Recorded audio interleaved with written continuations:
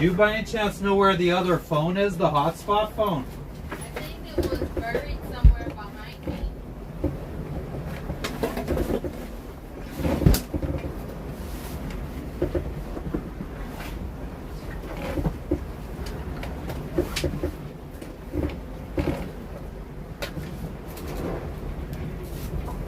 Huh. They should play trivia. Yeah.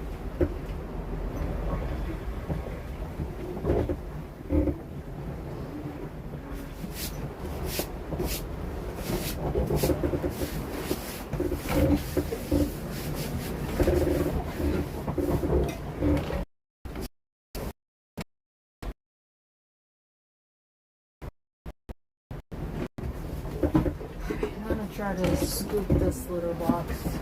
It's fucking disgusting. But since it's sporty, I'll use a garbage bag.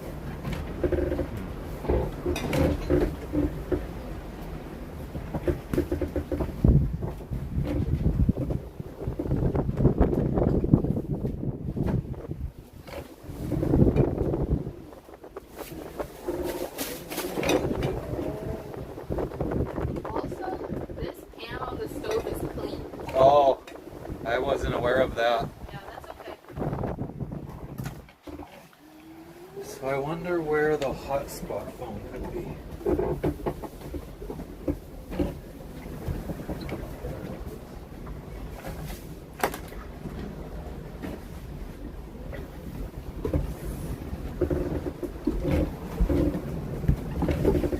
Oof. What's up?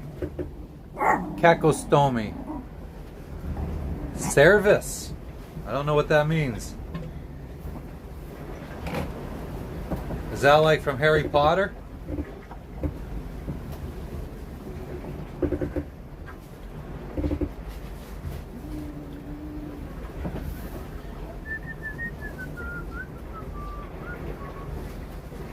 Kakostomi. Where are you tuning in from?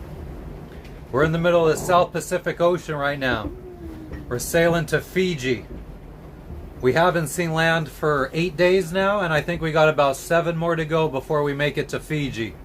On our own boat. We're not in like a... On our own private sailboat.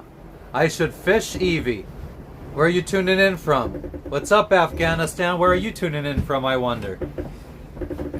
But yeah, the problem with fishing right now is you usually catch really big fish out in the middle of the ocean, and we don't have any space to put it in our fridge or our freezer. We got tons of like beef and stuff filling up our freezer, so we wouldn't have anywhere to put a big fish.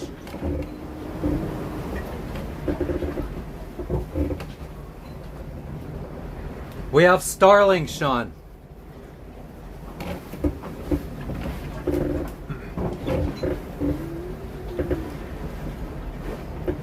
Jeremiah, I see what you did there. So the first video that isn't dry as fuck. Word up. Quite wet, actually. We've been having squalls roll through, raining. Been making us rock back and forth really hard. Rock the boat. This guy's fucking chilling right now.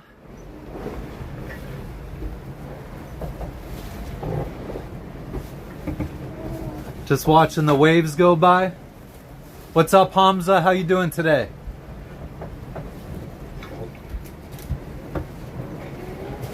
Senior bum. And then you got the other little one.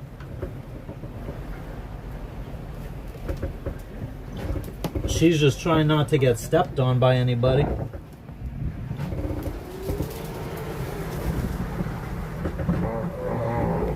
Nah, Starlink, I mean, every once in a while Starlink will drop out, Sean, but I mean, for the most part, it's been fairly consistent. Cousin Sean? No, not Cousin Sean. Hamza, you're free? No work? Did you already finish work or no work today? But yeah, so I do have some friends, Sean, that are in Turkey right now, and they said that Starlink doesn't work in Turkey. So I guess there are some places, but so far everywhere we've been, Starlink has worked for us. We've had it for about 3 years now. Awesome, finish will work. That's what's up. Now it's relax time.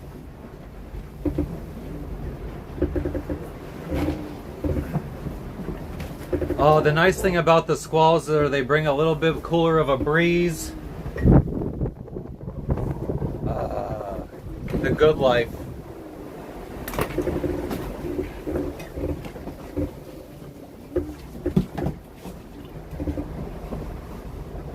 God, does anybody ever friggin' like accidentally bite the inside of their friggin' mouth? And then you get a friggin', well, my wife I guess in Dominican they call them jagas, but like an ulcer inside of your mouth. I have one of those right now. Every time I bite the inside of my thing, it turns into like a week-long like burning ulcer. I don't know if they're called ulcers or what are they called? Jaga. In Dominican, jaga.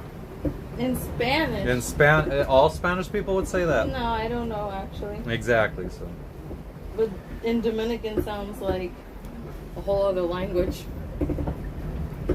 Hamza, what do you do for work? Anything interesting?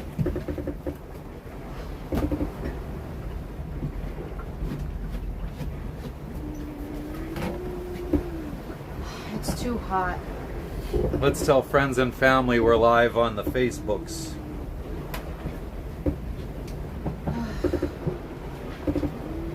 We are halfway there. Gotta update the tracker. And live. Hoorah!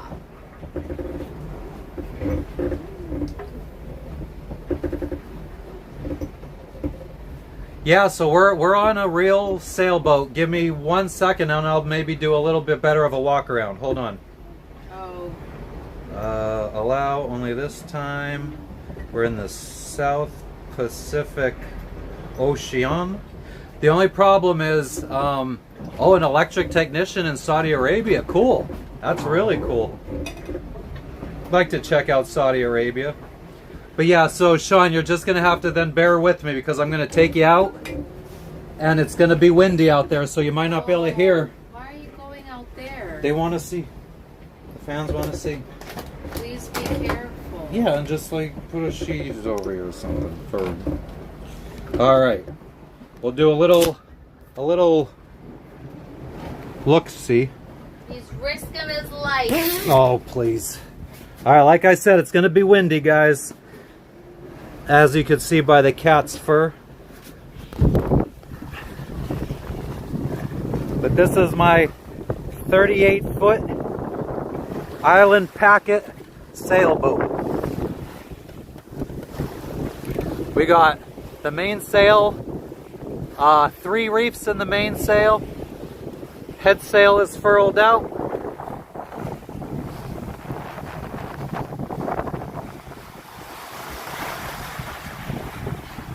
And I just been up and then sitting down.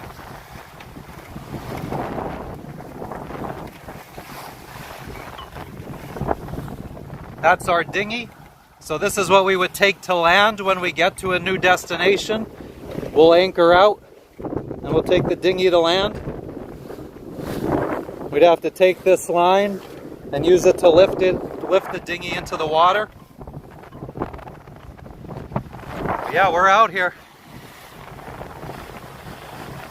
No land for hundreds of miles.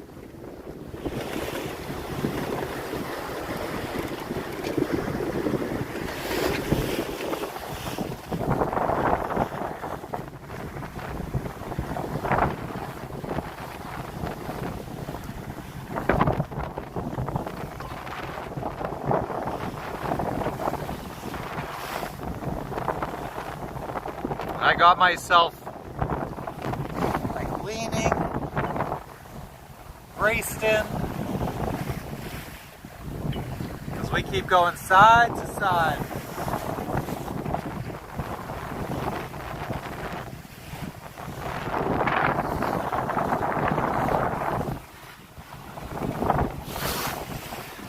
So you can see our wind generator. Our Starlink is on the other side. Our radar is below the Starlink. Bunch of solar panels.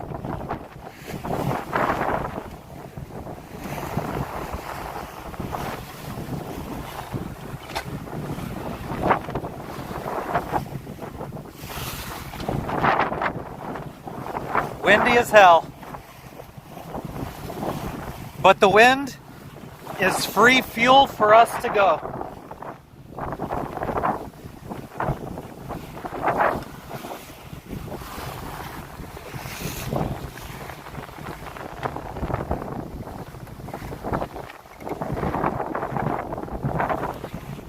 No, this Starlink has been going strong for 3 years now. And I mean, we have this, normally our boat doesn't have any kind of hard top up here. Like there's no roof in the cockpit usually, there's no windows. We had all of this added. This is all like custom. Let me get back in where I could talk without screaming. There's the cat.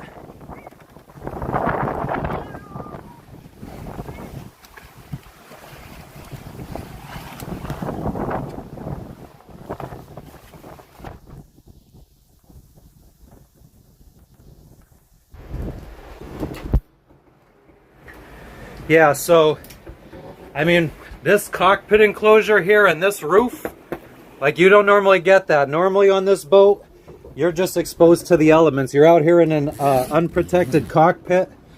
But since we were going to be crossing oceans, we wanted to have our cockpit completely enclosed. So, you know, like a rainstorm just came through here about a half hour before I started the live, and we were able to sit out here no problem. We didn't get wet or anything. A lot of our friends don't have a fully enclosed cockpit, and so when they're out at sea and they're in a storm, they kind of just got to put on their wet weather gear, their jackets, their overalls, and they just got to tough it out. Logan. Yeah, so we have the oh god, what's it called? I'm blanking on the material this is.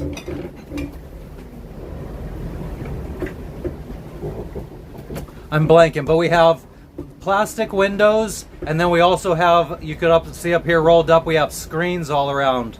So if it's really hot, or if we're like in an anchorage where there's bad mosquitoes or whatever, we could roll down all the screens and still have airflow.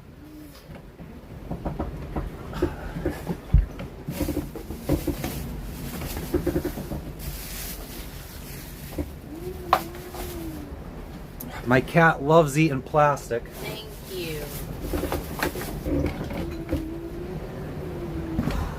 Man, is it hot.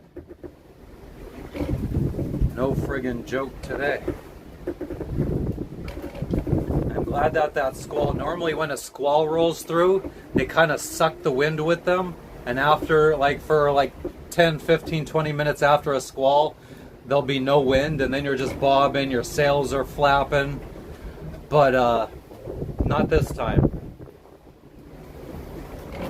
We are going a little bit off course, so I'm going to adjust us a little bit. Oh, and we don't like to steer on our boat, so we hired a ghost to steer for us.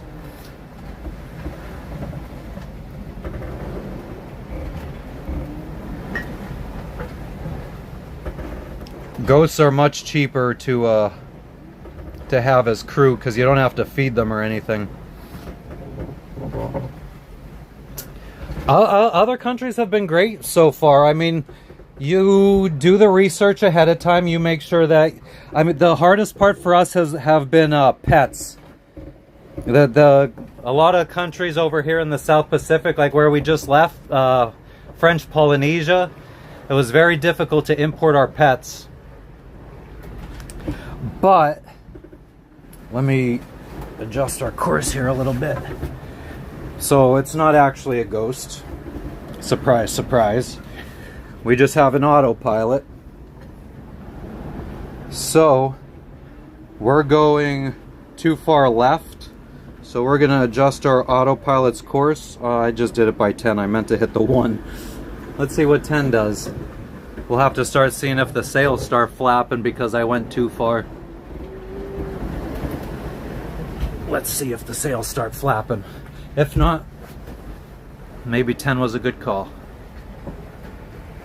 But yeah, so there's websites. We normally join WhatsApp groups for whatever country we're going to, because there's usually the sailing community is pretty big. I think most people would be surprised to know how many people are out here sailing, but there's WhatsApp groups for pretty much any country you go to, and then you could get in at it. Once you find out about those WhatsApp groups and get added to them, you could ask about what the check-in process is like, because every country's different. But it's looking like the sails aren't acting too funny, so maybe we're okay. And maybe we'll start getting back on course. We need some air again.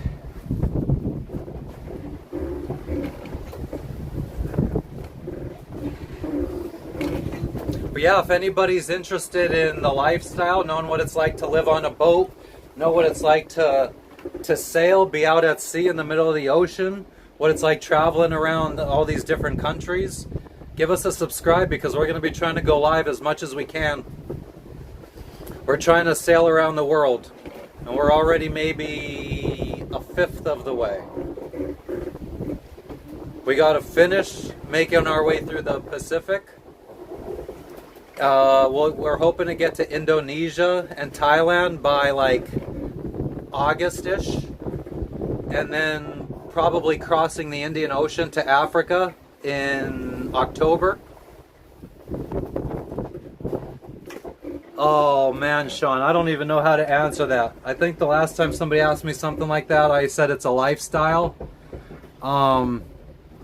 I got the sailing dream back in 2013, and then I just started working my ass off with the goal to save up buy a boat and save up $100,000 to sail for 5 years. I figured $20,000 a year would be enough for me and my wife to live off of. So that's what I did. I ended up working my way up. Once I got the sailing dream, I started asking my boss for promotions at my job, and then got promoted a bunch of times, and then I was able to quit and start my own business. And yeah, I ended up saving up the $100,000, and plus I had my boat already, and we set sail to sail around the world. And in our first year, we've already spent $40,000. So, and I thought we were going to be spending $20,000 per year, and we're not even done with the first year. So we're spending significantly more than I thought we would. So now we are just trying to, instead of sail around the world for 5 years, we're going to try to make it back in 1 more year. We're hoping to be back in the east coast of the United States by this time next year. So we're just going to be skipping a lot of countries. We're skipping New Zealand and Australia, which we really wanted to go to. But they're also very strict about animals. And it was going to cost us like $25,000 to import our pets into Australia, so we decided not to do that. So now we're just fast tracking it.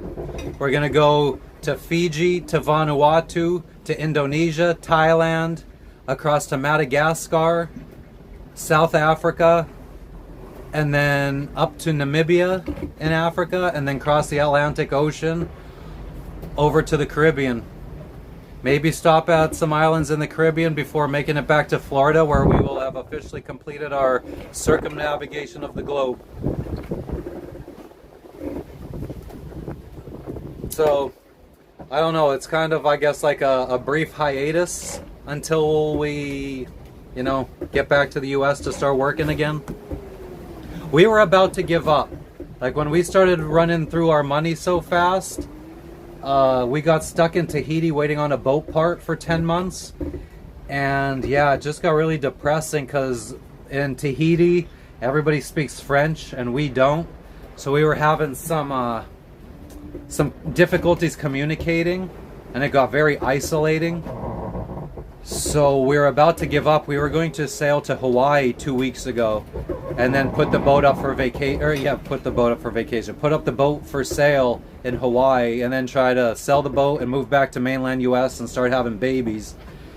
And the day we were supposed to check out of French Polynesia and sail to Hawaii, we decided to just finish the dream, and well, my dream, and finish sailing around the world, and just do it a lot faster than we originally planned.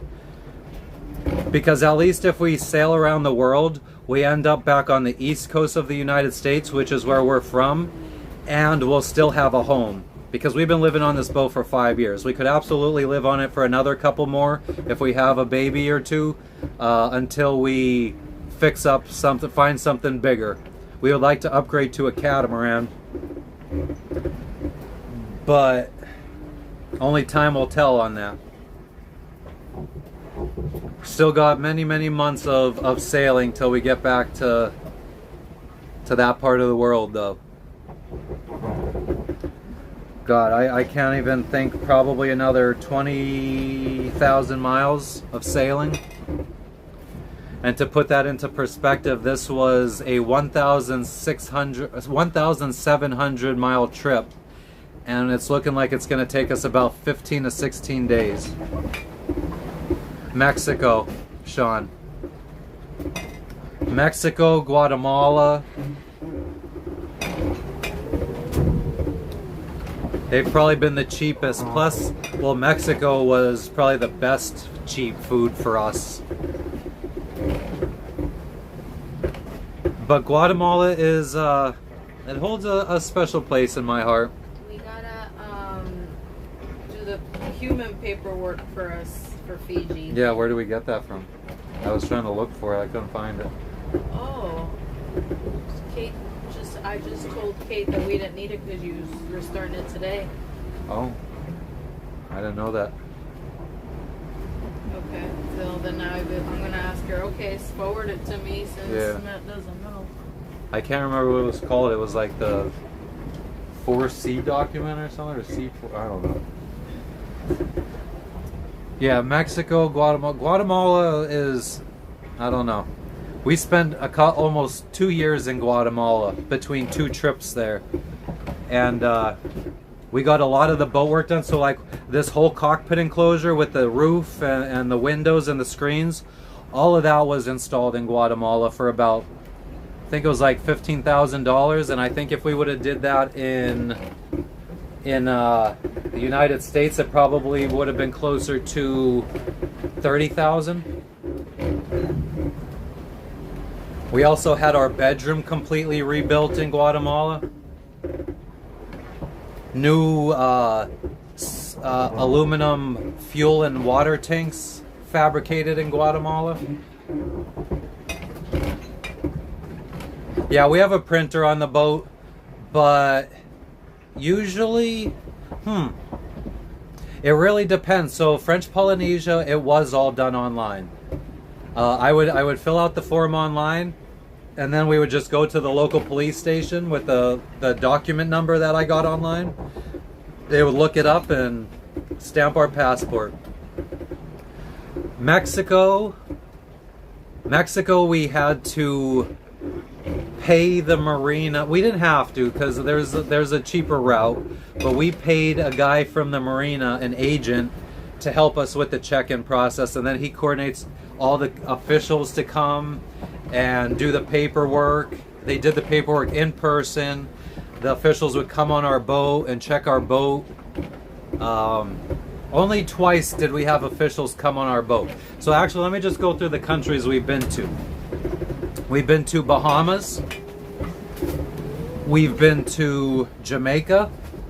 We've been to Guatemala, Mexico, Belize, Honduras, Grand Caymans, Panama, Galapagos, which is part of Ecuador, and French Polynesia so far.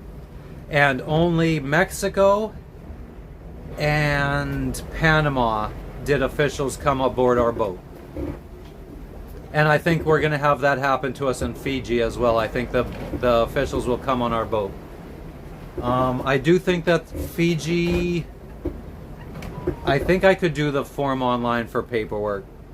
But yeah, it truly just depends. It also it could depend on where in the country you're checking in at.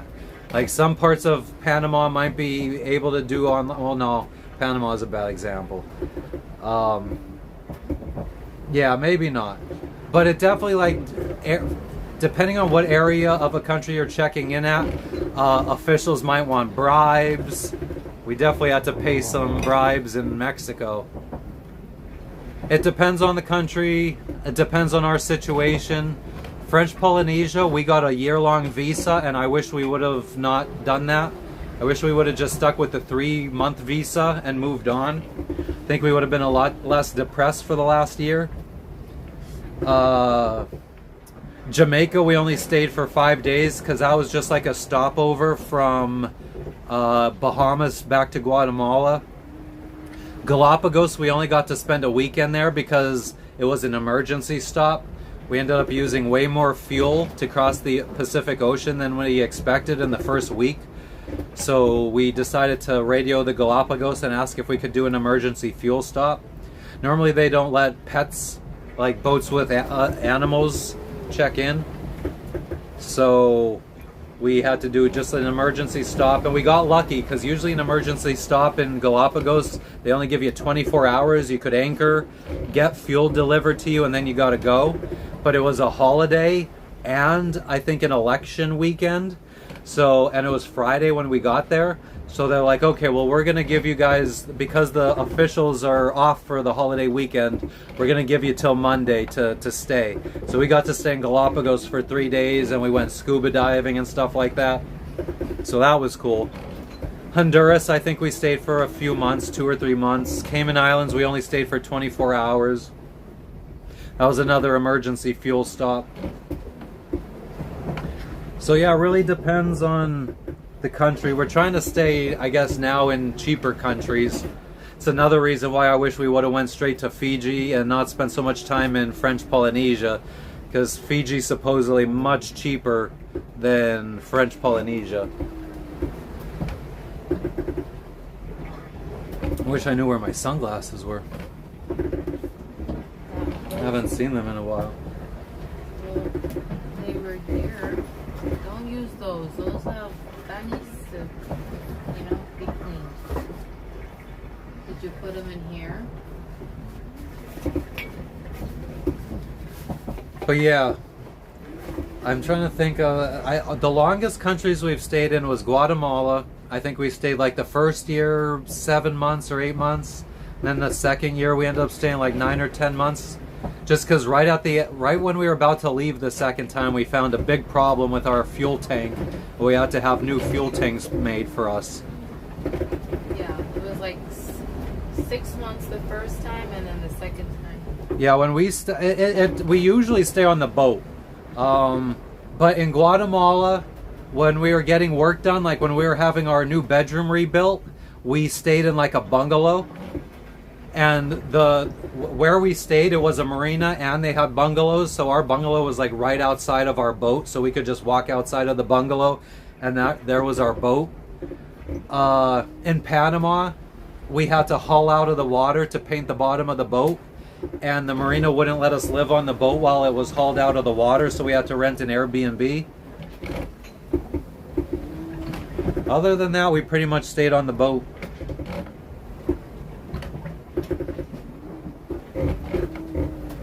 I mean, we have everything we need on this boat.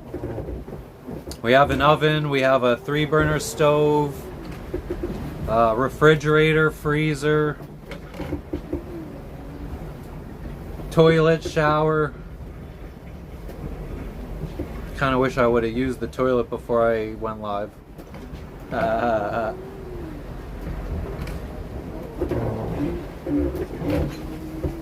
Where are you tuning in from, Sean, by the way? I'm gonna see if my sunglasses are over here.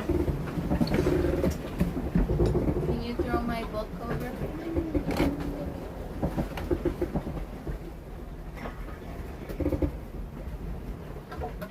Any dirty clothes, throw them on the floor down there.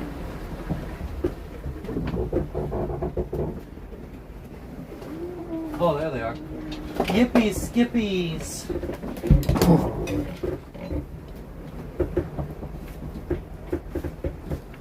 Tennessee, that's what's up. Been there twice to go to Bonnaroo.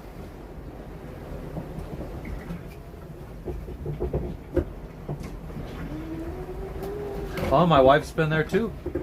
To go visit your cousin. To Tennessee, yeah. Yeah. What's up, Logan? Oh, I know, man. You tell us all about it, motherfucker. Tell them.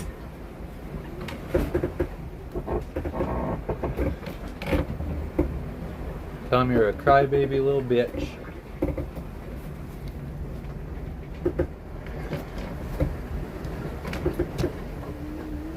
We were looking at actually, so when we were going to sell the boat and move back to the US to start having babies, we were trying to figure out where we were going to live next.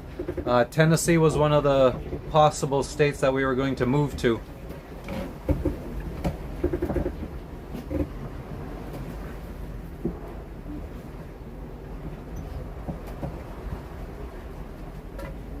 God, I think these sunglasses are on their way out. It's like they're always like foggy and you can't wipe it off, wipe the fog off. They were only like $11 sunglasses though. We have a water maker on board. It makes fresh water out of salt water, like a desalinator. It like pushes the salt water through a membrane at a really high pressure and removes all of the dissolved solids inside of the water. Makes 8 gallons per hour.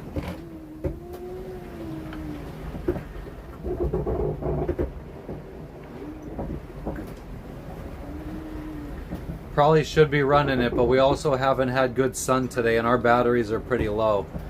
We're gonna have to run our engine for a while today. And once we turn on the engine, I guess I'll start making water, because our alternator charges our batteries pretty fast. We have a high output 125 amp alternator. Let's get some breeze. Yeah, exactly. That's what you wanted, isn't it? Oh, you poor crybaby. Do you need water? Oh, baby. Do you want water? Oh. Oh.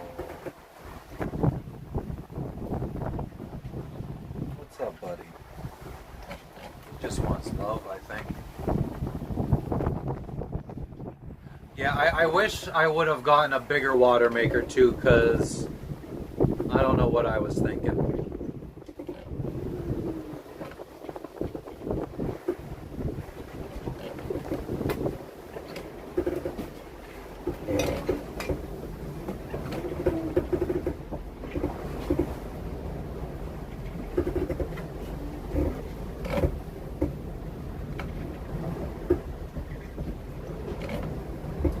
Like, what do you mean? Like, what kind of regulations were you looking at for working and labor laws and stuff?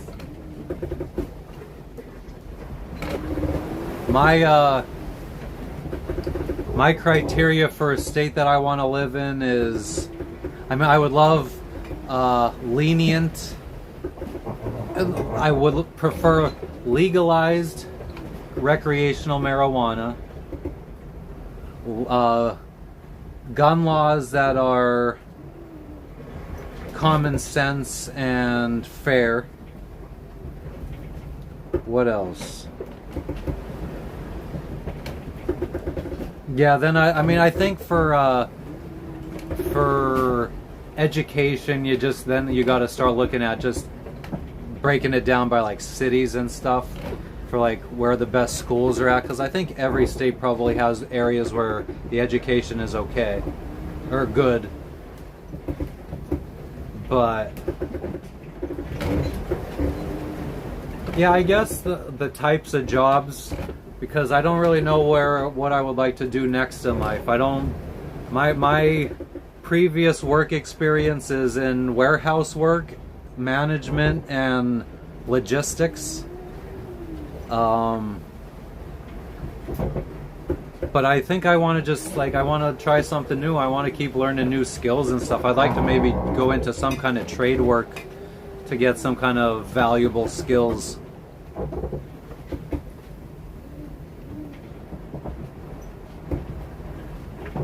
They illegalize anything containing hemp. Yeah, I mean, so my marijuana, like the marijuana isn't that, it's not a deal breaker for me because I've pretty much smoked it illegally my whole life anyway. So, I mean, that is what it is. I do like the fact that there's no state taxes in Tennessee as well, because we're originally from Pennsylvania, and then after 2014 we moved to Florida. That's kind of when I wanted to start sailing, and I wanted to start putting myself in a position where we were closer to a place where sailing was popular and boating was popular. So we ended up moving to Florida in 2014, and no state taxes is wonderful. Because I wasn't paying state taxes or anything.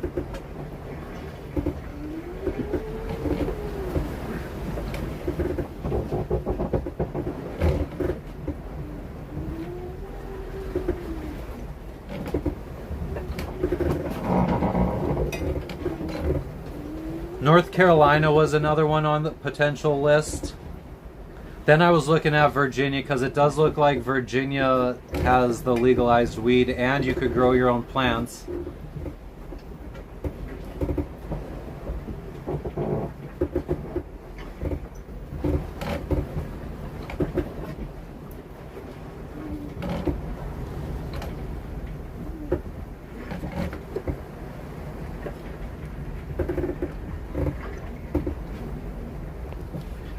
Logan, I don't know how much longer I could have you on my lap, man. You're making my balls sweat. He loves it. He loves being. Oh, that's. I guess I was trying to show what this motherfucker's doing.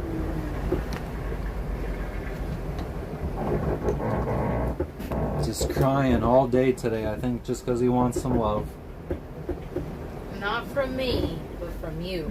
I mean, you wouldn't give him love anyway. Oh, is all that you do right? is yell at him. Oh, somebody has to. You don't do no disciplining. I'm the bad guy. Ah, thanks, Hamza. God bless you too. I hope you could follow your dreams too, whatever they may be. Whether they be sailing or whatever. Don't let anything stop you.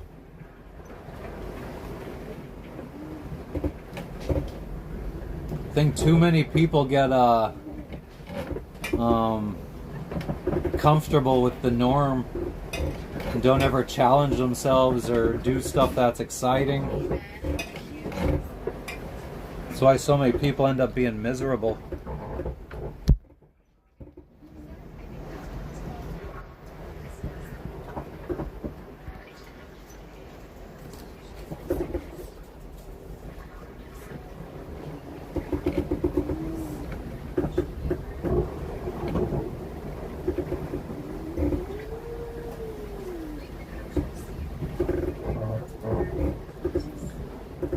Oh, that sucks, Sean.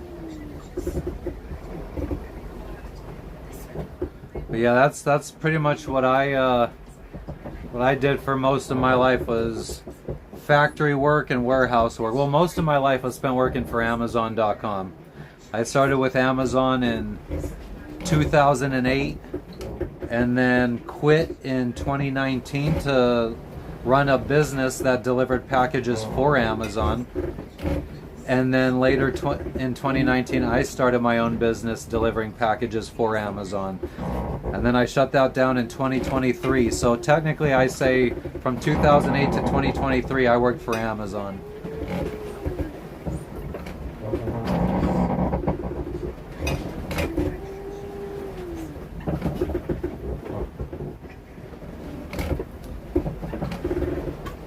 Yeah.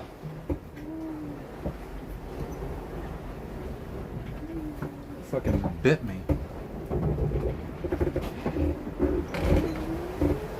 Yeah, I truly have no idea what kind of route I would go for my next career move.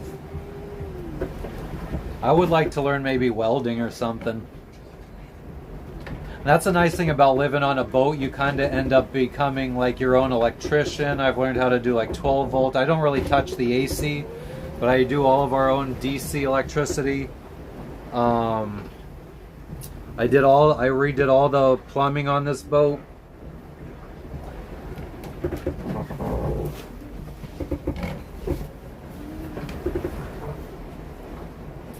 Well, I mean, I've also, like, I've owned my own business before, so I guess maybe that wouldn't be bad for me as a place with good employer protection, because I've been on the flip side and I've seen employees get injured at work, and then it friggin' kills my income. It hurts my insurance rates, and it's just because they weren't following the proper procedures, or then it becomes part of, well, it depends on the state, but I guess, whereas it'd probably be good for you if I really had to prove that you were negligent, but if it's hard to prove and you truly were negligent, then it's helping you even though you were at fault, and then I get fucked for it. So I've seen both sides of the aisle there.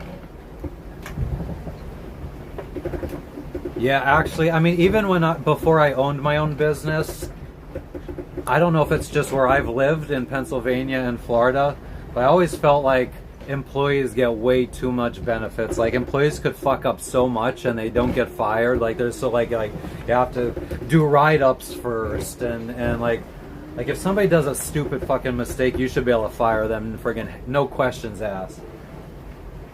Also, I think that when somebody walks in to a job, and let's say it's like, I don't know, it's something where you gotta like go walk, you have to walk a lot.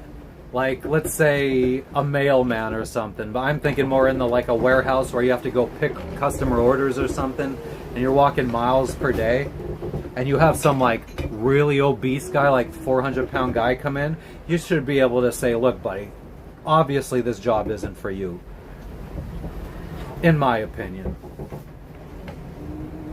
I'm sure there's a lot of people out there that'd be like, oh no, they deserve a chance, they might surprise you.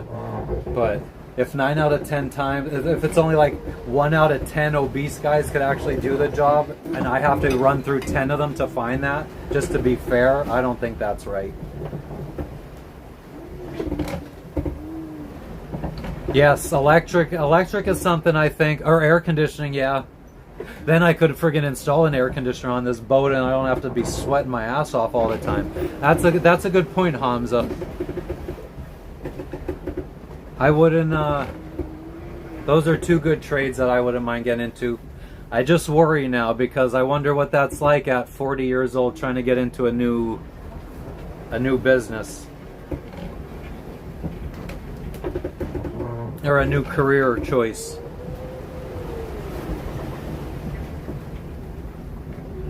I originally, when I was graduating high school, I wanted to go to school for computer programming, and there were people telling me that there was no money in that. And this was back in 2003.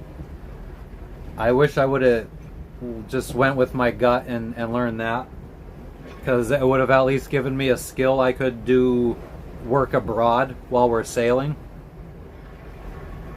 It's another thing I wouldn't mind, like a skill, so at least electrical work, plumbing work, air conditioning, that might be a skill that I could sail around and find work.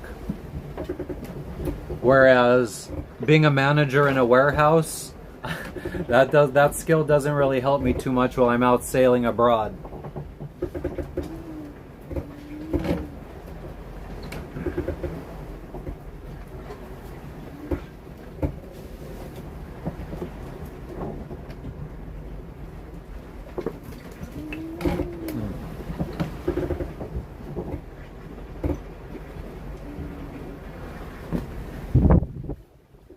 Seems like it's pretty slow today for what day is it? Wednesday? Tuesday. Tuesday. We will be crossing the international date line on this trip, which means, so as you travel across the United States, you go through the time zones and you go back 1 hour every time zone, and that's how it's been for us sailing. We go back 1 hour. It's like every, I don't know how many, 1,500 miles or so, like is a new time zone or whatever, you go back an hour. Well, when we cross the international date line, instead of going back 1 hour, we're gonna plus 24 hours. So magically, it will be 1 second, it'll be 3 o'clock on Friday, and all of a sudden it's 3 o'clock Saturday. We just plus 24 hours by crossing that imaginary date line. So like right now we're 6 hours behind East Coast in the United States, and yeah, as soon as we cross the international date line, we'll then be 18 hours ahead of East Coast United States. Logan, what's up?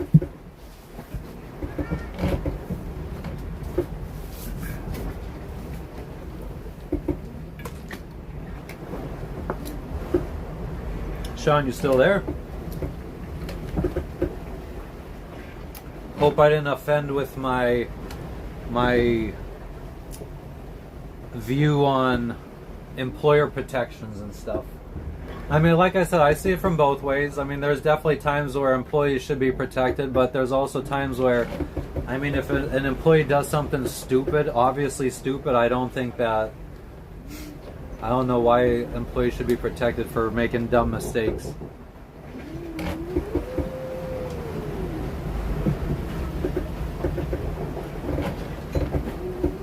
I think a lot of times most people view it as like, they always view employers as these insanely wealthy companies, but I had to shut my business down because we were about to go bankrupt.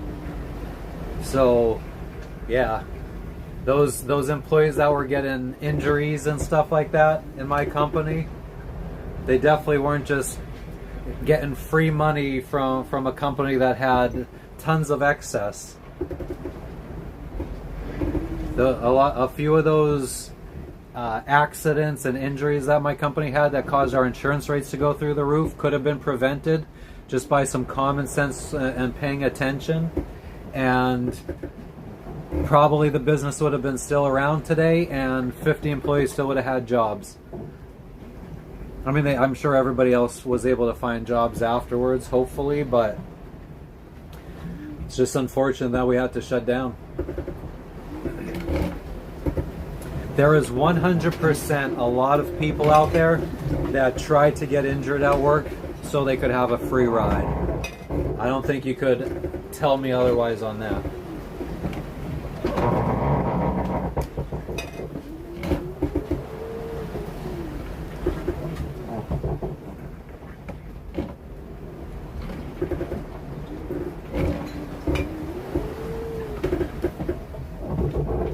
And like, oh man, yeah. I feel like my opinions will start pissing a lot of people off, but I feel like in the United States, they have like medical leave. So like if you have some kind of health condition or whatever, you could have like, I guess you get excused time off from work. So I guess if you have, I don't know, Crohn's disease and you get like bad shits or stomach pains or whatever, you could apply for FMLA and get to go home from work whenever your Crohn's is flaring up or whatever. Excused but not paid. Excused but not paid.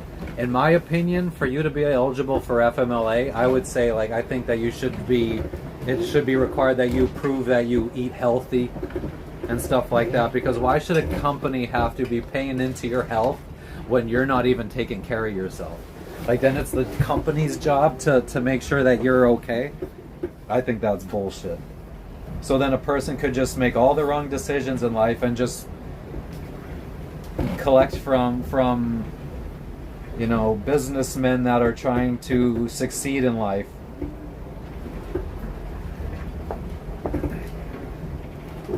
That's the kind of stuff that make it canceled. Fuck them. That's the kind of stuff that I'm not gonna friggin' waver on either.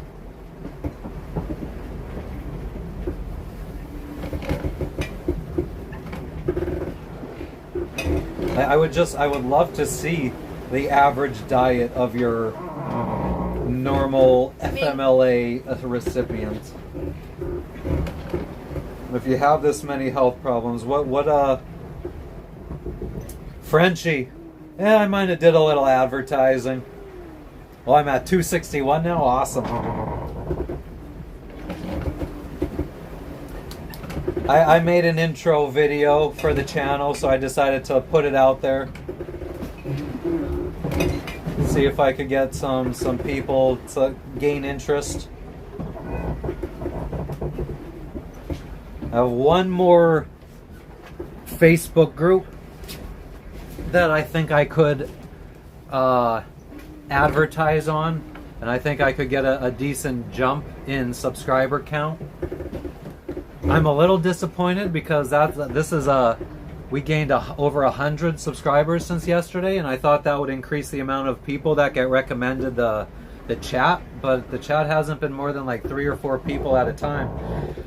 So either this is just like a bad time or time of day to go live, or I don't know, maybe me thinking that another 100 subscribers would help the algorithm was not true. Would you say this hasn't been mostly downwind for us, has it? You have so much fur even on your head. Fur on my head? Yeah. Right there by your No, it was downwind sailing for what, the first day or two? Yeah. And then we've been on the starboard tack. Yeah. Hamza, I'm gonna start a Facebook group. My Facebook is private, so that's only people that I actually know IRL. But yeah, I think I'm going to make a Facebook group just because Facebook's always been the social media that I've used the most personally. So I think that I am more likely, like I post to my personal Facebook every time I go live. So I think if I make a group, then I could just invite all my friends and family to like the group, so that way whoever doesn't want to see me going live all the time, they don't have to like unfriend me or anything or unfollow me. So yeah, maybe I guess I could just do that right now. Why don't we just make a friggin' Facebook group right now?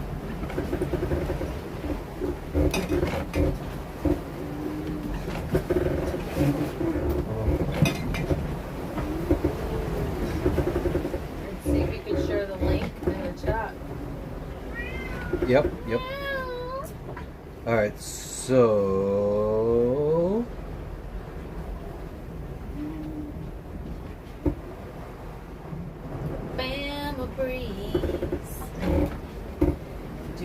Create Facebook profile.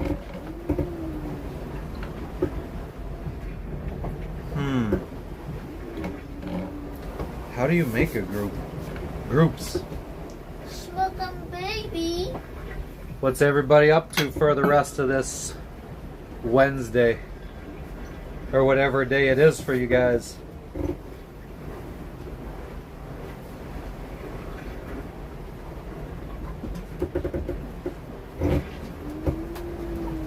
Your groups? Create a group. There we go. Name your group. Antisocial. Should it be fans of Antisocial in Paradise, or should I just name the group Antisocial in Paradise? Let's just call it Antisocial in Paradise. Yeah.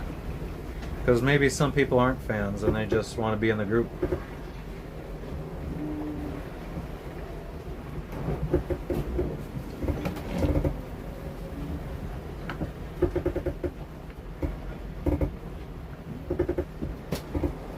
Choose privacy. We'll make it a public or private group. Make it private. Yeah, private, so then we could say whatever the fuck we want. Visibility, visible.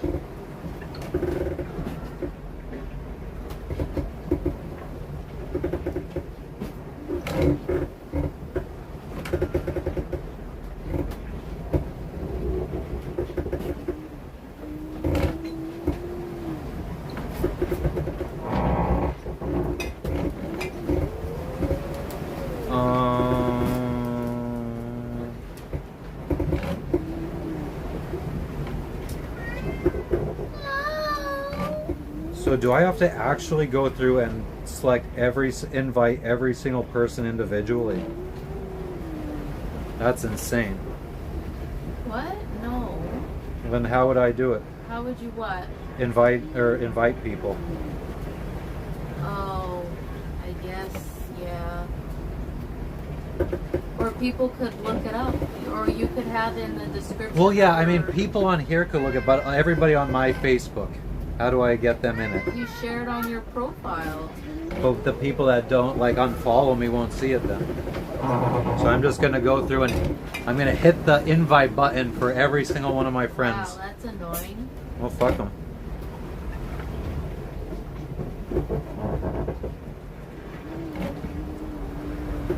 This is for the people. I'm doing this for the people. Oh, I got an invite. You're goddamn right you did.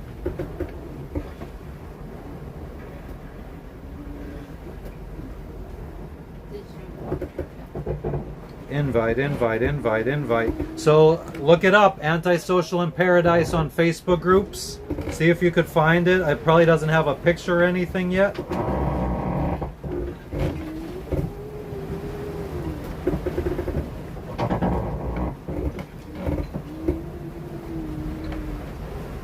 This is gonna, well, any friends and family on here in the chat, this is just so you guys don't have to Search for it. yeah, search for it.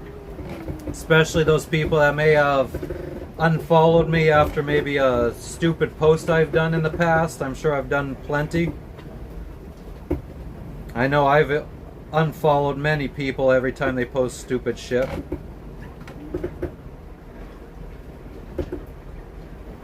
Hamza, let me know if you see it, if you try searching for it. As soon as I'm done inviting everybody, I will like put a picture and all. I thought that would have let me do that first. Get it all fucking set up before inviting people. Got the Bama breeze.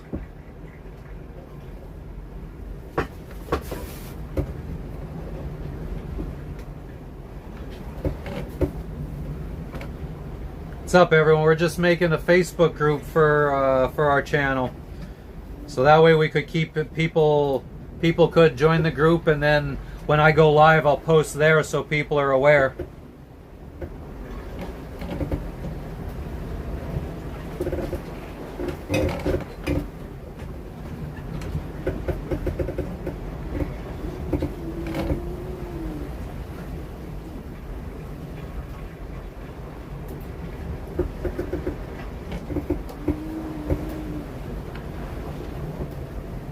The Facebook name is the same as the channel, Antisocial in Paradise. My real name is Matt, so I'd probably say that I'm like the admin or something. Wow, I didn't realize I had this many people as friends on Facebook.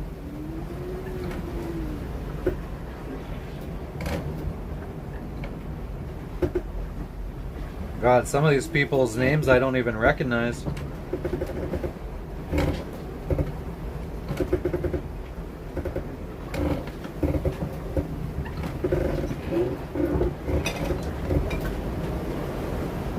But yeah, the group is Antisocial in Paradise on Facebook. There's probably no picture or anything related to it yet until I finish inviting all my friends and family.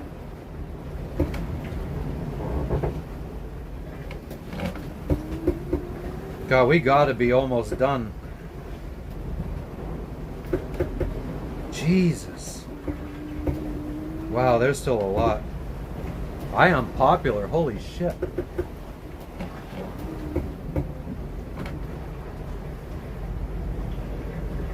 Hope you do a little casual look around every now and then.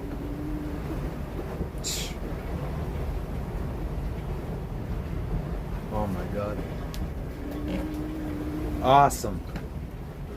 So you were able to find it easy, Hamza?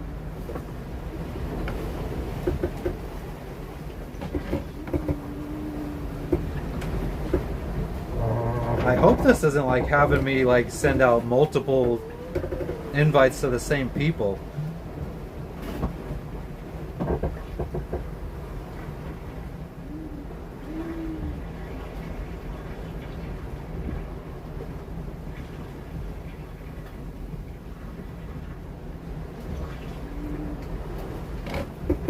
Wait, it does seem like it's friggin' sending... Okay. I guess I friggin' keep inviting the same people over and over again. That's fucking annoying.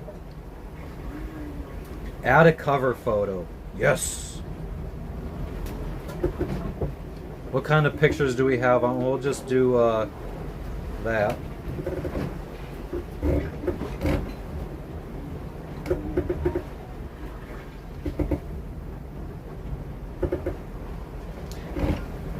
Add group Osama Wahid. Okay.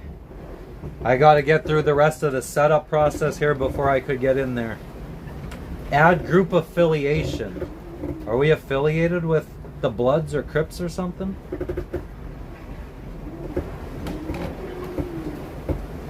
Oh, I guess that would just be if I was some kind of famous person, I could put that.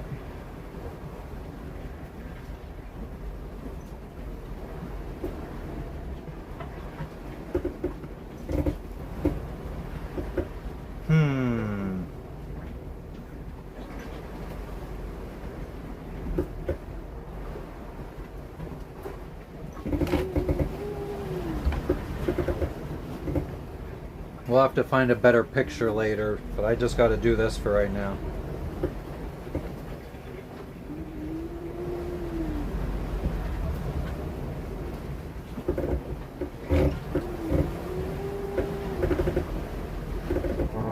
Add a description. This is a group for people interested in following along,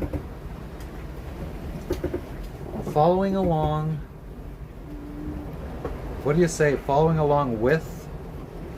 Following along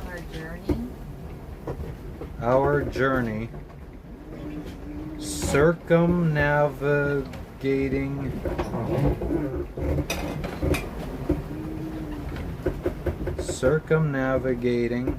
it's saying that circumnavigating is not a word. The globe.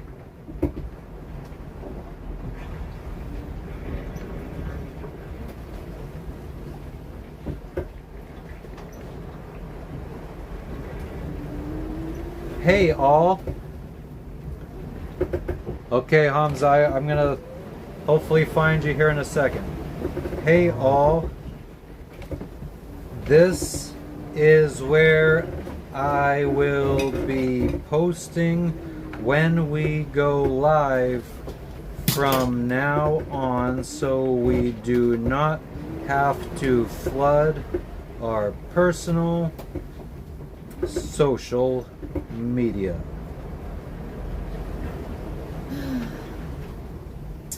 And we will do allow only this time. South Pacific Ocean.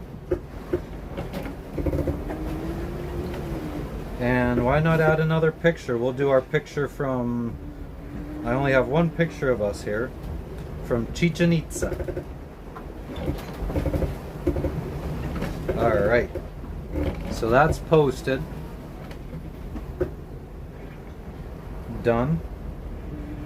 Antisocial in Paradise. Yeah, we'll have to get a better group picture. Manage. Member requests. Osama Wahid. Approve. There we go. Things are happening. So then, yeah, we'll have to, let me share this to my, so I don't even know which friends ended up getting invited. Share group. Share to Facebook. Hey everyone. I created a Facebook group where I will post when we go live and other interesting shit.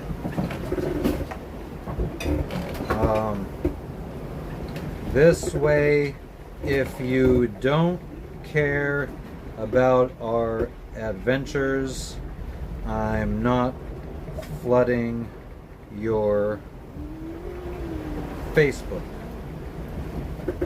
Please join. Exclamation point, exclamation point, exclamation point. South Pacific Ocean. Antisocial in Paradise. Post. So now we got a Facebook group.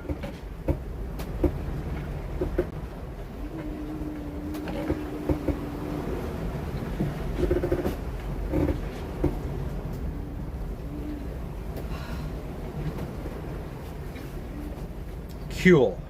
I need air. You need air? I need air. It's ridiculously hot in here. Thank you. So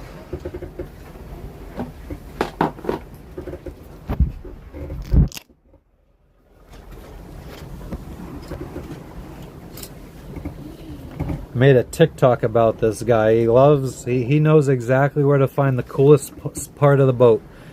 And as you could see right here, see the wind is coming from back here, so it's pushing on this window and coming in right through this little flap and blowing on him. So he is loving life. Let me scroll up and make sure I didn't miss anything. I think I might have offended Sean with my views on employer protections and employee protections. He thought you was for the people. He thought I was for the people. Little did he know that I've owned my own business before.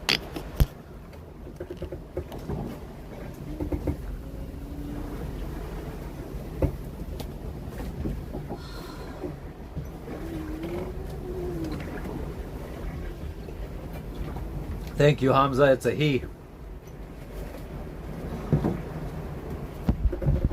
This is our she. Yeah, for some reason people She's trying to put up some shade blocking right now. don't have pants on. Yeah, but you can't see that.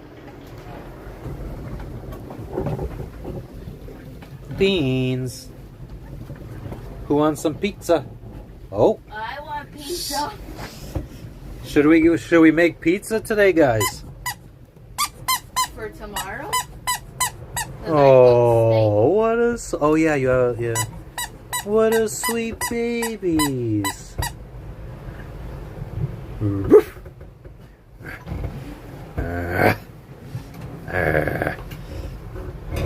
Aren't you hot? A little bit, yeah. Lift your head up a little bit. I just want to see if you hit yourself. Did you hit yourself here? No, you don't know. Doesn't hurt or anything. Okay. Yeah, this is our family. This is our little weird family. Out in the middle of nowhere. Well, there's stuff around us. We're already by this pink line, sir. Are we gonna dip below it? Oh. So the pink line was the course that we were supposed to be following, but due to winds and everything, we haven't been able to completely follow that line. Now we're starting to look like we're going to start dipping below it, so we're going to try to start adjusting course a little bit. So if you see, we kind of got to go a bit right to prevent us from crossing our pink line. So we're going to go try to adjust course right a little bit.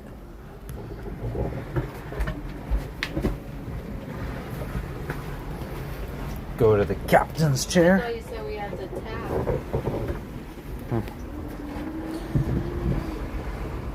So we're going to adjust course by a couple degrees right and see what that does. We have to watch this sail to see if it starts flapping, because if it starts flapping, then that means that we can't adjust course the way we want to, and then we're going to have to probably adjust our sails. Oh. And it is flapping right now, but that's because we just got hit by a wave. That doesn't necessarily mean that our course adjustment is a problem.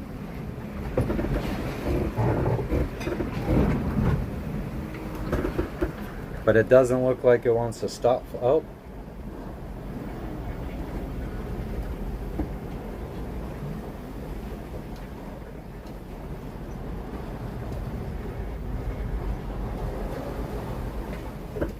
Alright, I think we're okay. Let's see what that does to our course.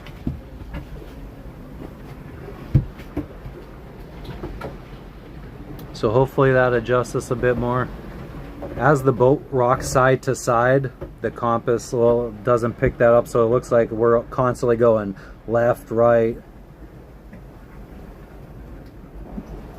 But the important thing is the yellow line. The yellow line kind of shows our trend of which direction we're headed.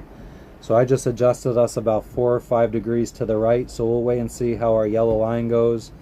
I mean, if we dip below the pink line, then at some point we'll just have to adjust our sails and then go above it again. No big deal.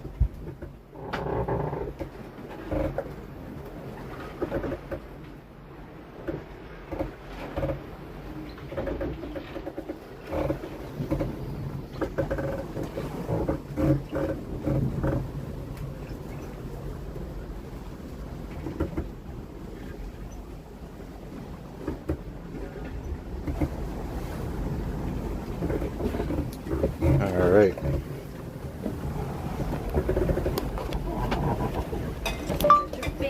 No AI, I don't need you.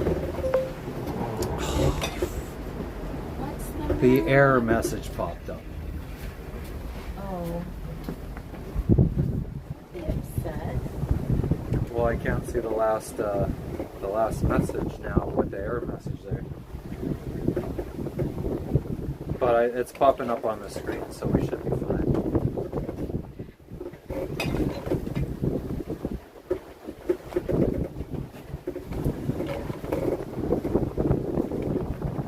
It's really unfortunate that this, like we have this like side to side motion, because it sucks doing anything.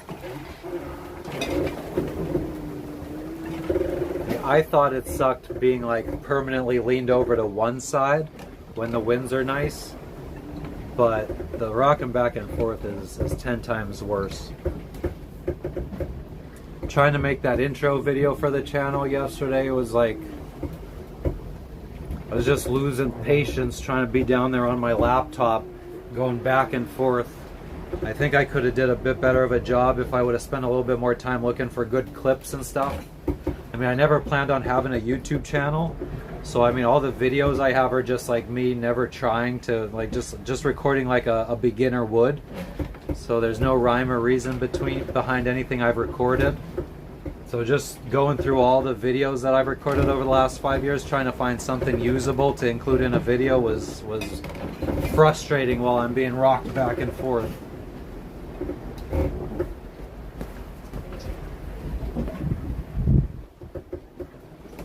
It's not like a gentle rocking horse kind of like rocking. No, it's yeah, like it's not gentle by any means. forceful, like rocking, not fun. Get seasick. And I think you could tell that in my making pizza video when the blender flies across the kitchen. Or galley and boat talk.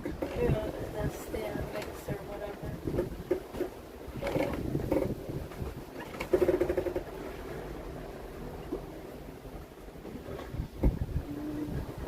The Bama breeze.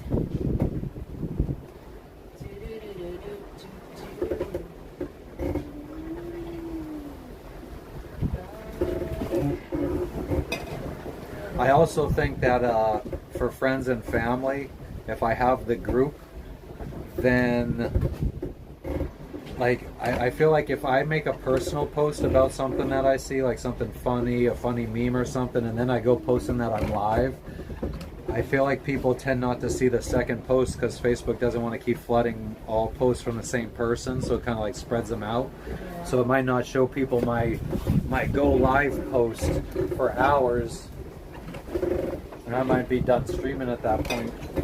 So I think with the group I could post my own personal memes to my personal Facebook and then post go live on the group, and then it should show both to people in real time.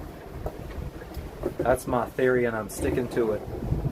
I said what I says. You tell them.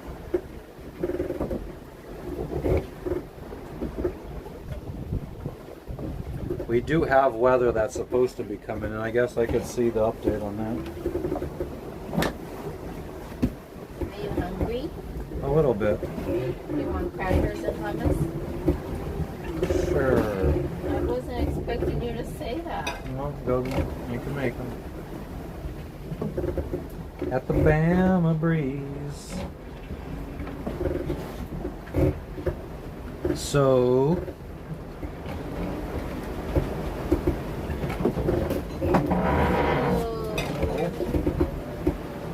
Yikes.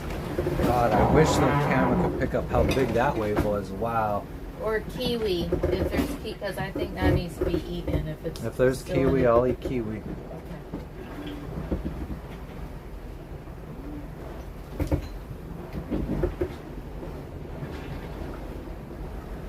What's up, party people? Hey, y'all.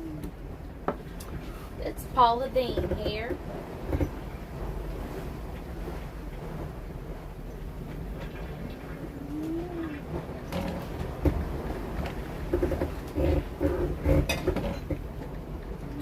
Uh, 261.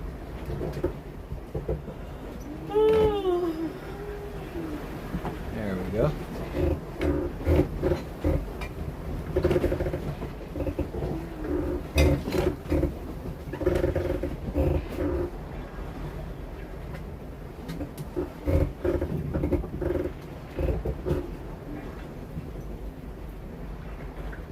Tried streaming from my laptop again yesterday. It was a fail. Even though I used all the same settings that I use on my phone, it's still not good enough.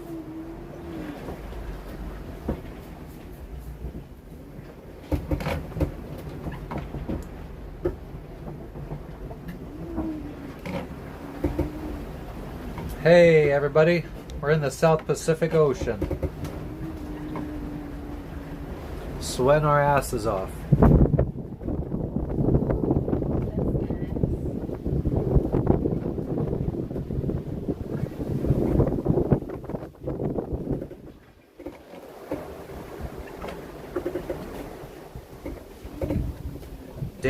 What day are we on? 8.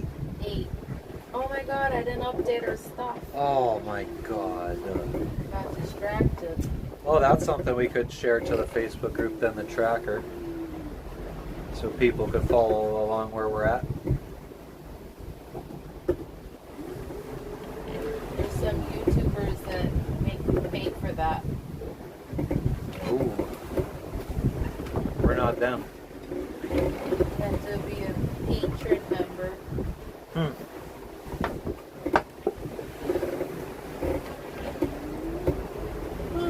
Your friends were like that. Huh? Your Canadian friends were like that. The ones that broke up.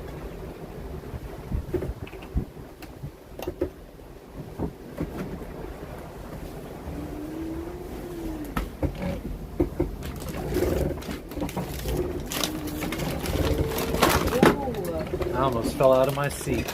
You're gonna have candy instead of kiwi? I didn't see the kiwi.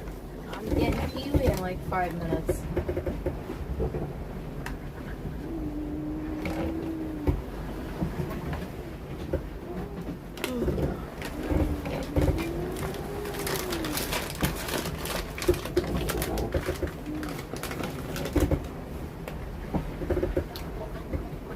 Hey, hey, hey. Where are you tuning in from, person that just joined? We out here.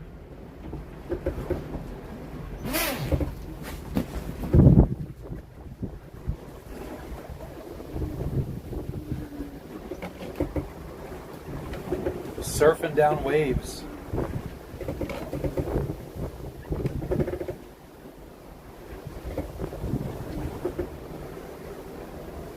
Bumbaclaw, Rosemont, Kingstone's finest. Lord have mercy.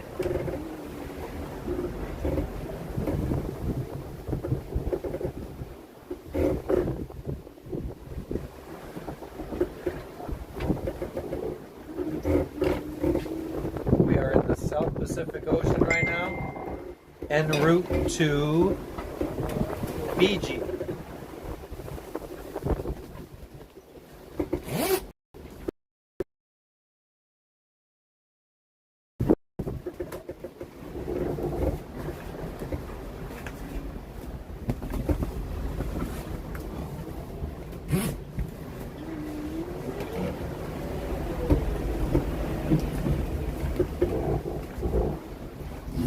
Jesus.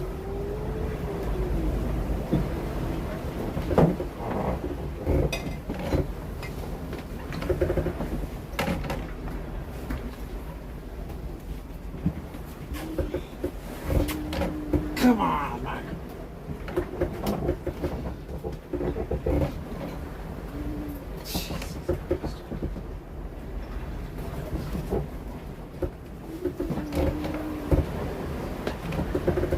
Why are you closing the back?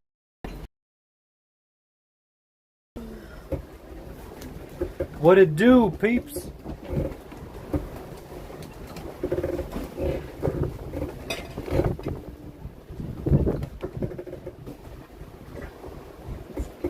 Broke.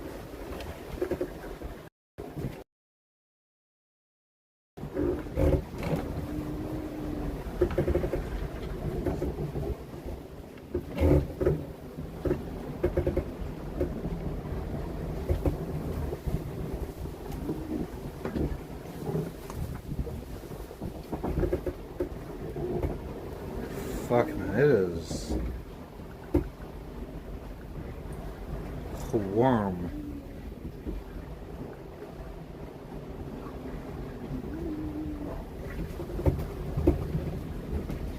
Oh, there's a catamaran, same one as Lynn and Todd's.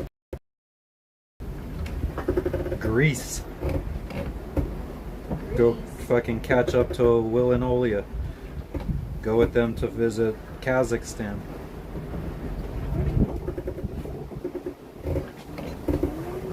What's up, everybody? So glad you're here. It's Coolio putting the flow back in your ear. Saying a fantastic voyage, but I'm still on a mission to see if I can get your attention. Sail away, sail away, sail away.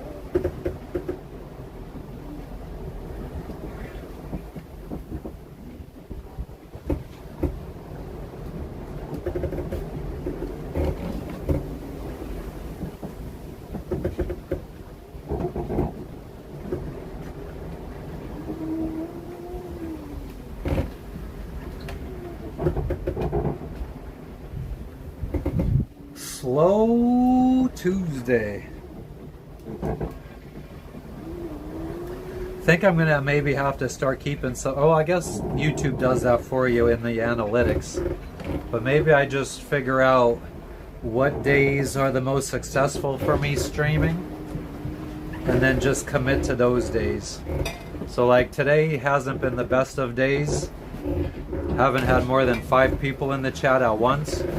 So maybe Tuesdays are not the day. Or maybe I just gotta do it at a different time.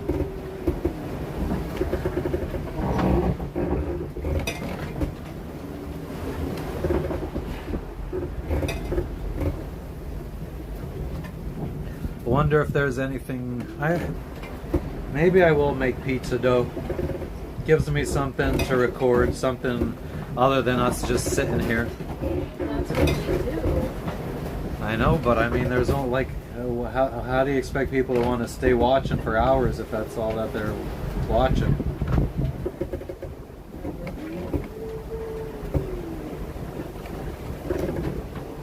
Although there are plenty of fucking people on TikTok and YouTube that are just live sitting there in front of their friggin' closet or something, sitting Indian style on the floor, that would get hundreds of viewers.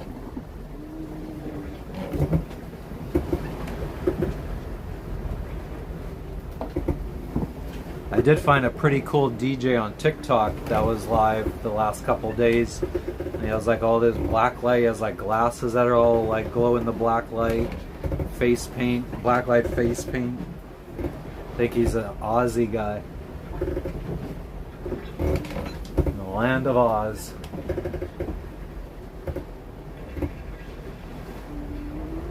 Hey, where were you from? Fucking can't even talk. Where are you from? Where are you from, the last person to join? I saw you join.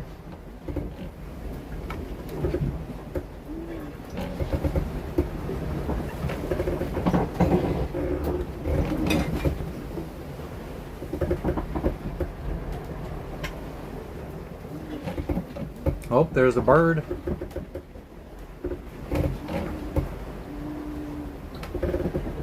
We are hundreds of miles away from any kind of land. We've been out at sea for 8 days. I think we got at least 7 more.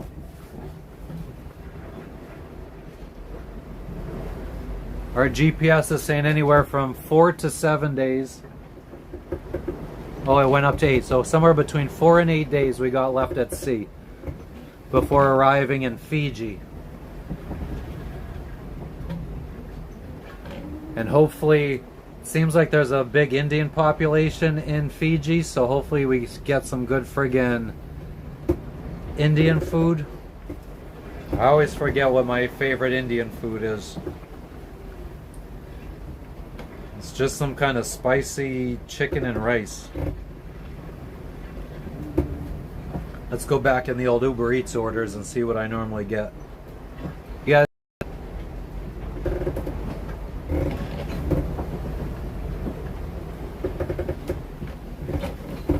Where do I transfer my money out of PayPal to the account? tuning in from? I see some folks in here. Folks and jokes and books and tokes.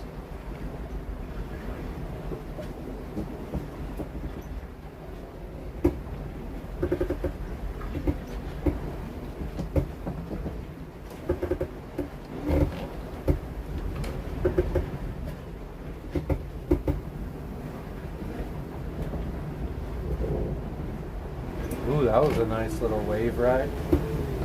9.7 knots. That's like double our average speed surfing down a wave. Yeah, we did 11.2.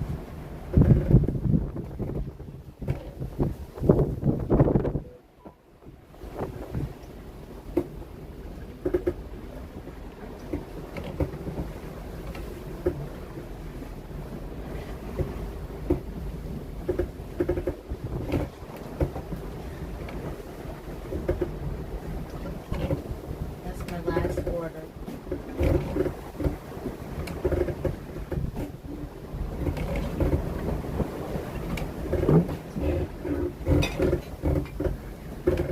Oh, this is what I normally get.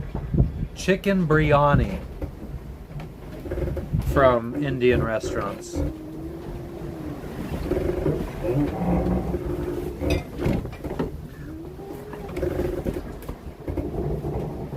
So friggin' good. Let me know what kind of Indian food y'all like.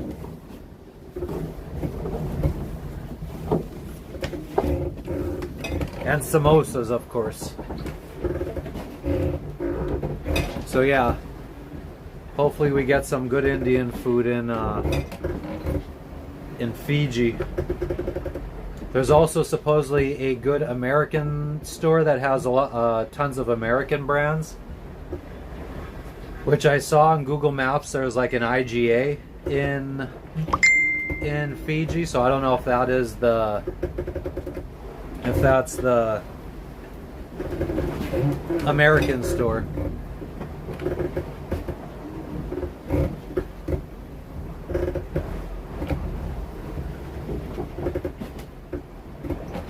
Okay, now Todd sent me the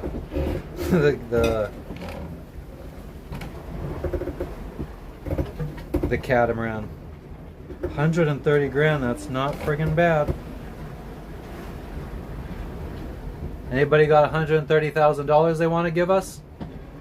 Butter chicken with homemade roti. Oh yeah.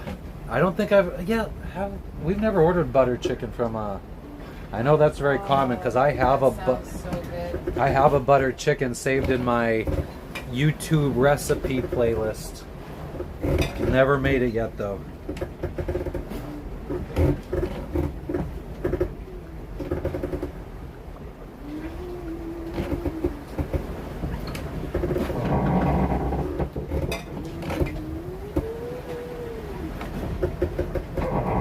got 60K left. We got about $60,000. And if we sold this boat for 100, we'd have 160. We'd be able to buy that catamaran and have $30,000 left. So we either need somebody to give us 130 grand or buy our boat for 100 grand. Or we could upgrade to a catamaran.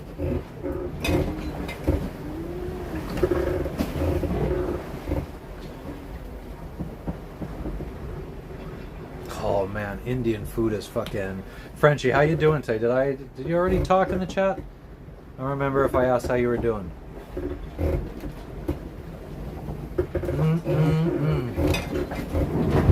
I also think I have at least one roti recipe in my YouTube playlist. Never made it yet though. We have some hummus. I wish we had some naan bread. I could probably... Does roti just get made in like a pan, do you know, Frenchie? I think it just gets made in a pan. We might be able to do that.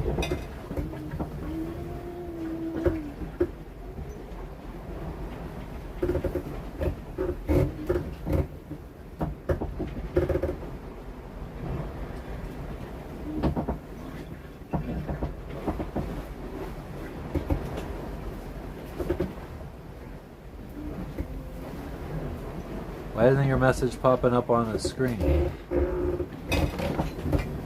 I have a little error message down at the bottom of my screen, so I can't see the last message. So now I got to bring up the live on another phone. Mutton biryani. Man, I'm a very picky eater when it comes to, especially when it comes to meats. I have never had mutton or goat.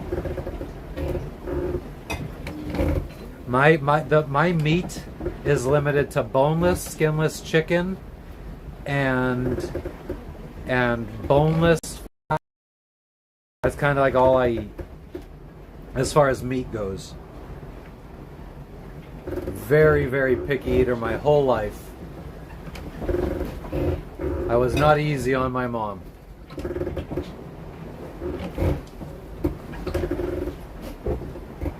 We would have, like our traditional Christmas Eve dinner was pretty much like pierogies. That's all I really remember it being. And I never ate pierogies. So my grandmother would have to make me a separate meal, which was just plain white rice and canned peas. And that would be my Christmas Eve dinner.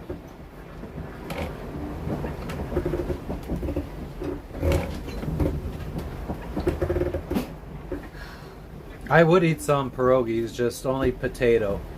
And my grandmother would make like spinach pierogies. And then there was another nasty kind that I can't remember. Oh my god. Yeah.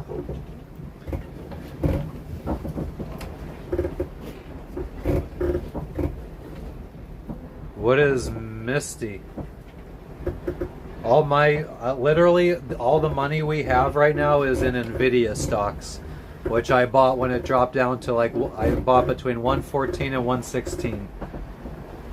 So like I just had to pay the credit card bill and I had to cash some out at 137, and if I would have just waited until today it had gone up to 141 again.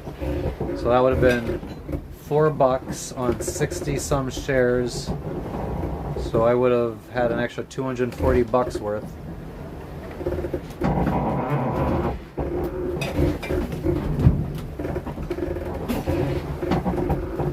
What is Samda Dusa? I guess I could also look it up.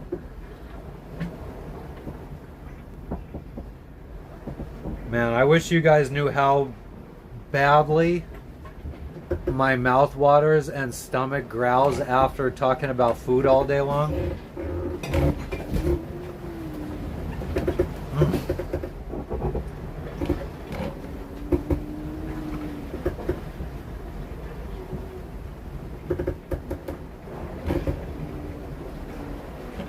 Yeah, I actually should be getting in some dividends from Nvidia. I I had 520 shares. I just had to cash out about 60 to pay the credit card bill. I think that's something where we're different from other YouTubers. I'll gladly tell you how much we have in the bank, which is not much. I don't think finances are such, I don't know why they've always been such a taboo subject for people.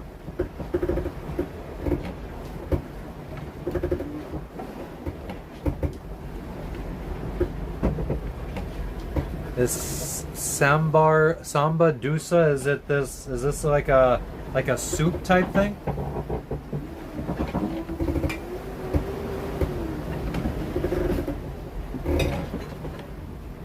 Oh, we got it up on the screen. Dusa make from rice powder.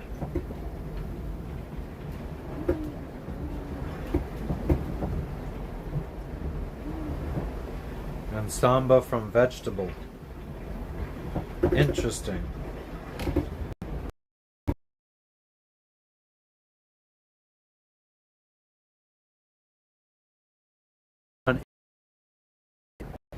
Let's see what they got. See if they have a menu on Google. So I could further make myself friggin' desperate for real food.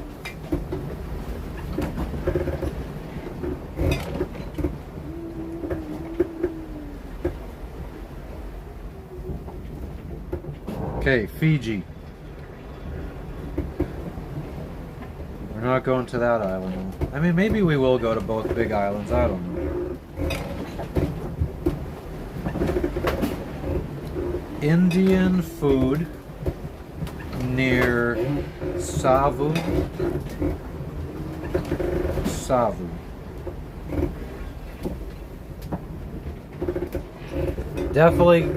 I'm definitely down with samba since it's from vegetable, and dusa from rice. Definitely down with that. Delhi Wine and Dine, Savu, Fiji.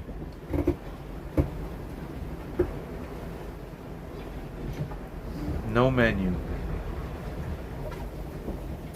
Midtown Eatery, Savu. No menu.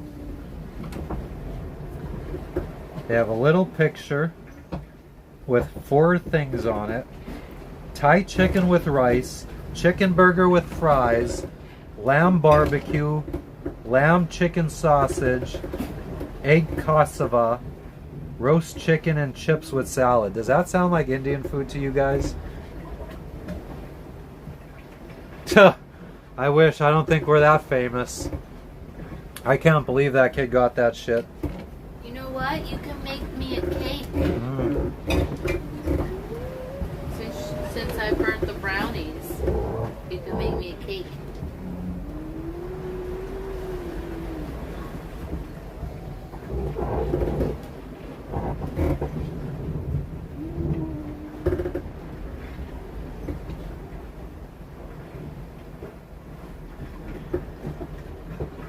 God, people, if you're gonna do a review of something on Google, just put the menu on, especially if no reviews have ever done that before. Or just don't leave a review.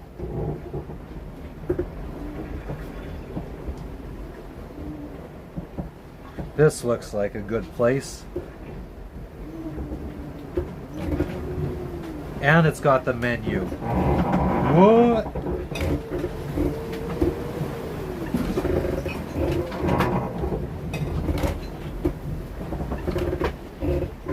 Yeah, just imagine, I mean, I guess, you know, I don't know, imagine being a YouTuber that's been doing this for a decade or something, and you're just been struggling, and then this kid comes along, started doing TikToks, doing the exact same thing you've been doing, and he's getting royal treatment when he gets to Hawaii. He's getting airplanes airdropping him fucking care packages.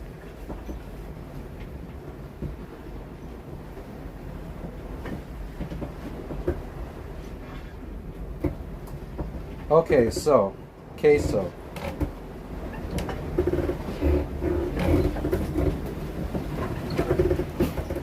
Chop suey, chow mein, lamb and oyster sauce. This doesn't sound like... Oh, vegetable curry. Trying to reconnect. Let me go on here and see. Skip to live.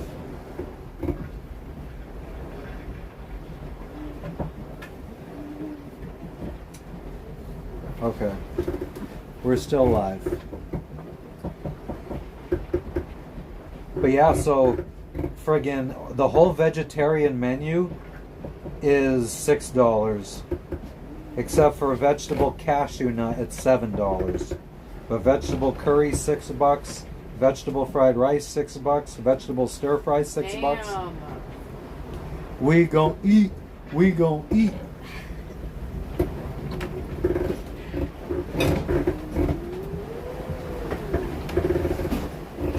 Let's see what other restaurants we got in the area.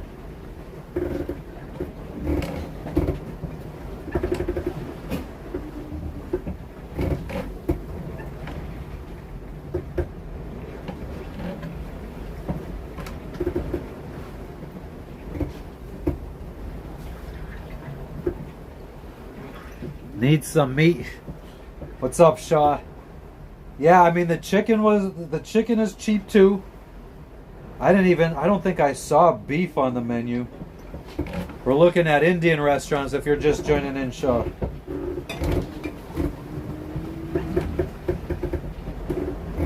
Well, I guess I could go back to that place and see if there was any beef on the menu. It's 4.5 stars.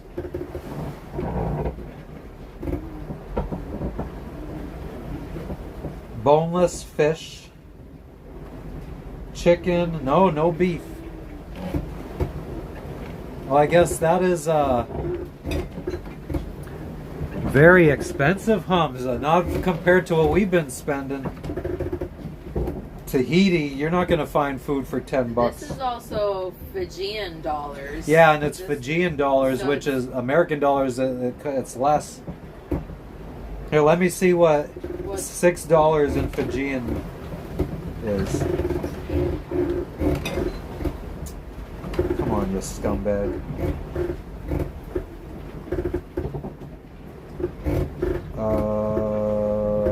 Fijian.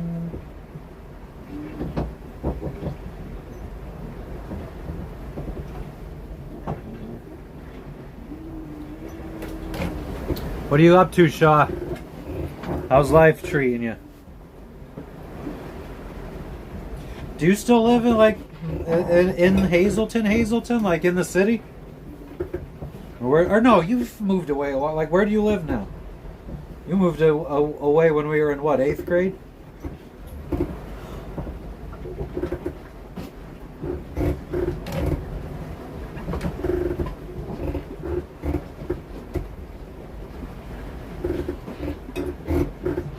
Fijian.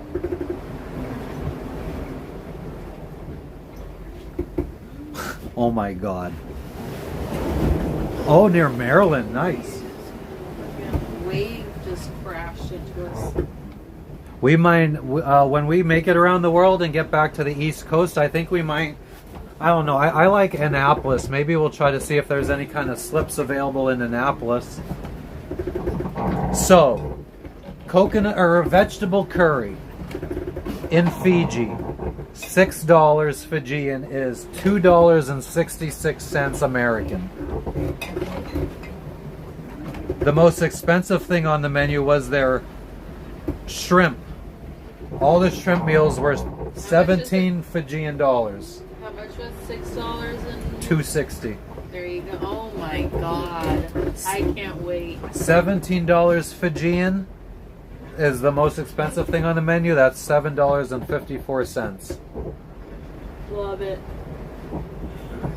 We are gonna be eating. Damn. So if only we had thought last year to skip New Zealand and Australia. We could have just did this last year.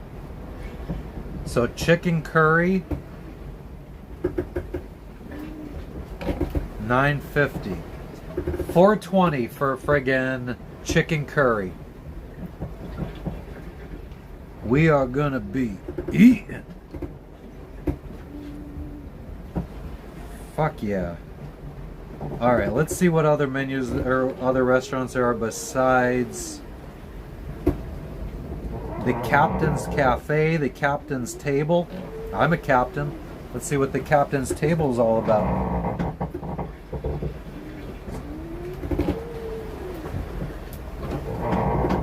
Okay.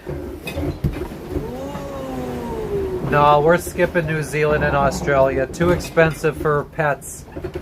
To import animals, it's way too difficult and expensive. It was on the, they were on the list, but yeah, we're running out of money too quickly and we can't afford to do that. So we're just gonna sail past Australia and go straight to Indonesia.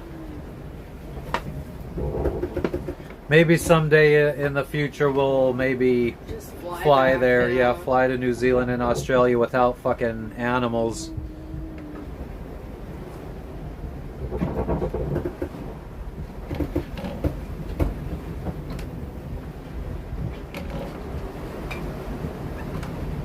Plain cheese pizza, large, $46.50.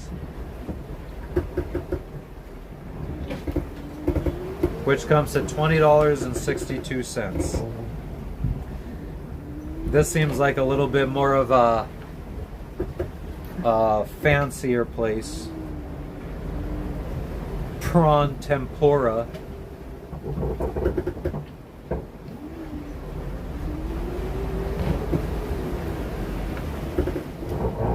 An aged tenderloin.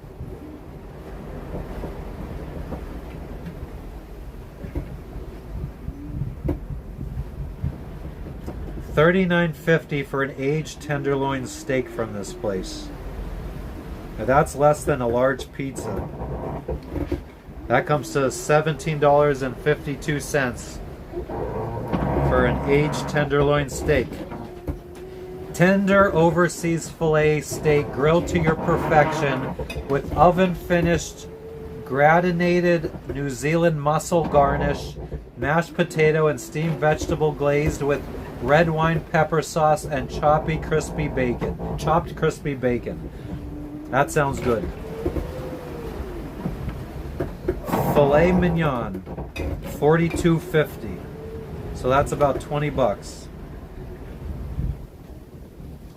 Lobster Mornay, chili garlic lobster, grilled and finished in white wine cheese sauce or grilled flamed rock lobster with chili garlic and butter sauce, served with steamed vegetables and black baked jacket potatoes.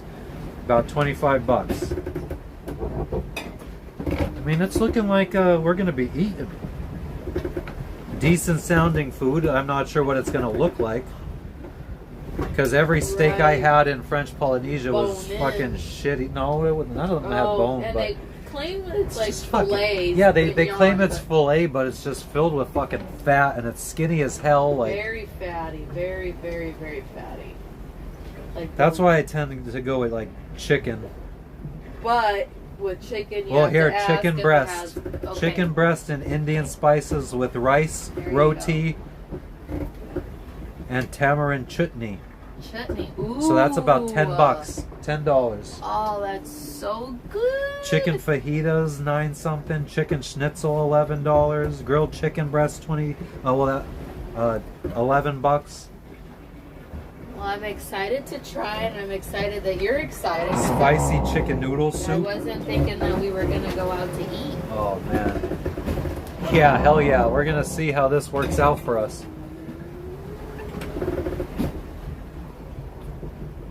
And honestly, Shaw, there's like, if you go to Guatemala, if you're not a picky eater like me, the Guatemalan street food, we have friends that just fucking loved all the street food, and it's like, you could get $1 for yeah, you could get a whole plate of food for $2-3 bucks. Yeah.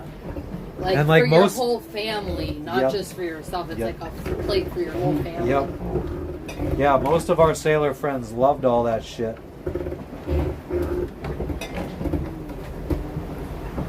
But yeah, that's the kind of stuff that's definitely like you're getting bone-in chicken and skin-on chicken, and that ain't my style. Not my stilo at all.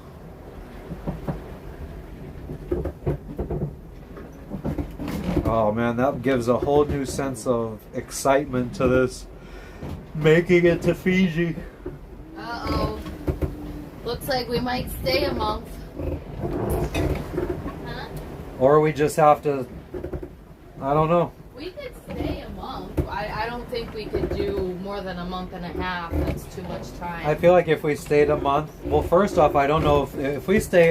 If I don't want to spend a week in any one place.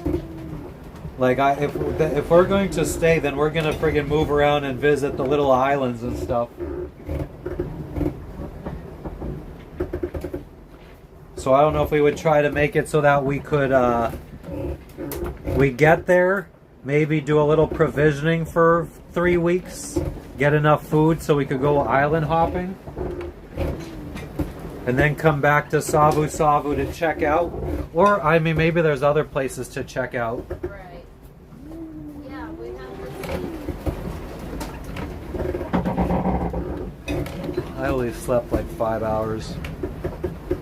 I woke up and saw how many subscribers I got, and I was excited to go live to see if it would increase the number of people that were showing up in the live.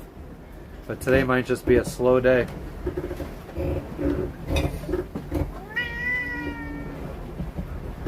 You're so cute.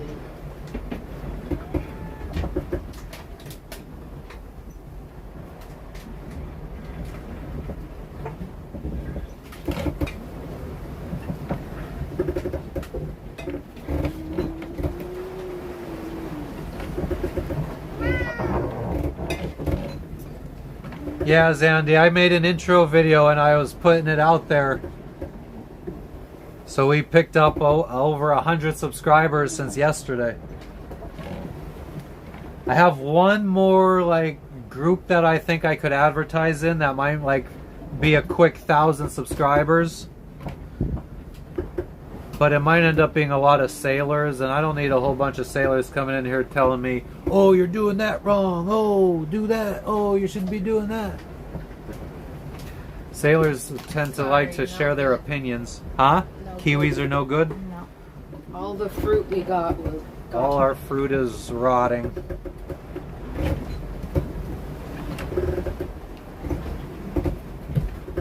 Who are the outdoor boys? Oh, you know what show I've been watching that I like that Jess doesn't like? The Trailer Park Boys. That show kind of grew on me.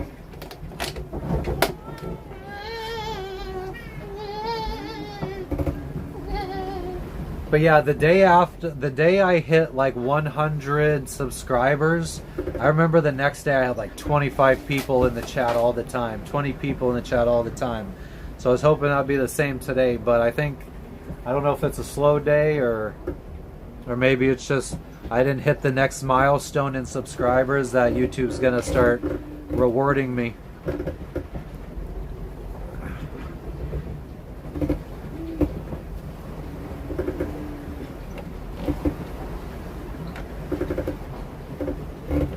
So what is it now? The or the Is that what you want? what else can I have? I don't know. There's yogurt.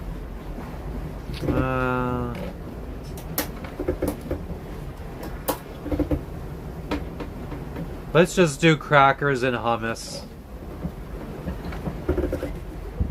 How hard is it to make roti?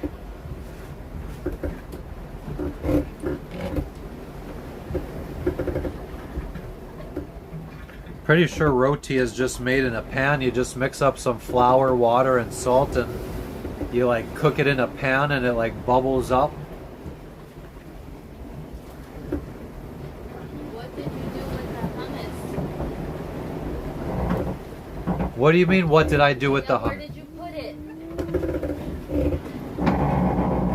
Nowhere. You never gave it to me.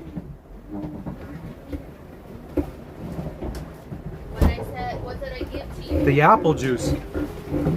Huh? The apple juice. That's the only thing I put away today is apple juice.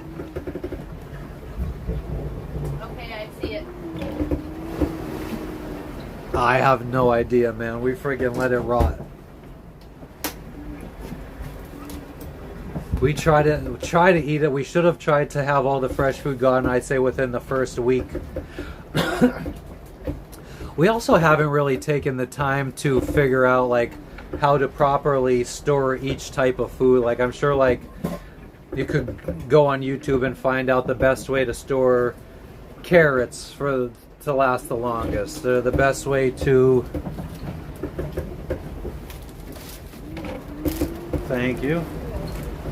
Yeah, so we've never done that. So we're just stuff gets thrown into the refrigerator in like a paper bag or something.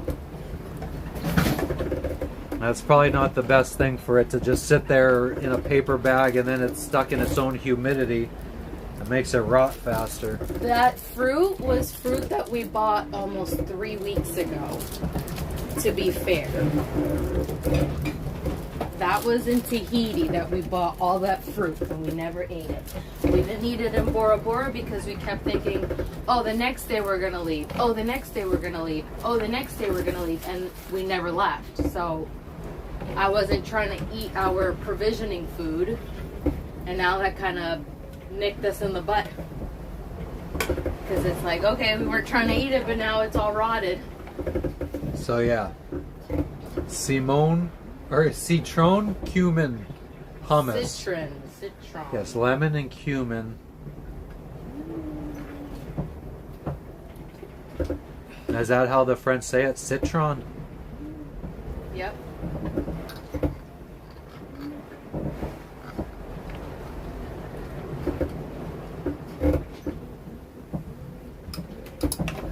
I'm happy you're eating it.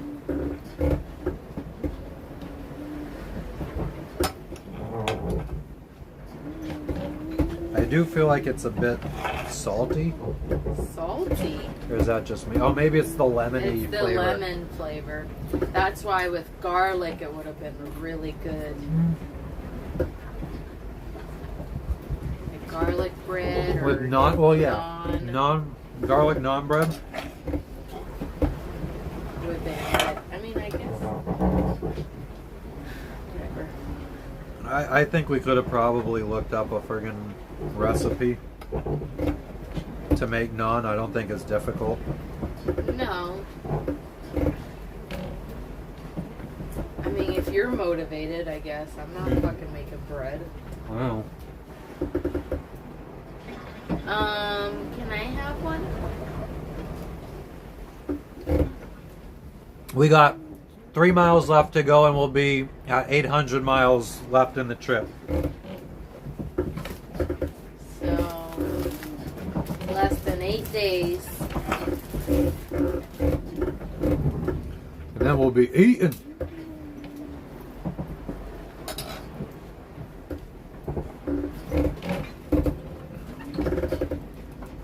What a nice surprise. I'm so excited.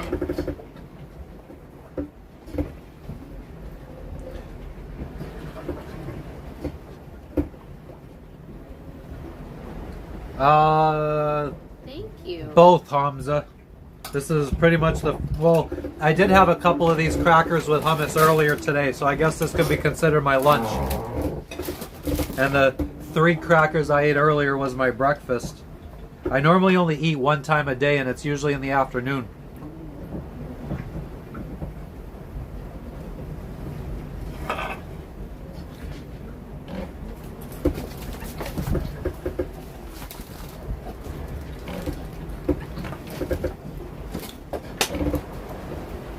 Shaw, do you think that you could... Do you remember the layout to Arthur Street? When we were in elementary school, not when you guys went back for 8th grade. Oh, I guess that's when you moved out anyway. So, like, do you remember what teachers were where in the building in Arthur Street?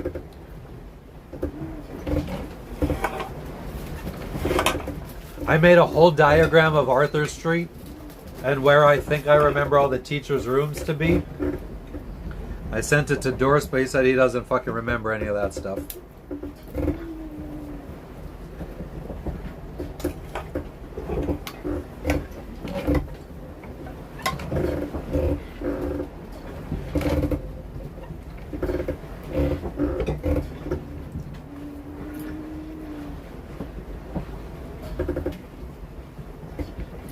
That was what? Almost 30 years ago. Can I have another one?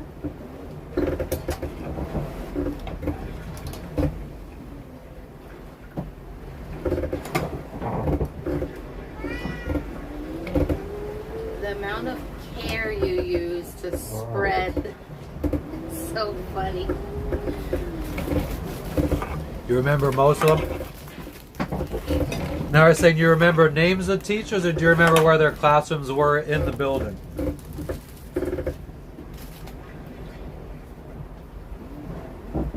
I'll have to send you my little diagrams I made and see if it's what you remember.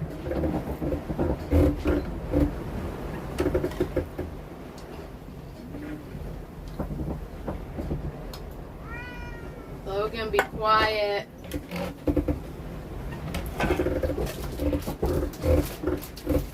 I feel like, yeah, sometimes I just sit there and smoke and stuff starts coming back to me from like elementary school and shit like that. Have you been wanting to? Pops? Have you? I hit my vape like before I go to sleep like twice. Wow, Matthew, you didn't tell me that. Yeah, I think I mean, because there was only 2 teachers per grade. I don't remember, was there a second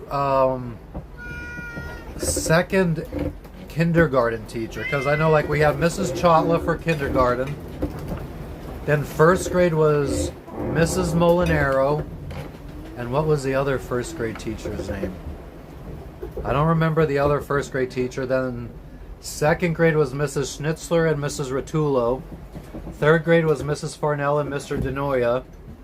Fourth grade was Mr. Holodick and Mr. Mudrick, but then he retired before we got there, so we had Mrs. Lee, who was always a substitute teacher for us before then. Fifth grade was Mrs. Attor and Mrs. Dushek. And then sixth grade was Mr. Marcicano, and I can't remember who it was supposed to be, but then we ended up getting Mrs. Chotla again, which was friggin' awesome. And then we had Mr. Tom Show for music, Mrs. Cortez for art, and then I don't remember anything after that. Or was there any other, like, did we have any other, like, oh, Jim. So then we would have Jim. We had multiple. We had Mr. Roslevich, Mrs. Roslevich, and then didn't Mrs. Roslevich, was she then in the high school? I think.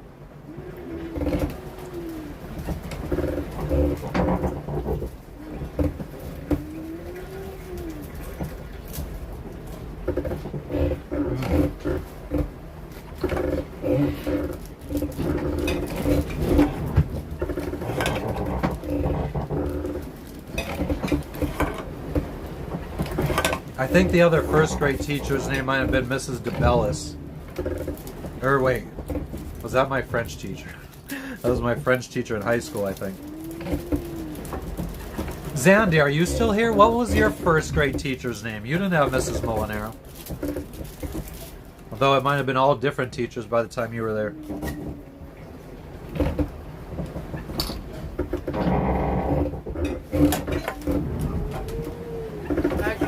Who my teachers were. Wow.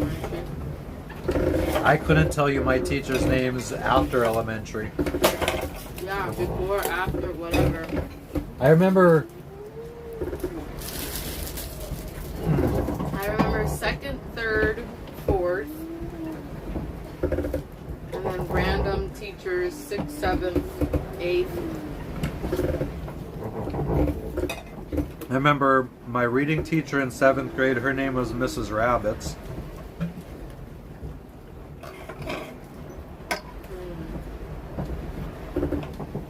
Seventh grade at the castle.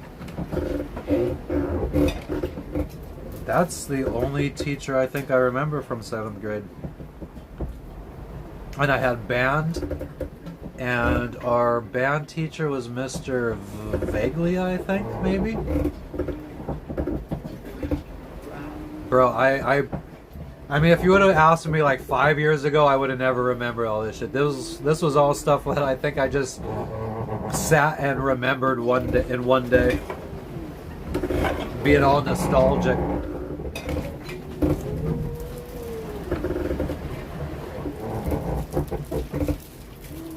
Oh, dude, you should scan it and send it to me. That'd be fucking awesome. Or just take a picture of it. Do you want this? No, I brought it out for you. What do you want me to do with it?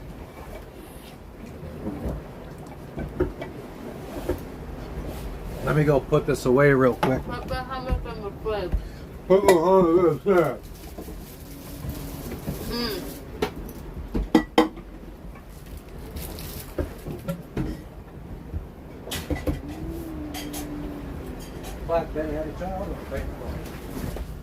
Ooh, it got spritzed over here.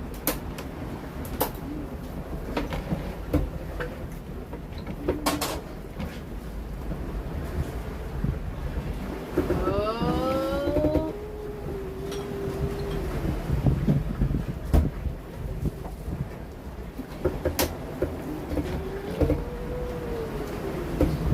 Tokyo drifting out here.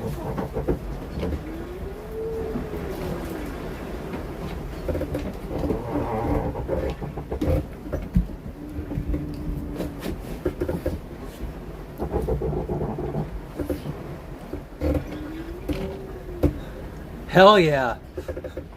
No, we'll friggin' throw sticks in the middle of the road on Diamond Avenue and then hide in the woods and watch cars run over them. And giggle like schoolgirls.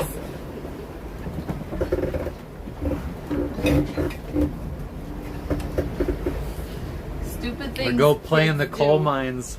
I just watched, there was like, a video got recommended to me on Facebook about some little, I don't know if it was like Channel 4 that did a documentary on Hazelton's mines, underground mines.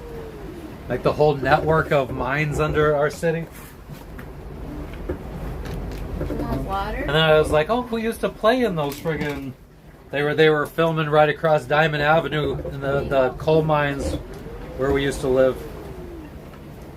Here's some water. Good girl. God, we were some weird fucking kids.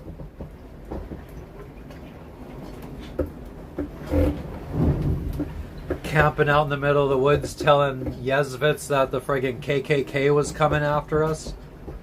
And then he ran back to my friggin' house, yelled, Mrs. Sporadic! Mrs. Sporadic! Okay,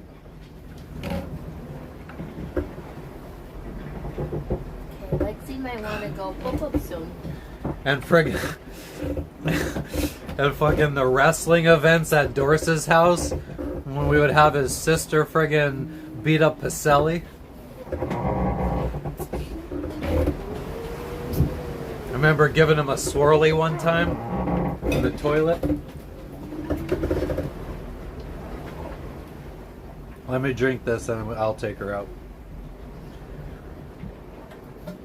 Okay.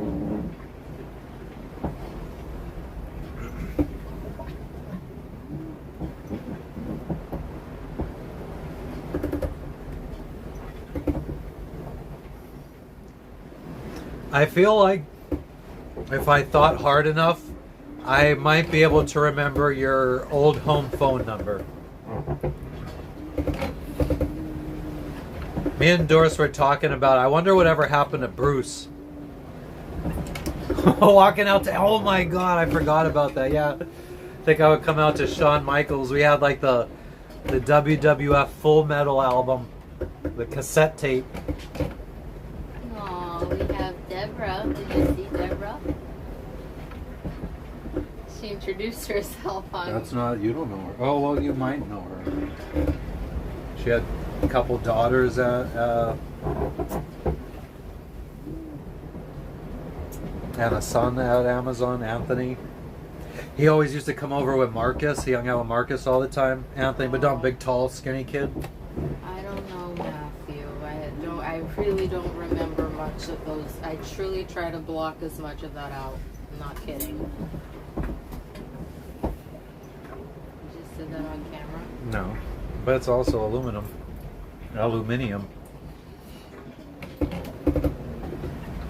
What did you come out to, Shaw? Undertaker.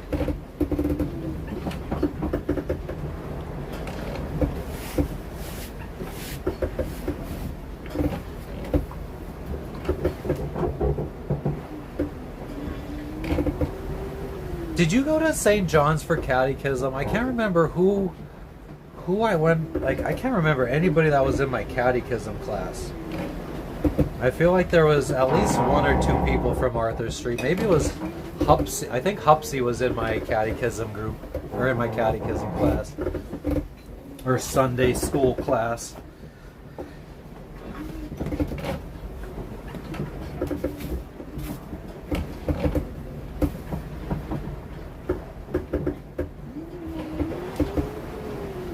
Doris with Stone Cold Steve Austin's music.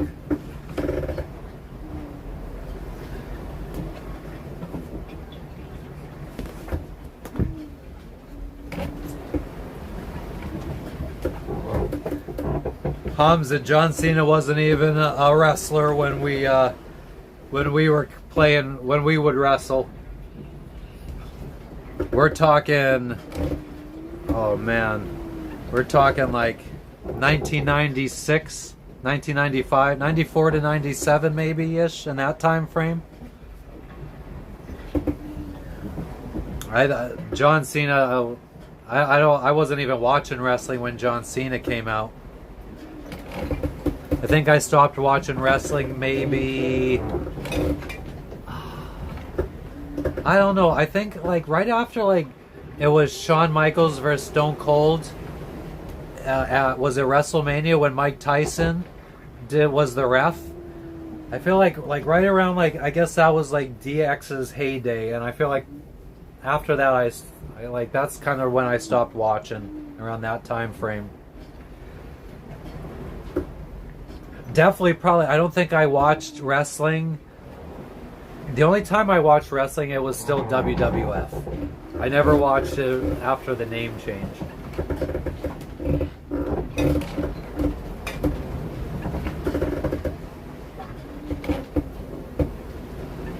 I had the Shawn Michaels VHS tape with his like greatest hits, with him against Razor Ramon in the Intercontinental Championship ladder match, the one that he won. Him against Tatanka, him against Yokozuna, him against, did it have, I can't remember what other matches it had. 2000. Yeah, that sounds about right.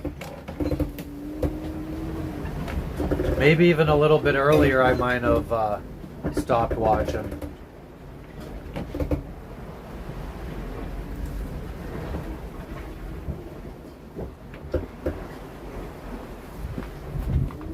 And then all the times friggin' playing basketball at Arthur Street and then playing football in the little field next to it.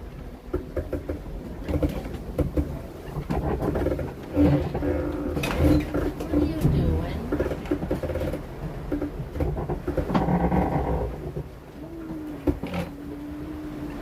Oh man, and then stealing all the wood from houses being built in the woods behind my house.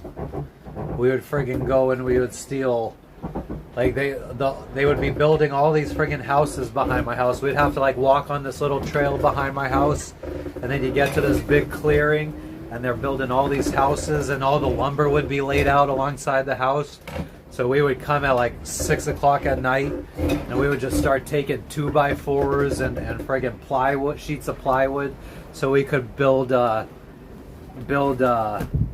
clubhouses and tree houses in the woods.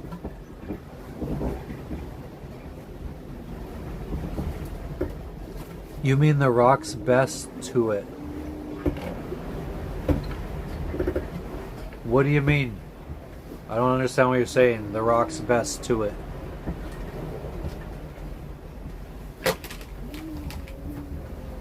I'm trying to decipher that.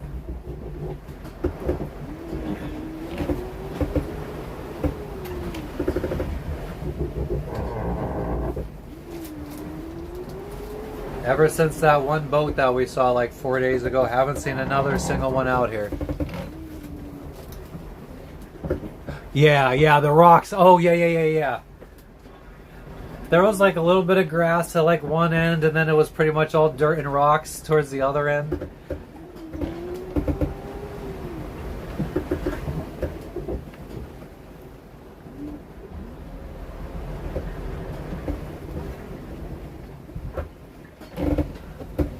I feel like there was a little piece of grass, and that was kind of like where everybody ran towards to try to get tackled.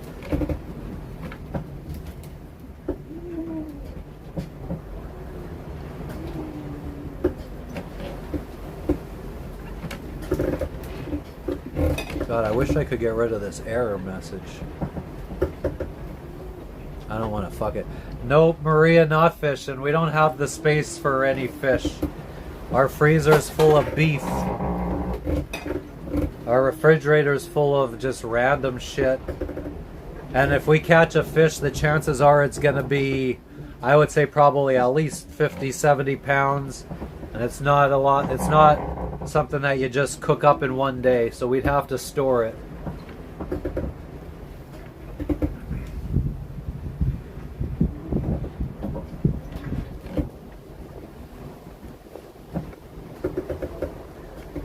Maybe I should make like an incentive for people. Maybe if I could get up to, what's my goal, 350? Maybe if I could get up to 350 before we make it to Fiji, I'll spend a day fishing. And if you get 5 more in the next hour, you can make me a cake. Okay, fine. If I get 5 more subscribers, oh man, I think that there's a good chance that will happen though. Don't burn it like I burnt my Yeah, well, brownies. no promises on that. So I'm currently at 261. So if I get to 266 an hour from now, which is 2:46 local time here, 2:46 p.m. If I'm at 266 subscribers, I'll go down and make my wife a cake. No, my boat is definitely probably smaller compared to most boats out here sailing around the world. I think when I got the Dream 15 years ago, my boat was like average size, but over time, like most boats are probably like in the 45-foot range now, and I'm a 38-foot boat. But it's just my fridge and freezer are not big. I could show you my fridge and freezer. Watch you don't show my ass. Nobody wants to see your flabby ass.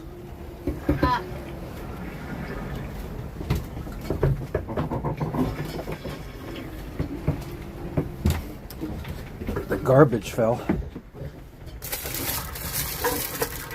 Stoop kid's afraid to leave a stoop. This is what's supposed to be our second bedroom, but it's our storage unit. I would say it's like a full-size bed, maybe a little bit bigger, and it's completely full of shit. You got some underwear, friggin' our washing machine. You got a water jerry can. There's all bins back here, so there's like electrical stuff, like for electrical repairs. There's a plumbing bin for plumbing repairs. We got all the manuals and stuff for everything that's ever been purchased for this boat. Tons and tons of stuff. So then, our galley or kitchen.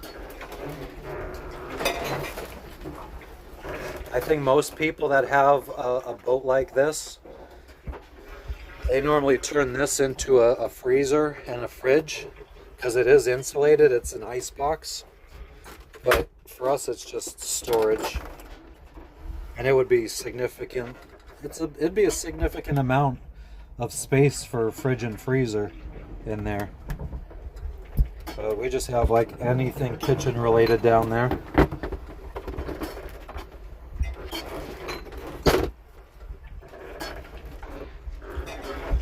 So then this is our actual refrigerator. Yeah, that tuna would rot in there. It's hot as hell in there. This is our refrigerator. And I guess we got a little bit of space now. But I've never caught a fish small enough to fit in here. But that's our fridge. And our freezer is about half this size. So, let me back up again. This is our bed. Our bed is normally in our bedroom back there. But we cut the mattress up and fit it in here because this is the center of the boat, both front and back and side to side. So it's the most comfortable spot on the boat. That's my blankie I've had since I was an infant. My Aunt Diane made me. And then this is why our bed's not in here. We decided to put a 150-gallon fuel bladder so we have backup fuel in here. Yeah, we've been living on our boat for 5 years now. We got dry, so we were supposed to go to Hawaii, which was going to be a much longer trip than Fiji. Fiji's supposed to be 15 days. Hawaii would have been probably like 25, 26 days at sea. So we had tons of flour stored up, instant potatoes, rice, chips, crackers, and then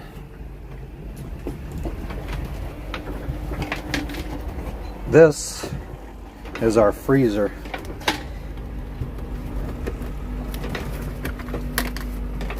Actually, that should stay up on its own. Whatever happened? I installed these cool little... Oh, we're getting space actually. Alright, so we got space. So, yeah, if I get to my goal subscriber count before we end this trip, I'll fish. For those that don't know, I don't eat seafood. I will eat seafood if I catch it. I'll eat what I catch, but I only eat it once. So like if I catch a 75-pound fish, I'll eat maybe 5 ounces of it, and then the other 74 pounds of it are for my wife.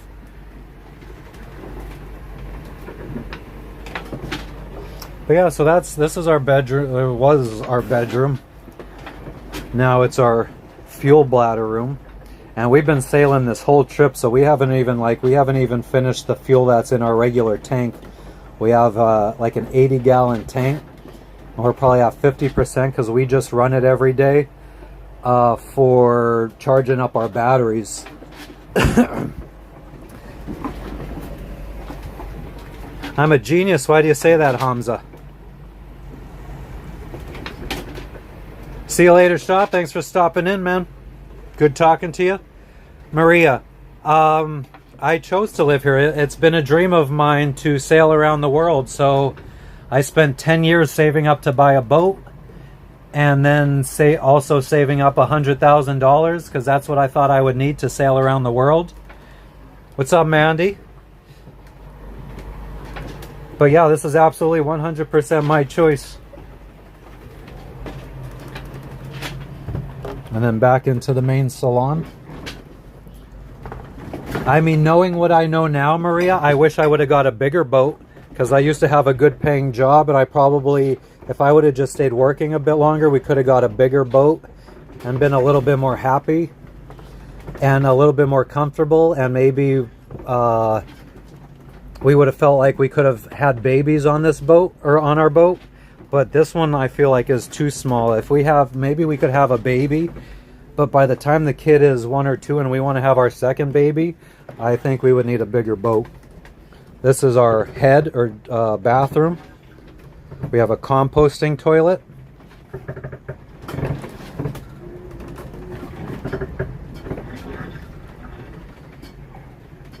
Trying to catch up on everything, guys.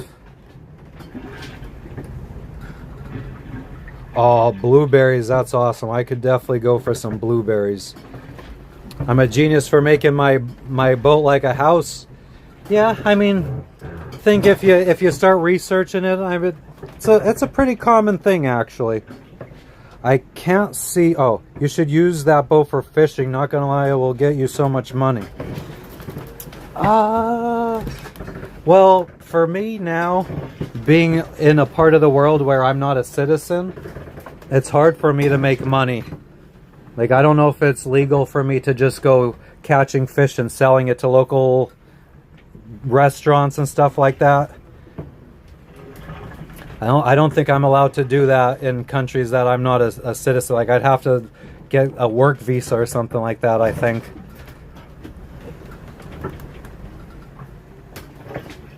But yeah, Mandy, that's my blankie that Diane made for me when I was a baby.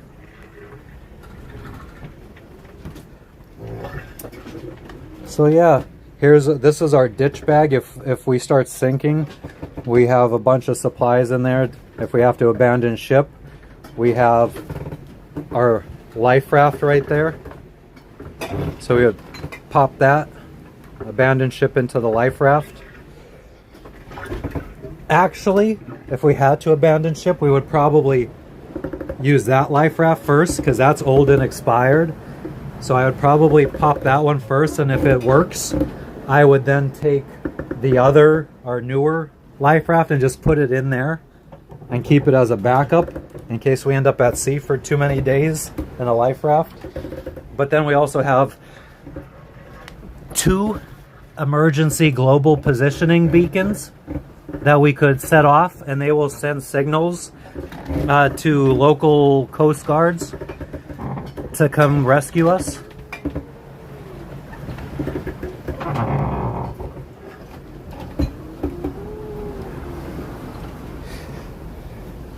The jabroni.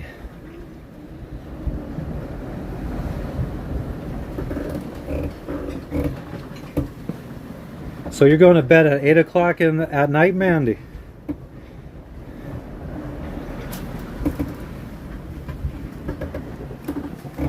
And then the other jabronietta. We were getting some decent blueberries in Tahiti, just like they were like between $8 to $12 for your average little package. That's like that high, like your normal blueberry package.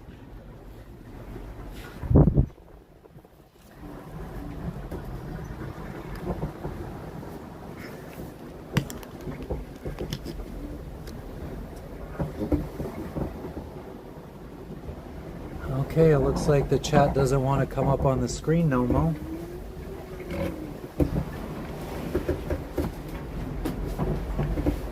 So what did we say? We need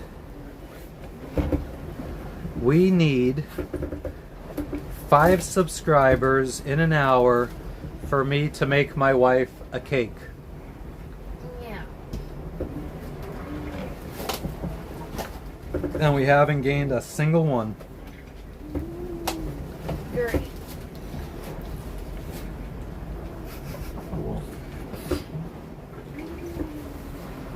I don't think I would be partaking in the eating of this cake. I mean, I don't really have the appetite for friggin' sweets. Like, I have licorice right here, and I used to eat a bag of 1 to 2 bags of this per day in Tahiti, and now I've been on the same bag this whole trip, so we're 8 days in and I haven't even eaten a whole bag yet. Just no appetite for sweets, really. I mean, I guess if anything, I'm getting all my friggin' sugar from all the iced tea I've been drinking. $2.50 for a container of blueberries Mandy paid. Wow. Yeah, we were paying, on average, I would say $9. And then strawberries were more. Strawberries were like 12 bucks for a pack of strawberries.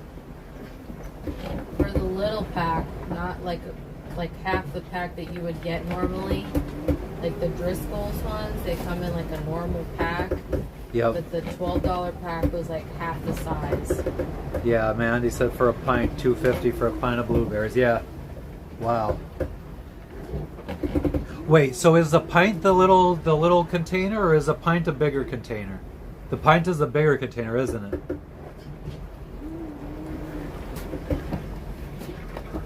Maria, it's legal to catch and sell fish, but I think you need to have a license or something like that. Yeah, and the thing is that, Maria, it's different in every country that you're in. So like we were just in French Polynesia, their laws might be completely different than Fiji where we're going. And then the country like Tonga, Niue, we're passing 5 other countries on our way to Fiji. They might have other different laws. So then you got to learn all the different laws. We did go out with the local fishermen. If you look back on my channel in our shorts, I do have some footage of when we went. We caught a big swordfish, or a big blue marlin. I love berries. I love blueberries. I love strawberries. I think if I lived somewhere in the States, I would definitely, that would be something that I would be growing. So a colder climate.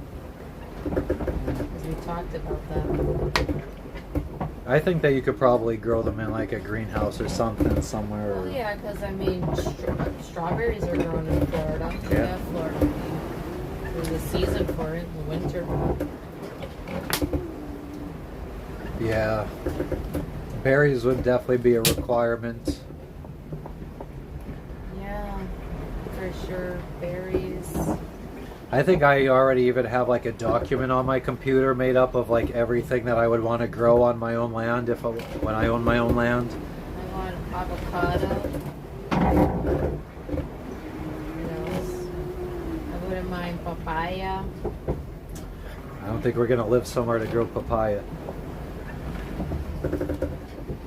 I have fished, Maria.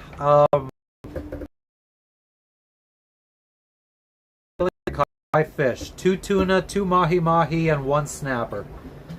The snapper was tiny, and that was in the Bahamas. 2 mahi, 1 was medium sized, 1 was smaller. The tuna, I think, were both small compared to what they could have been. I think I caught a swordfish one time, or a marlin, and it was so strong that it immediately snapped the line. Or a shark. It could have been a shark too. I caught a really big mahi-mahi one time, and we couldn't get it up into the boat. Wow. Can't even pick your own strawberries because they're friggin' getting flooded out.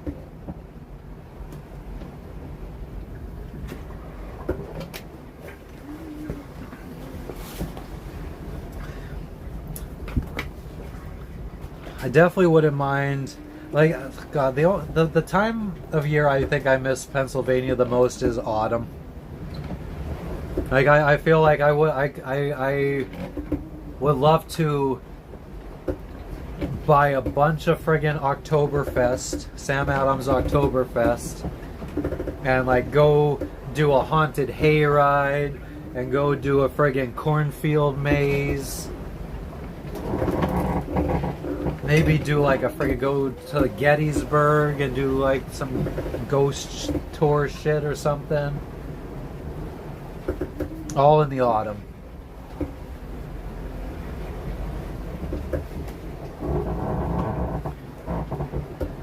Yeah. Or is that not really a thing? I know we always did the strawberries. Behind our house. We would be able to get like a friggin' couple buckets. I remember like when I was real little, my dad would take me and Poppy and my dad would go out into Stockton picking blueberries, and we would get tons. and then they'd be picking red top mushrooms. Well, we'd go picking red tops. I don't know if they're the same season as blueberries.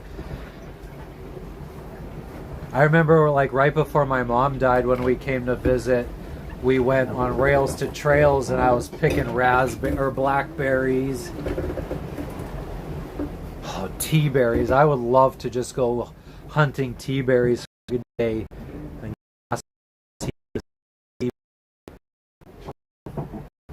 No mushrooms in fall. Okay, yeah, I have no idea what the seasons are for anything. I was just along for the ride. I'd love to try to find magic mushrooms out in the wild too. I just actually saw a picture of somebody. It was some kind of Pennsylvania. I don't know if it was like it was a recommended thing on Facebook, and it was a post somebody had found magic mushrooms, and the post was Northeast Pennsylvania.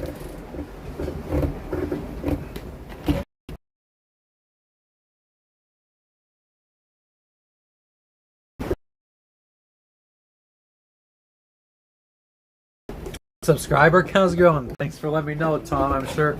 Oh no, are you just talking about from yesterday? We have last I looked, I was at 261. If I get 5 more in the next, I think we're down to 40 minutes, I'll make my wife a cake. Oh, we got one. We need 4 more subscribers in the next 4 more subscribers in the next 40 minutes, and I'm making my wife a cake. Yay. And if I meet my subscriber goal, but before we get to Fiji, I'll fish for a day.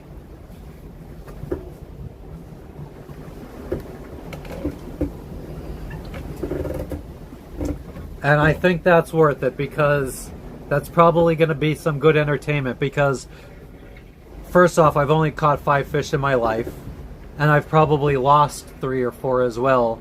So I mean, I'm like almost 50% track record for catching fish, and I don't know how to fillet them. So I think that would be a probably a nice comedic live if we caught a fish. What kind of cake am I making you? Chocolate, probably. That's all she eats. There's no chocolate. I burned the only chocolate we had. It's a vanilla cake. Oh, a vanilla cake, white cake.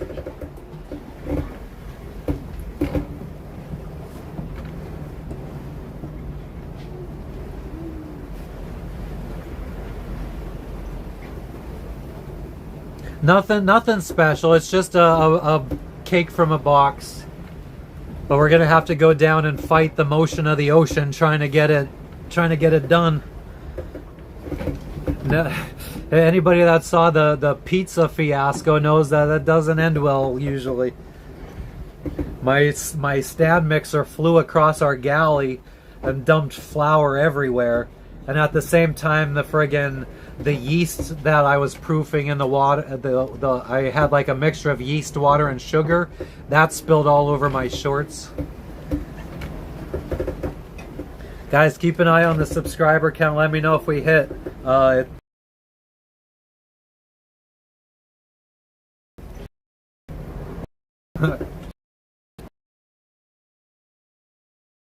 This is a comedic relief channel. Definitely wouldn't take stuff too seriously. Anything that you see on here, don't take it too seriously. I had one guy in here earlier talking about how Tennessee's laws aren't very employee friendly. They don't have much employee protections in Tennessee. And I was like, well, you know, I also owned my own business, so I kind of understand, like, I kind of feel like employer, and they think that they should get free money for something that they could have avoided, and I don't think that's fair to an employer. I think a lot of people look at companies like they think every company is like owned by a Fortune 500 company, and they don't realize that sometimes it's just your average Joe like me owning the company, and I'm not rich. I mean, it was employees getting injured and the accidents that pretty much put us out of business. Insurance rates got too high and put me out of business.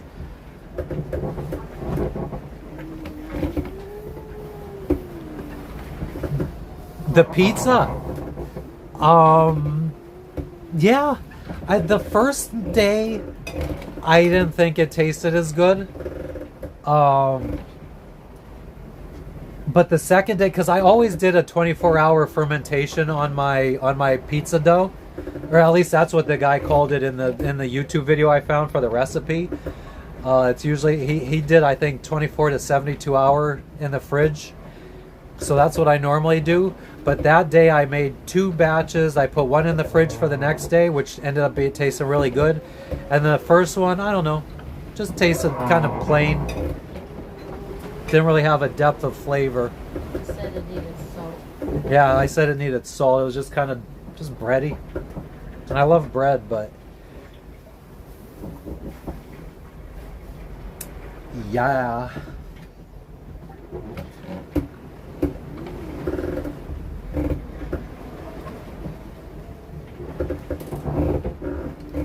Still 262. Yeah, exactly. I mean, I can't expect, and even in what was I gonna say? Even living on land, I don't think I ever made it any better. Like what it tastes like out here is pretty much what it tastes like. I've never been able to make like a, I don't know what you like a two Italian guys or Vesuvio's kind of pizza. Like, can anybody make a homemade pizza that comes out like that? I'd be interested to know. Can the owner of Vesuvio's make a Vesuvio style pizza at home?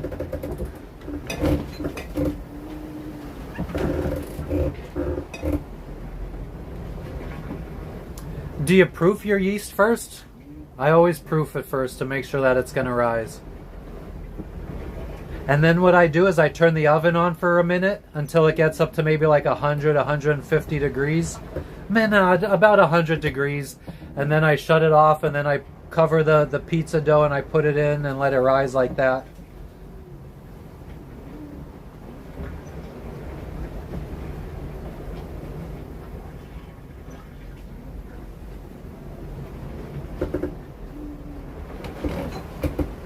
And it does look like our course, I've been able to get us back to going kind of on course.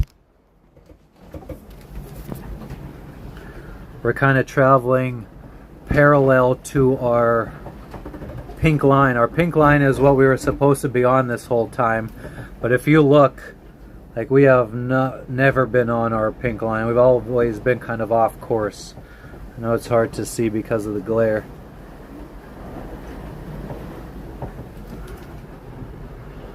Oh, look at, if I pointed out there, I could see the chat better. That's what. Oh, how many miles left? 799. We just broke 800. It's saying 5 days or less. That's if we maintain. Oh. That speed drop, but that was at 6.6 knots. We're not going to maintain 6.6. So I'm estimating maybe 7.5 days left.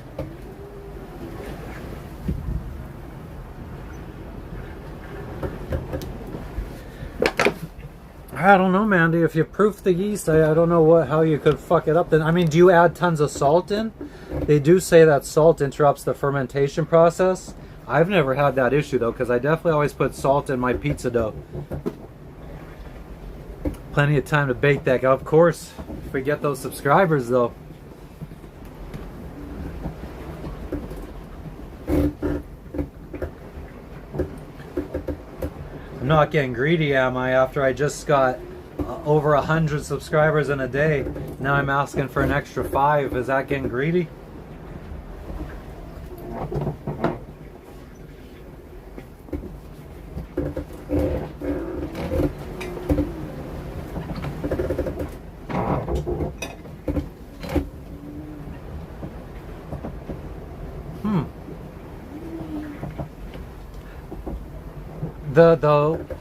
Which bread recipe was that? The Posca bread?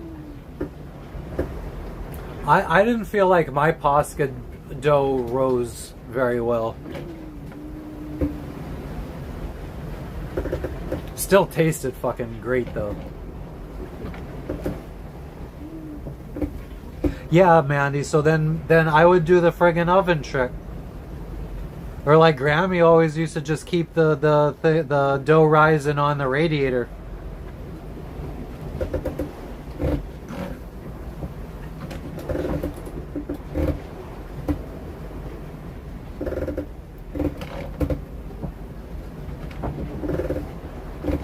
I don't remember which recipe. Did you send me that recipe before or after I made the pasta?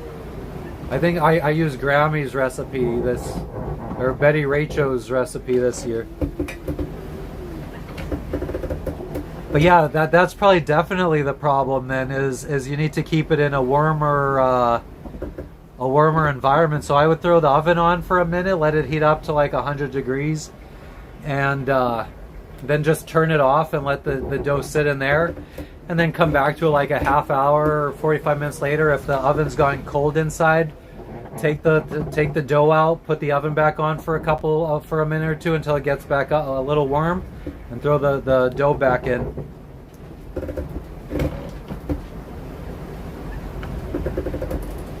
It's never let me down. Ooh, and so the second batch of pizza I made, I had the pizza dough in the pan, just the dough. I had spread it out in the pan. I was letting it rise, and I had put it on the sink. I can't remember why. And we hit a wave, and the pan went into the faucet and turned the faucet on, and I didn't realize it, and the fucking pan filled up with water. And like the friggin' pizza dough was submerged in water, and I had to like dump all the water out, and then the dough was all sticky and everything. But the pizza still came out really good. So I don't know if maybe I just found a little hack to, I don't know, maybe make some good pizza dough is wet it before it goes in the oven.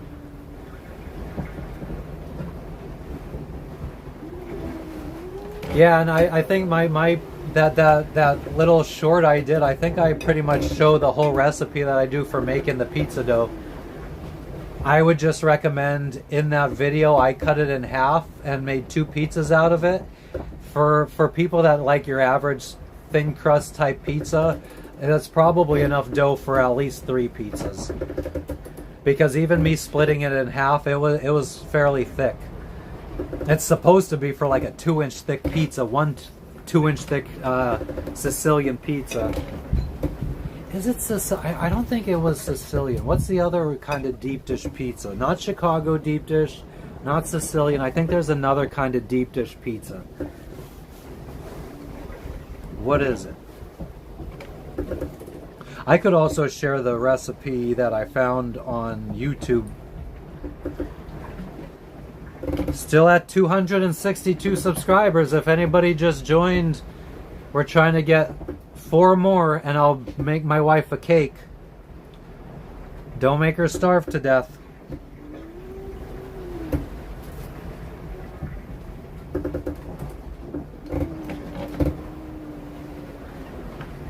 Oh, that's nice. See, that was something that I've been meaning to order, but I was always worried about ordering it to a different country because I figured it'd probably break en route.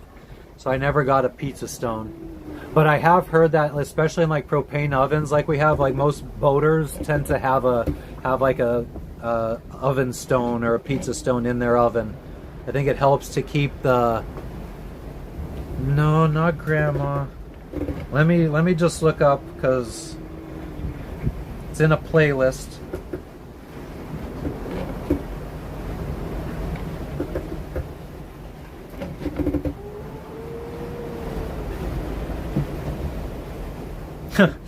My cooking YouTube, making Domino's pizza at home, samosas, garlic butter chicken.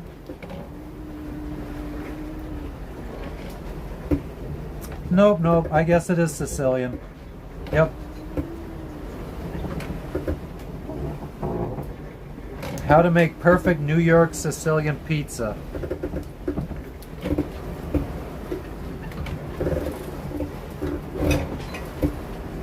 I couldn't find it on Amazon though, like that specific model. I found like one other from the same brand, but oh, I almost fell. It's getting a little rocky. Yeah. I couldn't find that model, that specific one. Because that one has a display, doesn't it? The only one I found on Amazon just had 3 dials.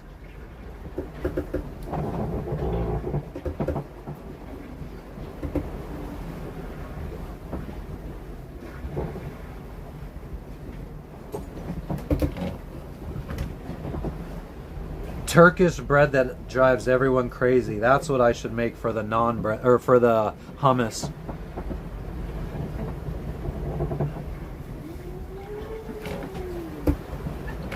Uh-oh.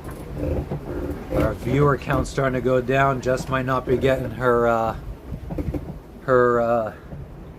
cake.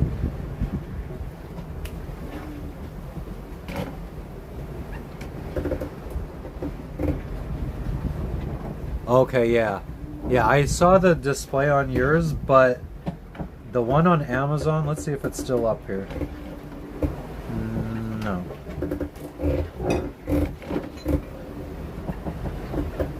Oh man, I'm blanking. Do you remember what the brand was on that? If I go back, well, no, I don't think it'll stop the stream. Let me know if you could still hear me right now, because I'm not in the app, and I'd be interested to know if the stream stops when I'm not in the app, or if you could still hear me.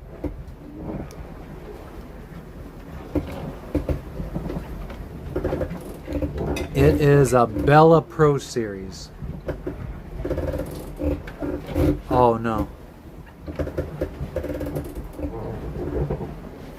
Were you able to hear me talking while I was in a different app?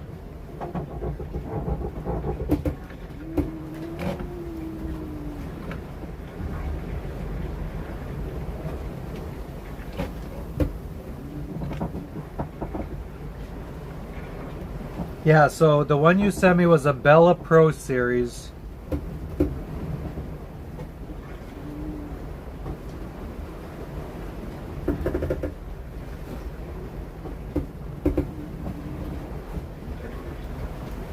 What's up, everybody?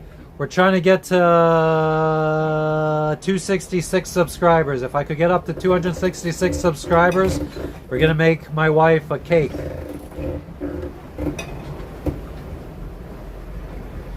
Awesome, thank you, Zandy. So you're able to hear me? Okay, cool. That's good to know. So if I ever have to tab out, oh, but yeah, see, this is what happens. I freaking go into another app, and now my subscriber count, it goes away. The chat's not showing up when people are talking. It should be popping up above my head. So I lose all that shit.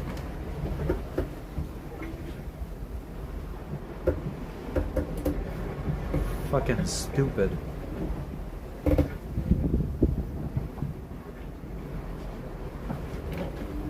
Well, we're still trying to get to 266 subscribers. And if we get to 350 before we reach Fiji, I'm going to fish for a whole day. Give the fans what they want.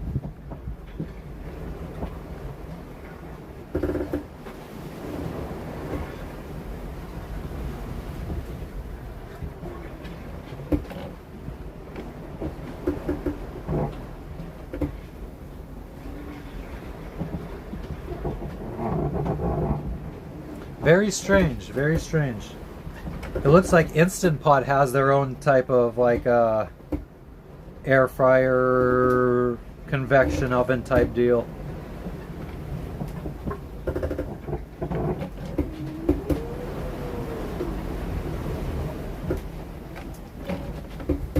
Oh yeah. So this is the one that I found. I don't know how well you'll be able to. Oh yeah. But there's no screen on that one. That's the only Bella Pro Series that resembles the one that you sent a picture of.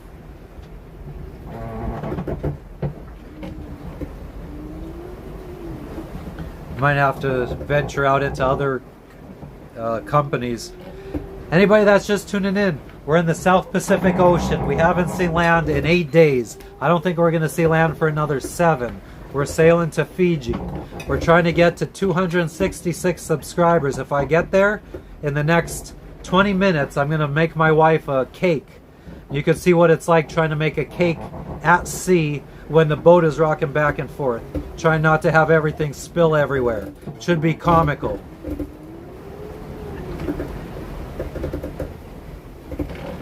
Oh man, you don't have to take the time to do that. I'll do the research. I mean, honestly, I don't even know if we'd be able to get one in the next year anyway, because that's gonna... I just sent Zandy a message today. Somebody in one of the groups chats that we're in for Fiji, they said that they looked into getting a quote. They wanted to get a package shipped from Los Angeles to Fiji. It was a 20-pound package, just your average box. I think they said like, Zandy, what was it, like 12 by 12 by 8 size package or something like that? And it was going to cost $900 to ship a 20-pound package from Los Angeles to Fiji. So, and I'm sure the friggin' air fryer is a bigger and heavier package than that. So it's just to spend $900 to get an air fryer imported doesn't seem logistically reasonable.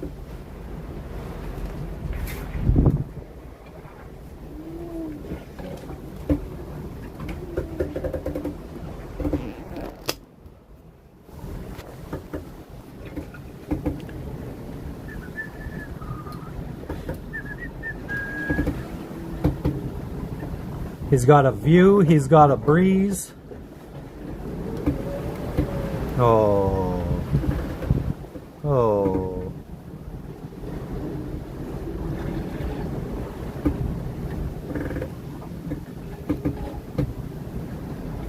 And then you got Little Schleppzilla.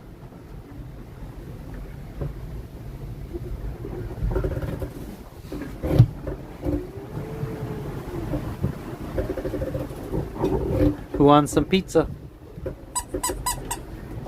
Have some pizza. Or a pillow. Oh, a pillow. She got her pizza pillow.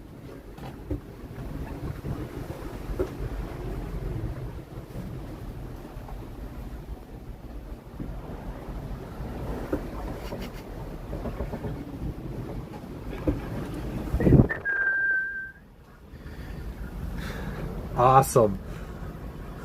Is Rocky growling?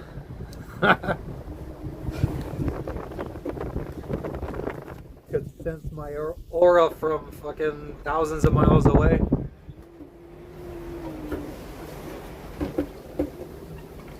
Guys, anybody that's just tuning in, subscribe. It'll help my wife get cake.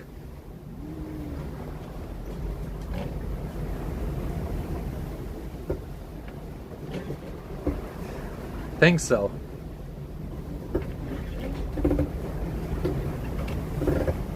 We got a nice breeze going on. I think I'm gonna adjust. I think we're gonna adjust our course a little bit more, so maybe we could.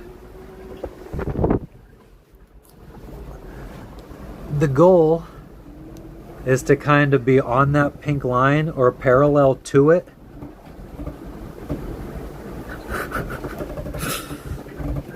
Good luck with that. But yeah, as you could see, that we haven't always been on track on the pink line. I just want to make sure that we don't continue on below the pink line. I don't want to go too far off course, so I'm going to try to maybe go a little bit more right so that we can stay above the pink line. Because I think the winds are going to shift, and I think there might be a point where we have to go left below the pink line. So I'd rather wait. If we can stay above it now, we will, and then we'll worry about course adjustments later. So I'm going to go and adjust our course right. Let's go like 3 degrees. Radar doesn't really fucking work Freaking piece of shit, brand new radar. Barely showing anything. Although it did show a squall earlier. I don't know, I just refuse to believe that it's not barely picking up any noise or any waves or anything.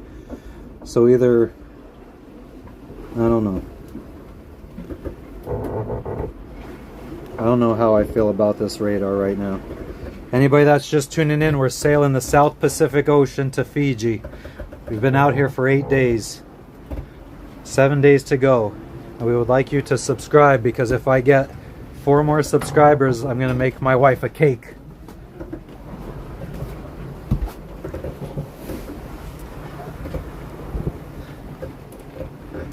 Cat's chilling. Dog's chilling. She got her pizza. She's such a sweet baby. Oh. Boop.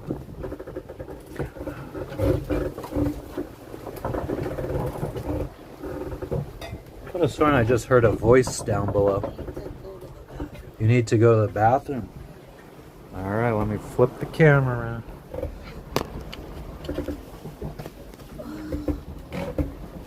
What's up, party people? How's everybody doing today?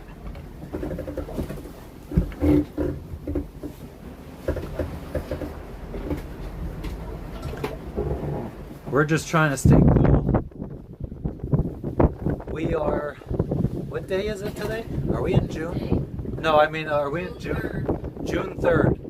We are, what, like 3 weeks away from winter. And we're like 2 days away from being 3 days ahead. Yeah, and we're like a couple days away from crossing the international date line, where instead of being, it's 2:31 on Tuesday, 2:31 p.m. on Tuesday right now. If we had crossed the international date line right now, it would be 2:31 on Wednesday, 2:31 p.m. on Wednesday. So we jump ahead a whole 24 hours crossing an imaginary line. So we go from being behind the East Coast by 6 hours to being in front of them by 18 hours.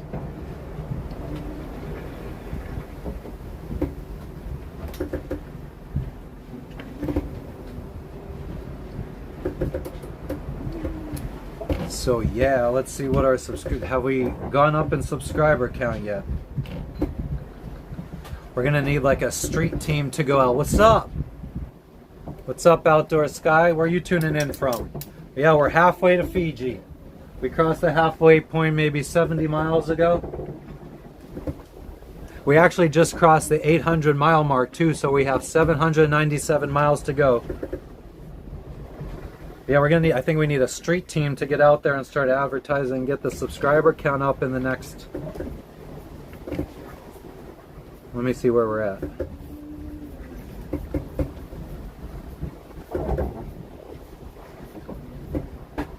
Nope, still at 2. We still need 4 more. Maybe we'll have to extend the time frame for another hour.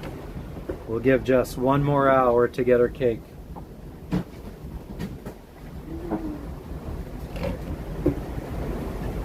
Yeah, so then I'll just be, I mean, it'll be,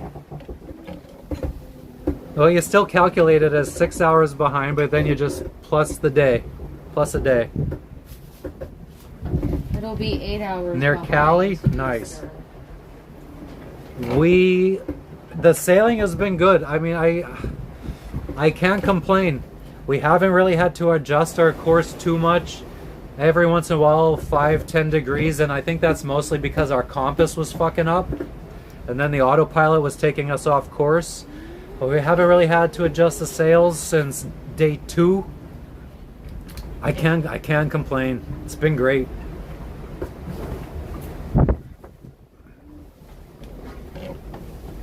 Maybe a little bit warm. Also, we're like gonna go below our ship. No, I just adjusted our course. We're going like parallel to it.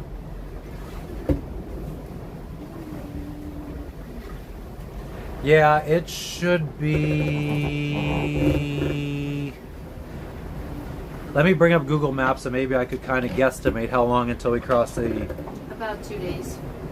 It's gonna be, well, we have to be under Samoa, past Niue. Did you know that Google Maps shows you very easily? No.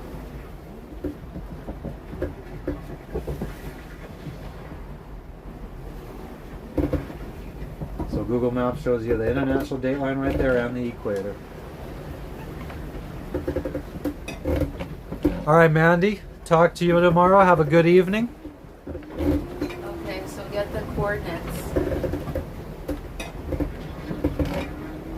Bye, Mandy. I'm going to sleep. She knows you were sleeping. Why you were showing me? Yep. Why? Because it was funny. It's for the fans. So I don't know if you guys could tell on there. You really weren't. But the vertical dotted line, it looks like we're going away from it now just because of the way I have the camera or the phone facing. But that up and down dotted line is the international date line. So let me see how far away that is.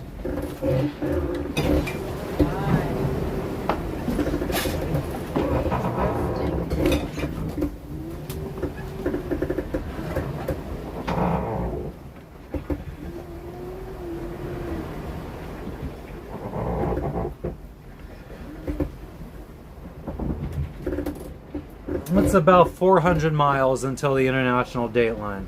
Disconnected. And I think we're back. So yeah, I think a turtle tattoo is meant, you get a turtle tattoo for anybody that's crossed the equator. Let me friggin' look this up before I start spitting out incorrect facts. I guess they wouldn't be facts if they were incorrect. Pirate tattoo meaning.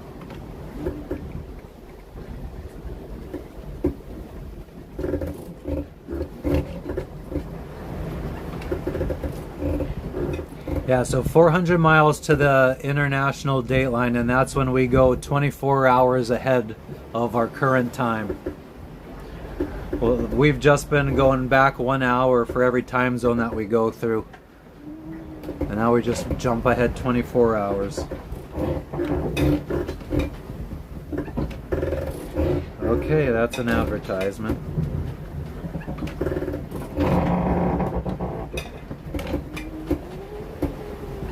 Yeah, guys, we're trying to get to 266 subscribers. I said if I get there... Oh, and it says attempting to connect again. Back.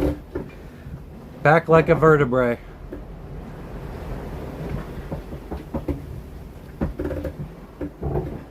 Alright. So this is the little diagram that I normally find about pirate tattoos. And it says...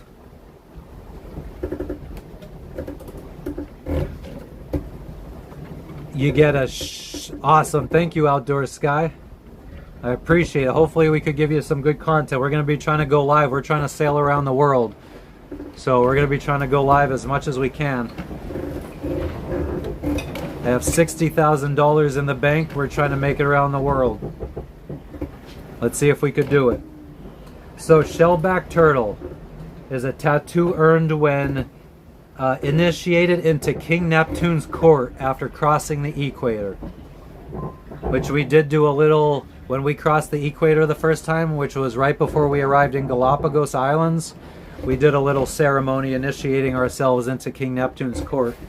So I guess we got to go and get some shellback turtle tattoos. I meant to do that in French Polynesia, but then I ended up just getting this big traditional Polynesian tattoo, which I fucking love. But I will get a shellback turtle eventually, because we did cross the equator. Ooh, if we would have ended up staying on our original course to Hawaii, I would have had to get a hula girl. That's for U.S. sailors who have been to Hawaii. I'm sure that means Navy guys, but I'm still a U.S. guy. I should get 2 bird tattoos, 2 swallow tattoos, because a swallow tattoo is you get a swallow tattooed for every 5,000 nautical miles you've traveled. And I'm over 10,000 nautical miles. Each of us are at over 10,000 nautical miles traveled. The Galapagos was amazing. We weren't supposed to stop there because they don't like animals, so people with pets aren't supposed to stop. But we ended up, when we left Panama, we burned through way too much fuel, and we still had 26 days to go to cross the Pacific Ocean. So we radioed the Galapagos and asked if we could make an emergency stop to refuel. And we got lucky because we ended up stopping just as it was a holiday weekend, and I think also an election weekend. So all the customs officials were off for the weekend. So they let us stay for a whole 72 hours in Galapagos when we were only supposed to be allowed to stay for like 24 hours. Fucking dude won't stop crying like a little bitch.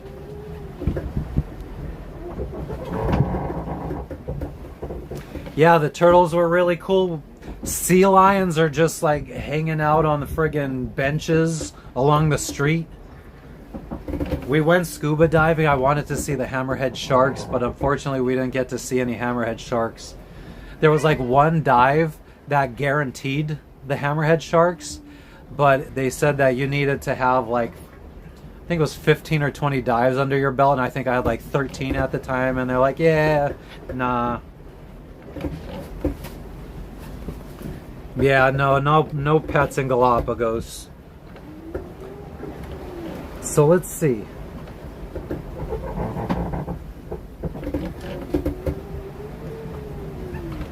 A single anchor tattoo told that a sailor had crossed the Atlantic or was a merchant mariner.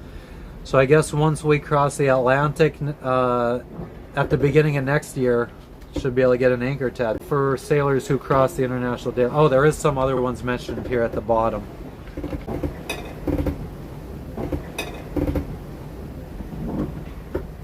And a King Neptune tattoo earned when a sailor made it across the equator. So I guess King Neptune or a shellback turtle could be for crossing the equator.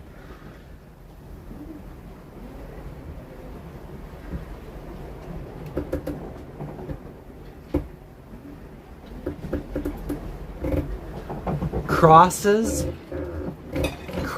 tattooed on the soles of your feet to ward off hungry sharks. I think I definitely got to get that.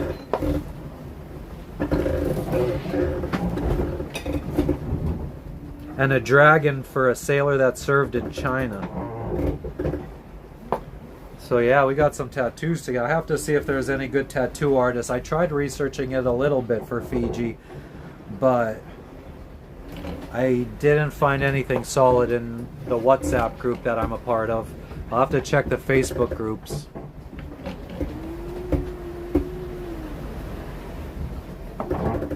But yeah, I mean, so this is a thing that I've learned about sailing, that this is one big thing I want people to understand, especially like if I get a fan base that is mostly non-sailors that are interested in sailing.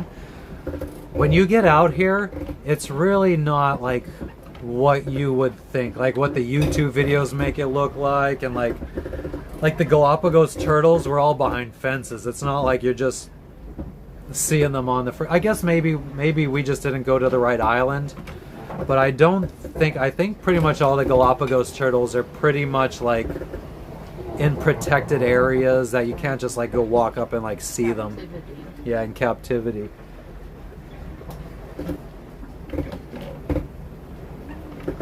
Same thing with like I went to Hawaii in 2008 or 2007, and I went by myself, and I had booked I made sure I booked events every day. I did all these things. I did a traditional Hawaii luau one night, and it's like you see all the girls doing the hula dancing and the pig being cooked under the ground, and the dudes in grass skirts climbing up palm trees and getting coconuts and all that kind of shit.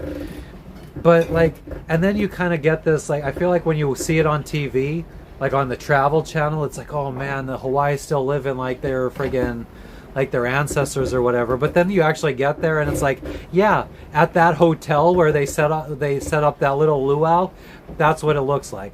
But real life, everybody's walking around on their iPhone filming TikToks and everything. Like nobody's walking around in grass skirts or any kind of traditional garb.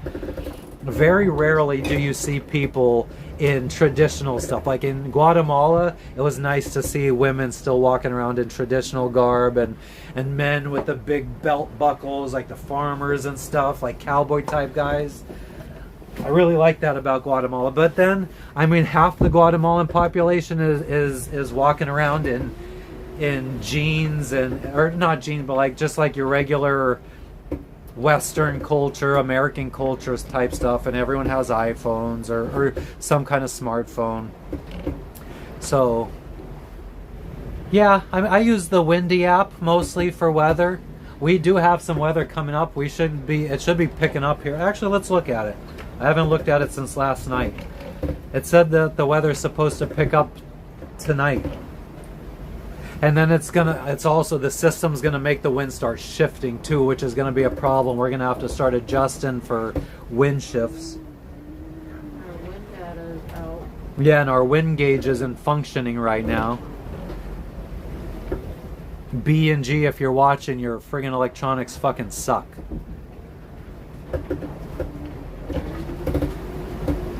What were we doing? Windy. Oh, I don't have it on this phone, I don't think. Yes, I do.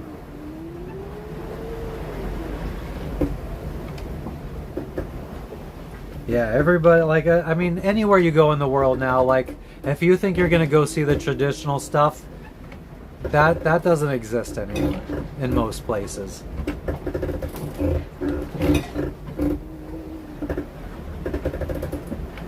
So, our weather is looking like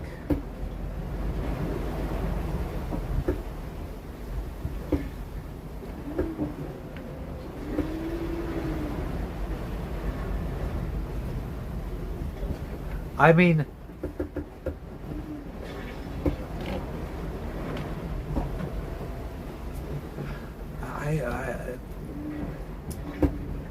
it says by 9 p.m. tonight, the winds turn from green to yellow, and that means they go from 18 miles an hour to 20 miles an hour. So we got a 2 mile an hour increase in winds.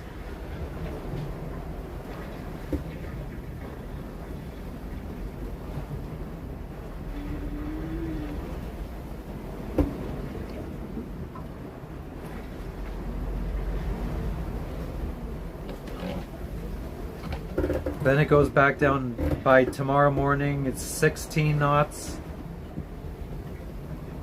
But yeah, then the winds do shift. Like they're coming from the southeast right now. They'll start coming from northeast and then north. And kind of dying down. Maybe there'll be some motoring involved. I guess it all depends on how much progress we can make before this happens. And I'm looking at like Friday, Saturday, Sunday now is when like the winds really shift and die down. But yeah, God, the wind gauge has stopped working twice. We got it to start again once, and now it's not restarting. The radar is like, I don't know, sometimes it seems like it's working, and then other times it seems like it's not working. What else? Our chart plotter, that like where our charts are, well, now we use an iPad mostly, but we do have like an actual like chart plotter, and that wasn't receiving a GPS location for like 6 hours. Which could be scary, because that's where like what we would probably want to use if somebody fell overboard. You could quickly hit a button and it marks the position. So if it doesn't know where we're at, not going to save that person's position where they fall overboard. Yeah, we've been eating pretty light. I made pizza a couple days. My wife made a chickpea coconut curry. Nice yesterday. Rice, yes. Well, we had rice and vegetables yesterday. Trying to use up the rest of the fresh vegetables. And she made steak as well, but I ended up getting filled up on the rice and veggies before she made the steak. I am not a big eater to begin with. Like, I eat normally once a day, and it's usually like 5 p.m. in the afternoon. And it's usually just like something small, like maybe some steak, potatoes, and a vegetable, like broccoli. Especially since I quit drinking, my appetite has gone way down. And I've lost like 40 or 50 pounds since 2023 when I quit drinking, October of 2023. Can't wait to get to Fiji, see what I weigh. Think I'll probably have lost some pounds. Where are we at on the subscriber count?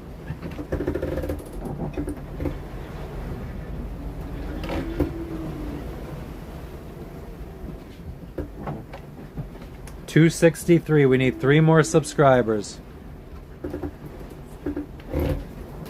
We got a 38-foot island packet. I'll give you a little view of the outside. It's gonna be windy though.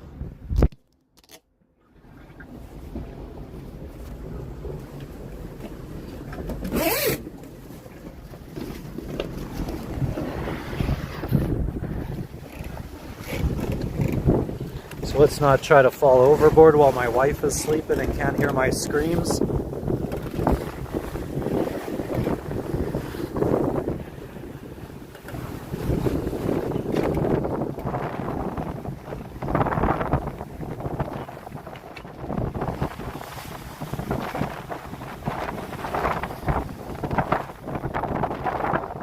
So this is about as far as I want to get up to the front of the boat. But this is our dinghy we use for going to land when we're anchored. And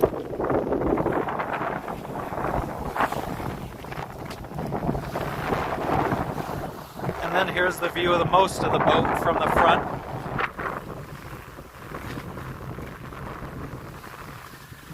You could see our wind generator up there, and you could see our Starlink over there. Our radar is below that. We got 4 solar panels between the hardtop and then up there. Yeah, it's windy as hell. Life raft.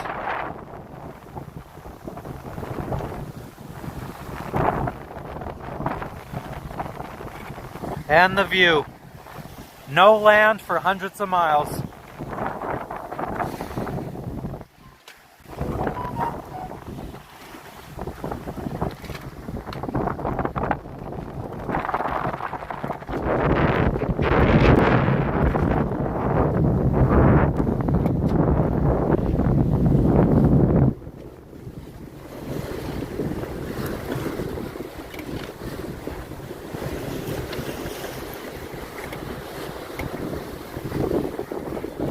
I think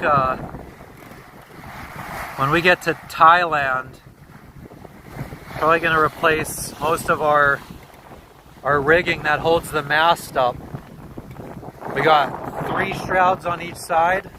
2 of them go up halfway to the spreaders, and then 1 goes all the way up to the top on each side. Yeah, Frenchie, the wind instrument's still up there. I don't think you'd be able, well, maybe you could tell. You could kind of see it sticking out there, but it's still up there. I maybe have to try unplugging it from the NEMA 2000 network. Yep, so after Fiji, here, let me get back into the safety of the cockpit. Oh, I don't know, you probably couldn't tell, but that was a big wave that we, oh shit, wow.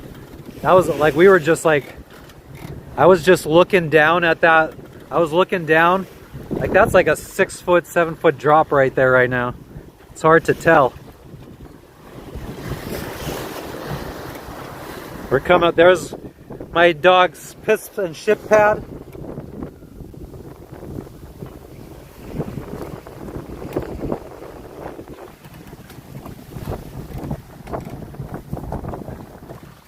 I'm just staying low to the ground so I don't fall over.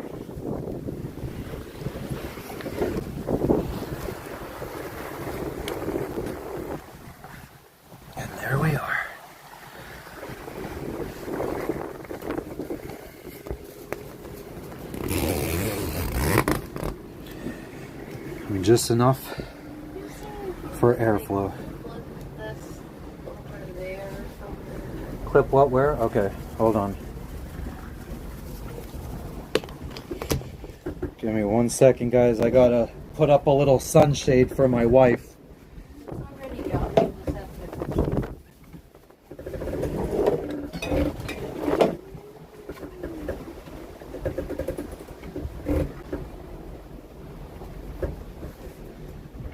Thank you. Yep. So yeah, our plan is after Fiji, we'll see how long we're gonna stay in Fiji.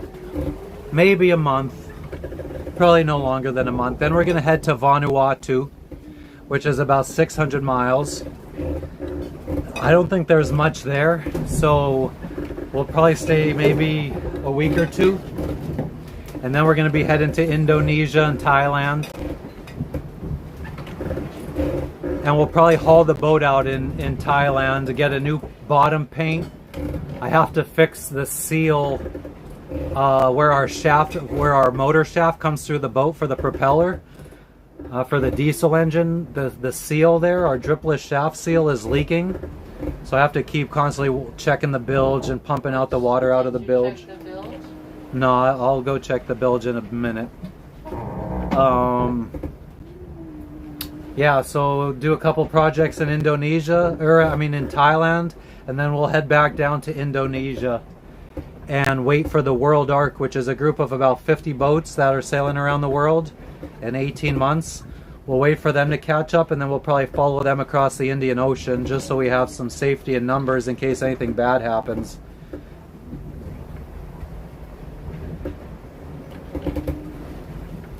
Hell yeah, have you been to Vanuatu? We heard that like you don't even like really go to a grocery store there. They like bring stuff to trade for food.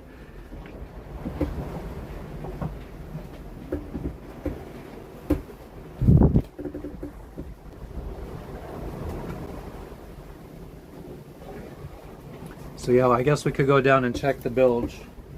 I guess I could fill up on iced tea. I'll just bring the whole mount down with me.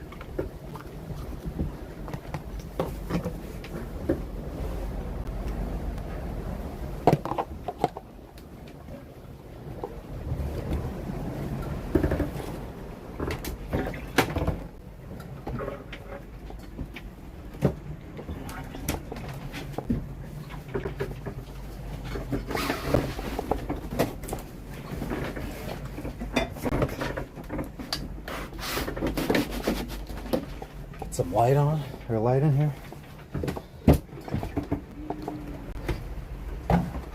It's hot in here.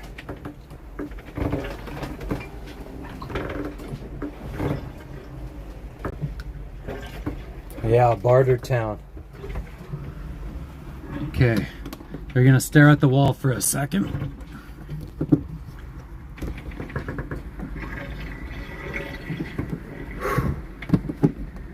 Holy fuck, I think it's time people's gonna have to deal with my man boobs. Try to be courteous and hide them as much as possible.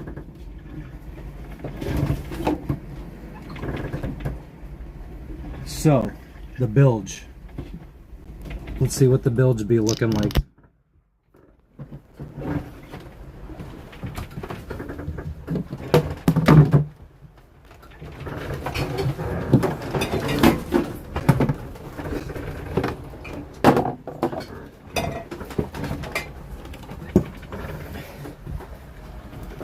Stinks down there too.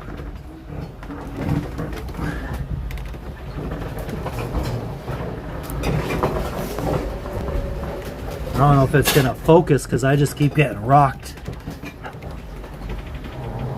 There's definitely water down there. We got, I would say, maybe 4 inches or 5, yeah, about 4 inches of water in there.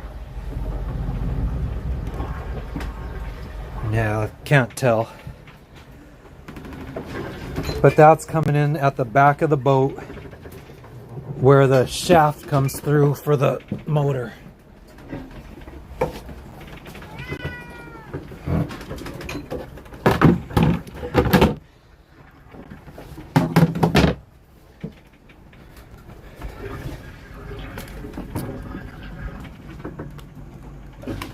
turn the bilge pump on.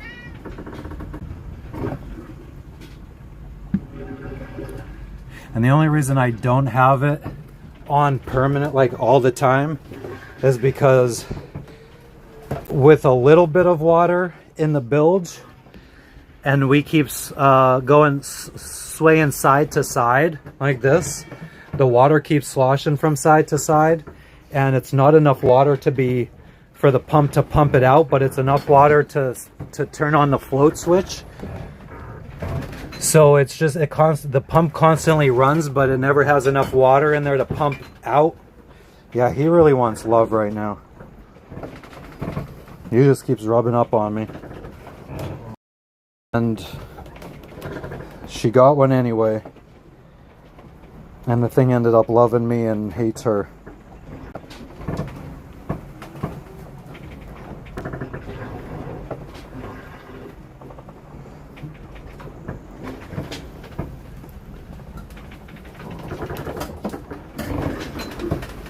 Alright, so what was the other? Oh, iced tea. And there you go. Here's how we see what our boat motion is like.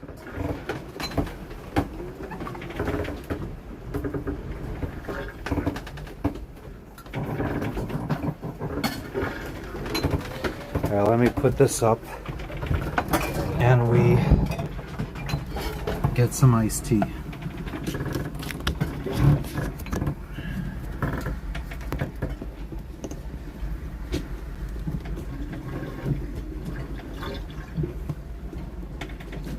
We probably should be doing laundry one of these days.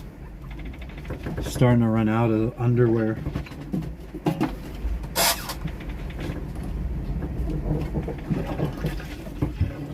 Not that I care, I'll wear the same ones for a week at sea. Ain't nobody here to smell my stink ass.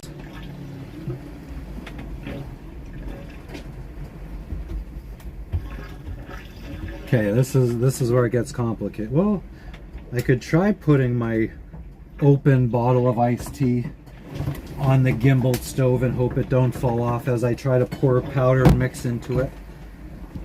Let's see if we could get an angle on this. I can't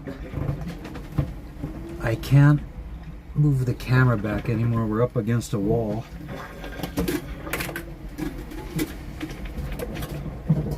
I'm being very brave right now trying this. Yep, not good. Not good. My spoon's right over here.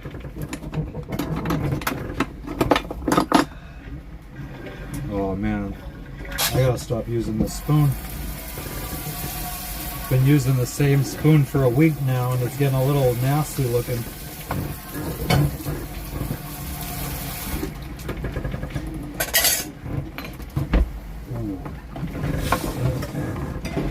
Oh, yep, it was about to fall. And now the funnel just got wet, so I don't know if the powder is gonna fall down now.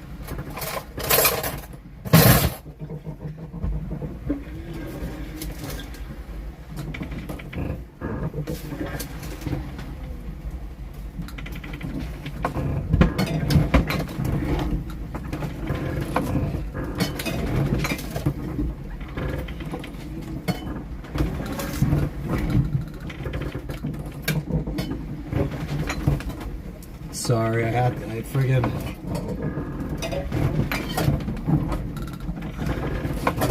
Hell yeah, I was able to find it in Tahiti in French Polynesia. This container was, I think, $25.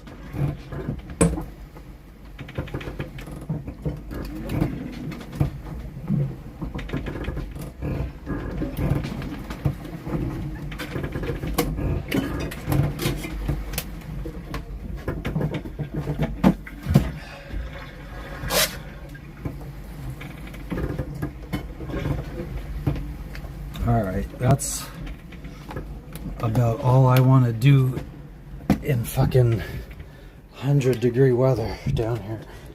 Friggin', I just see the sweat pouring down my fucking face.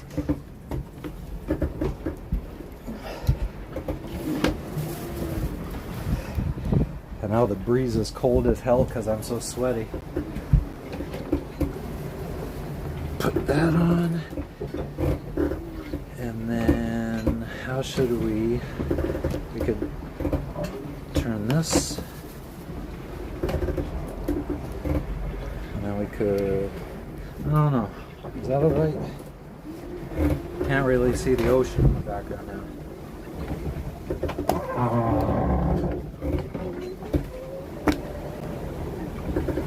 Ooh.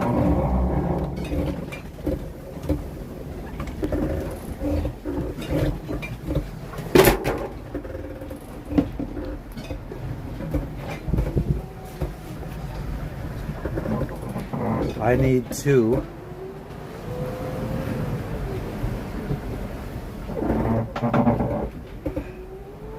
I need to mount the camera somewhere. Over there. I don't know. Let me take the camera out of this.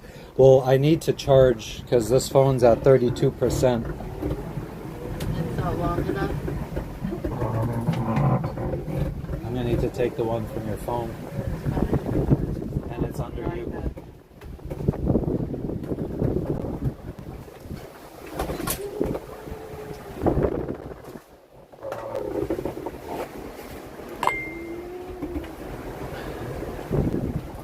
Is this gonna reach? Oh, it might reach. I don't know what kind of view we're gonna get now. Never really mounted the camera over here. Just bear with me 1 second. I guess I could stay in frame. Give it up nose shot.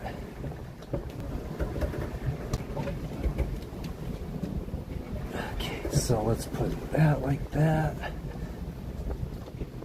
Turn that up like that. Turn that like that.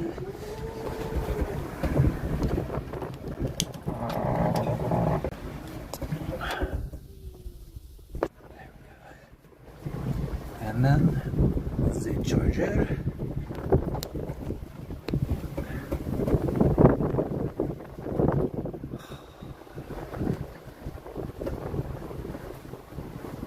I don't think it's charging fast.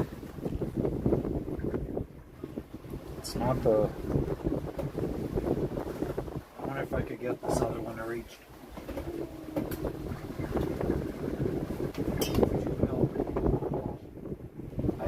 If this is stuck under, you're gonna rip.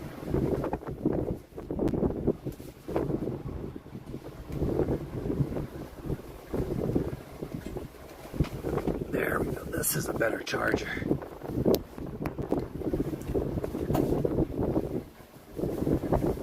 Why isn't it charging?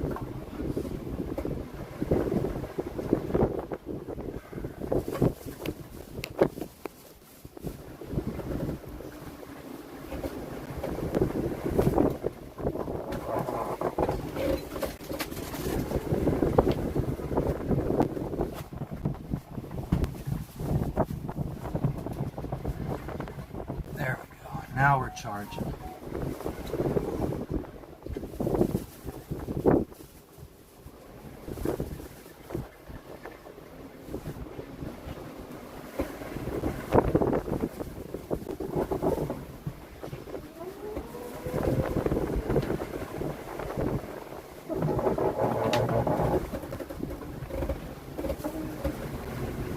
Yeah, I mean, we've been out here for 5 years, so we met a bunch of sailors. I would say our last year here in French Polynesia, we haven't met anybody really. But we were pretty antisocial. I don't know what it was. Like, well, first off, French Polynesia was mostly French-speaking people, so most of the sailors that stuck around for a long period of time were the French ones. And then the English-speaking ones, I mean, I don't know, I don't know what it is about us, and that's why I named the channel Antisocial in Paradise, because we're just a couple of antisocial fucks. But we've made friends in Guatemala, met some friends in Bahamas that we buddy boated with, from Bahamas to Jamaica to Guatemala. And yeah, so when we meet, like those real type A, outgoing, extroverted people that force us to get out and go do things, we end up having great times. Normally we kind of stay to ourselves until somebody forces themselves on us. What's your phone at?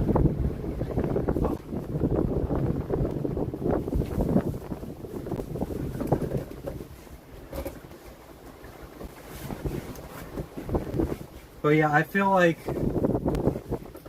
well, we met some friends because we posted about looking for buddy boats in Marathon. That was when we first set sail, and then we met some people. But yeah, pretty much we're loners, and we made a commitment that we are going to say yes to anything within reason from here on out. Anytime we get invited to do stuff. Because when we were in Tahiti, we were docked next to all the mega yachts, like the $50 million mega yachts. Like for our neighbor for about 6 months was Hemisphere, which is the world's largest sailing catamaran. And their crew would always be inviting us to like these dock parties and stuff, like they'd be having on the dock. And their boat was literally 20 feet away. Ours was on one side of the dock, theirs was on the other.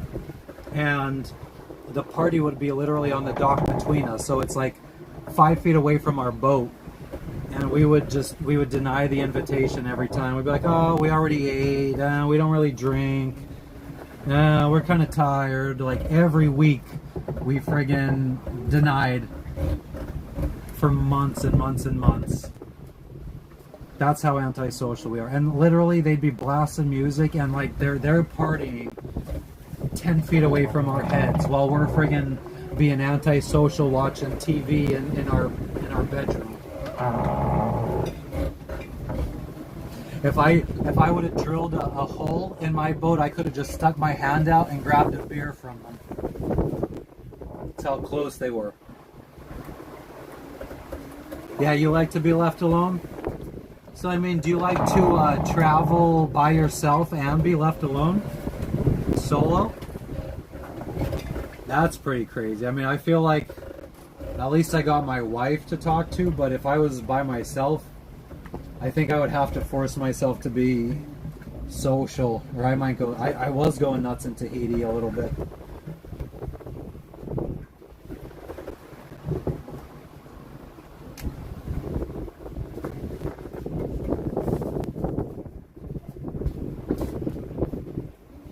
So yeah, I told you yesterday, if we made it under 800 miles before 4 o'clock, we were making good time, and we did it over an hour ago, so at 2 something.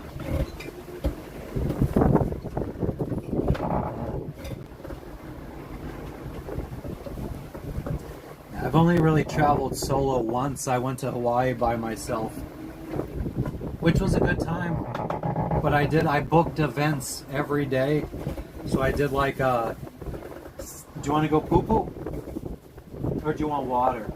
I want both. Well, she's hanging out by her water bowl. But yeah, like I did a submarine tour. I did a helicopter tour. I did a luau. I did a hike up into the mountains. Drink some water. Drink some water, come on. Or do you need to piss that bad? You want to go poop first?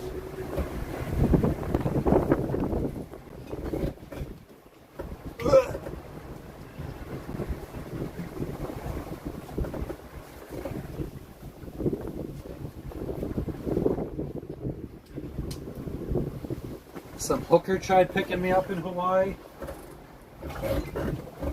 Once I realized what was going on, I was like, nah, but could you find me some weed? Which she did.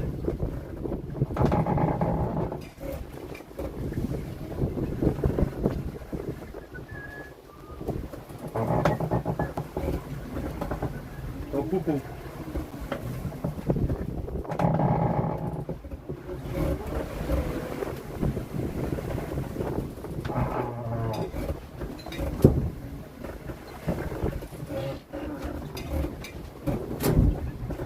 Keep an eye on the dog.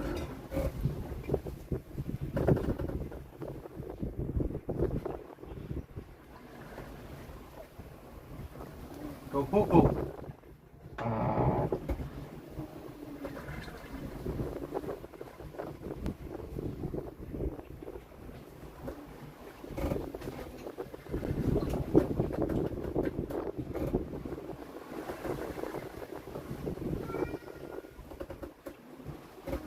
Good girl. Come on, come on, come on, come on, come on, come on, come on, come on. Come on.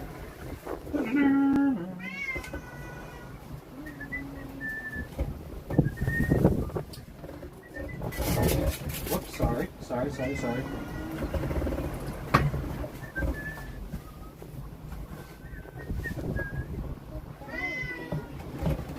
Hell yeah, she did. I even offered to smoke with her and she's like, no, I don't do that.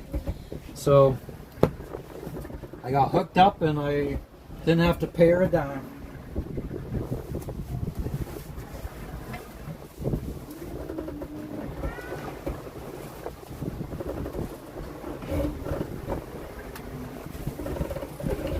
Fucking toots, man.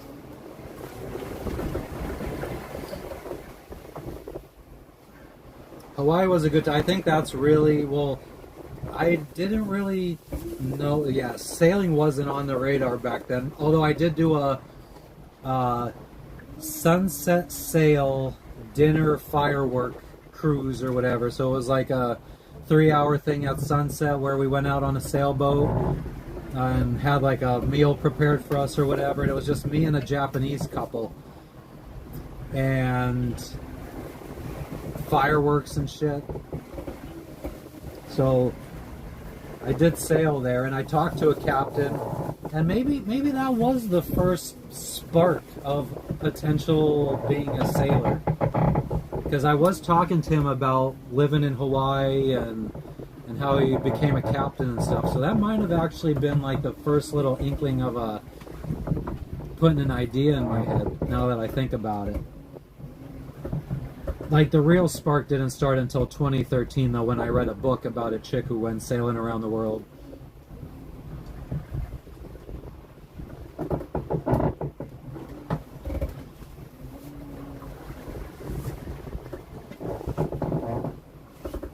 Where are we at on the subscriber count?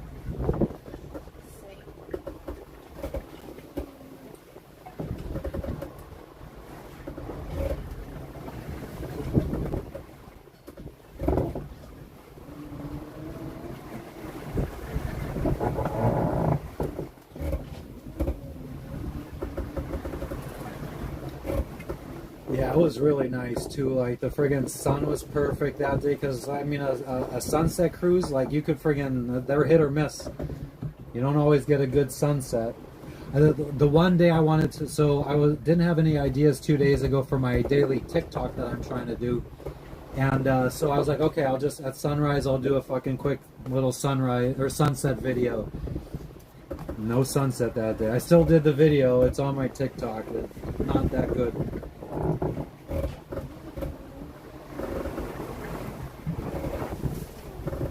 $263 still. We got 3 more subscribers we need.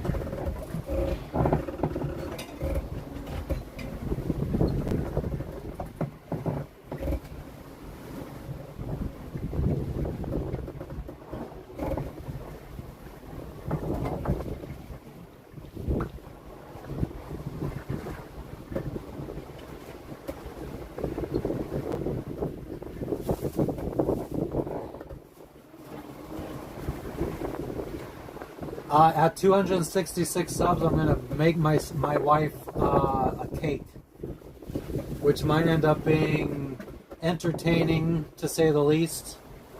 Because, like I said, when I made pizza a few days ago, it ended up the first batch of pizza dough or flour went all over the kitchen or the galley after we hit a wave. So yeah, I was gonna try to make my wife a cake if we hit 266 subs.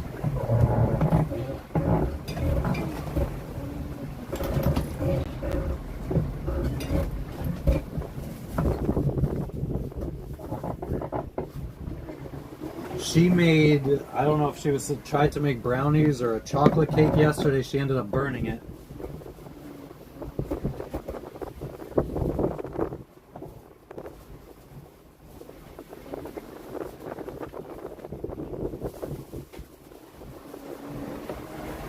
Maybe I should check marine. So there's a website called Marine Traffic where you could look at like what the shipping looks like in any part of the world. So I just check that every so often to see if there's any big ships coming our way.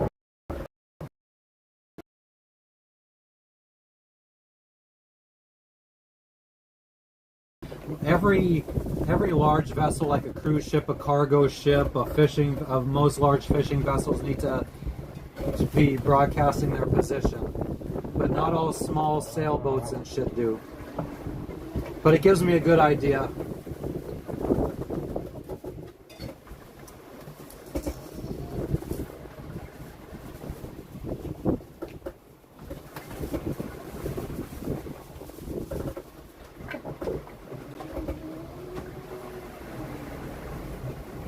Where am I? Can't even find myself on the map. I guess I just searched myself.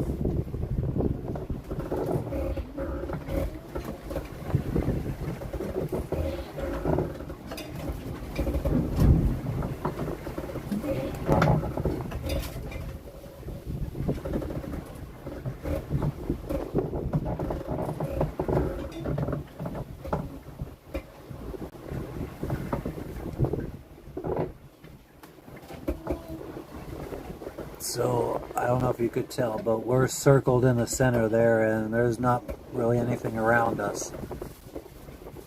And I would say the closest boat, that's like 700-800 miles. That might be a lie. Maybe 300-400 miles. But nothing heading towards us. Everything looks like it's pretty much heading in the direction of us. Same direction as us, I guess I should say. So it doesn't look like we have anything to worry about.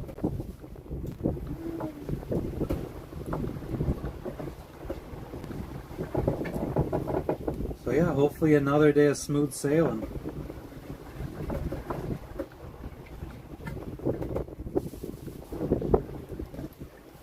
And we'll have to... Actually, let me just tab out here for a second, see what our battery percentage is. Oh, okay, so we've had some sun. The battery use went up to 55%. We're at like 48 when I woke up earlier. I didn't think we were getting enough sun.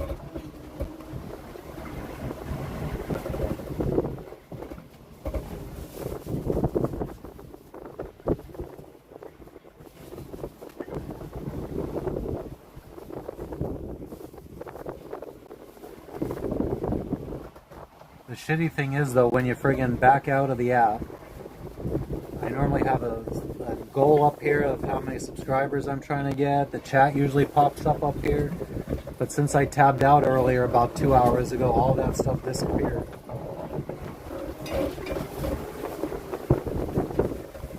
We're getting hit from waves by the side now.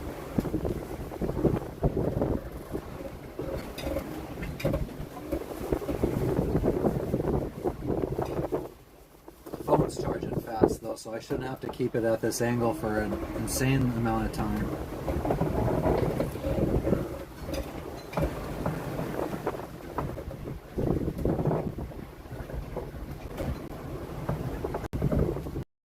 Anybody else that's just tuning in, subscribe. We're trying to get to 266 and we'll make my wife a cake. If we get to 350 in the next 7 days before we reach Fiji, I'll fish for a day and try to catch something, which also should be comical. Because I don't know, I've only caught 5 fish in my life. I'm not very good at filleting. So it'll be funny. Even just getting the fish up into the boat is a task.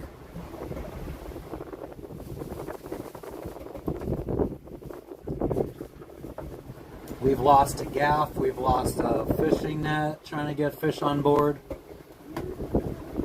It's about like a 5-foot drop to the water from the deck of our boat. So you gotta friggin' pick that fish up pretty high.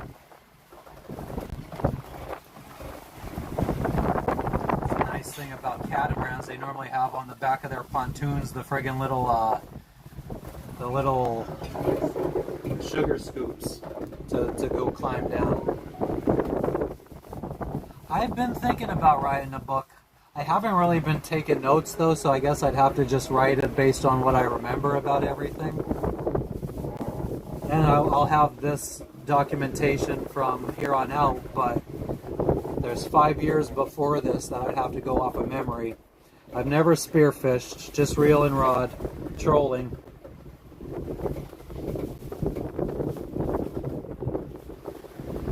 I was gonna buy a spear gun in Panama, but I barely fish the way it is. I don't eat fish really, so it wasn't worth the money to me.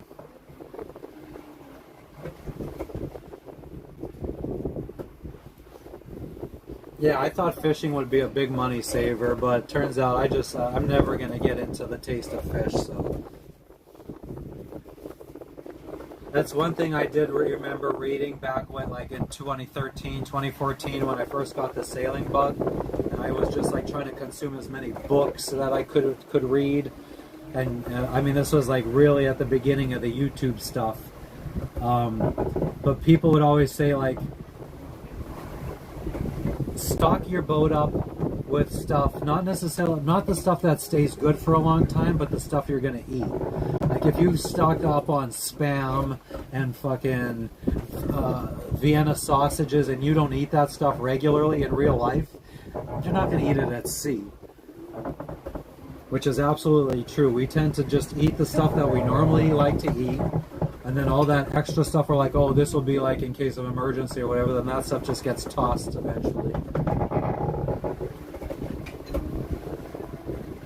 What we ended up doing, our emergency food, our backup food, is a whole bunch of freeze-dried mountain house stuff, like camping type meals, because we've eaten a lot of those while camping, and even sometimes just like for a meal. So there are a couple like the chili mac we really like. So we got like a big 10-pound can of the chili mac dehydrated meal from Mountain House.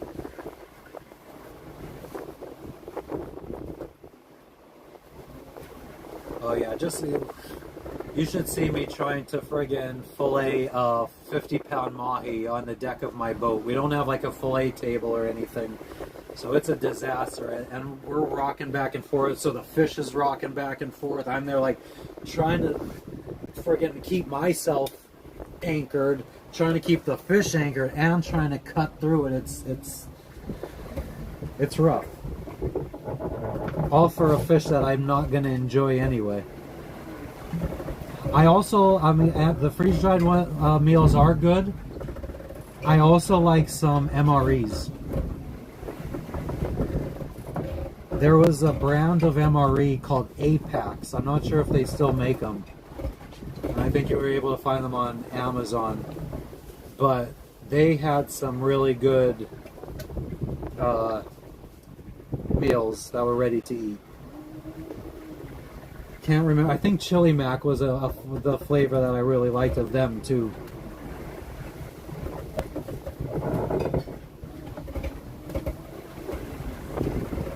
One year we were so broke that and my wife wanted to do something for my birthday, so we drove 12 hours. We booked a campground in the Outer Banks of North Carolina. We drove down from Pennsylvania. I think we had $500 to our name, and so we packed up a couple boxes of MREs, our camping gear, left to go down to North Carolina, and we were like, I think we made it to like Virginia or something, and we blew a tire. We ended up having to spend like $300 and something on a new tire. So that basically took our money down to, we had just enough money for gas, and we were able to buy a pizza from a pizza place one night, and then the rest of the nights we had to eat MREs on our vacation. That was like one of the best vacations we ever had.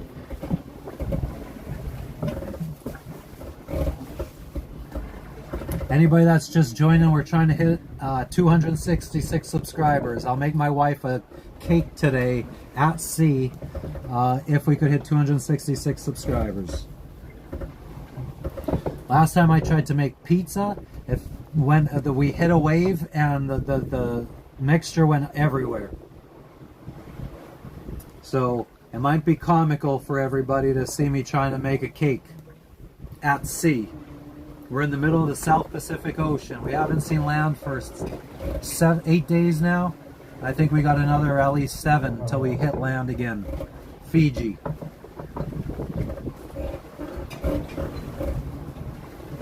Yeah, people, sub.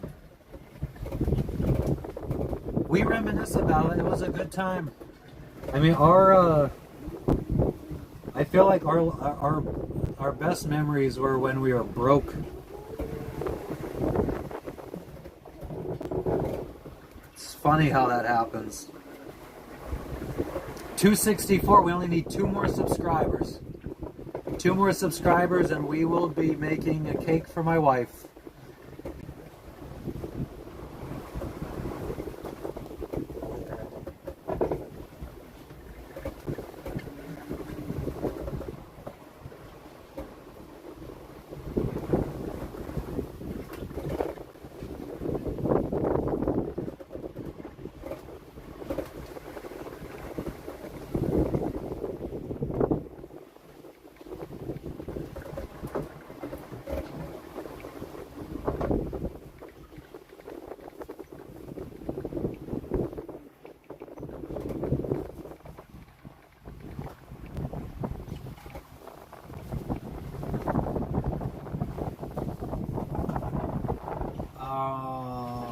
What did I want to say? We started a Facebook group for our channel, Antisocial in Paradise on Facebook. I did that because more so for my family and friends to join, because I didn't want to keep flooding my family and friends on Facebook with "we're going live" messages all the time. So anybody you could also just subscribe and hit the notification bell and you'll be notified when we go live. But if you want to join the Facebook group, Antisocial in Paradise, I'll be posting on there too when we go live. But my friend, since we were 5 years old, I just posted a picture just telling everybody, hey, this Facebook group is for for me letting everyone know when we go live, and I just put a picture of us visiting Chichen Itza in Mexico, and he's saying that he's jealous that I got to go see it. I'm just trying to think of what to say, because it's probably one of the cheapest vacations you could do, Mexico.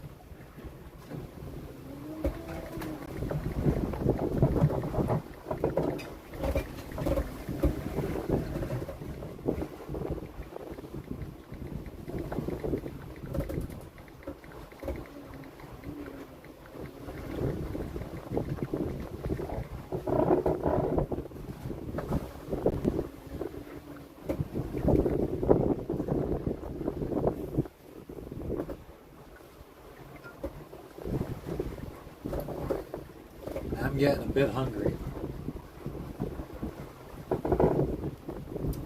Friggin' so excited. I don't know if anybody was here for the food discussion, but Indian food we're looking forward to in Fiji. Yeah, I mean, I post every day that I'm going live, and then after the live I delete it so that way it's not keeping posted, getting posted to people's feeds.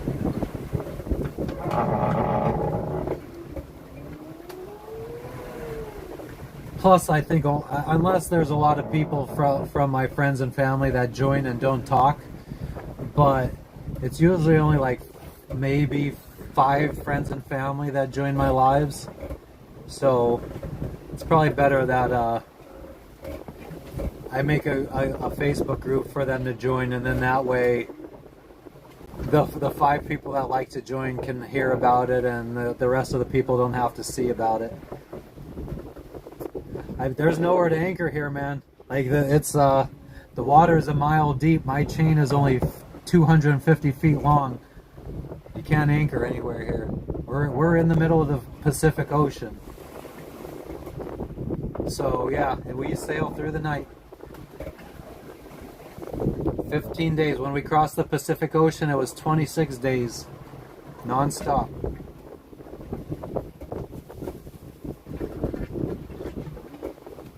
Actually, let me see if anybody's requested to join the group.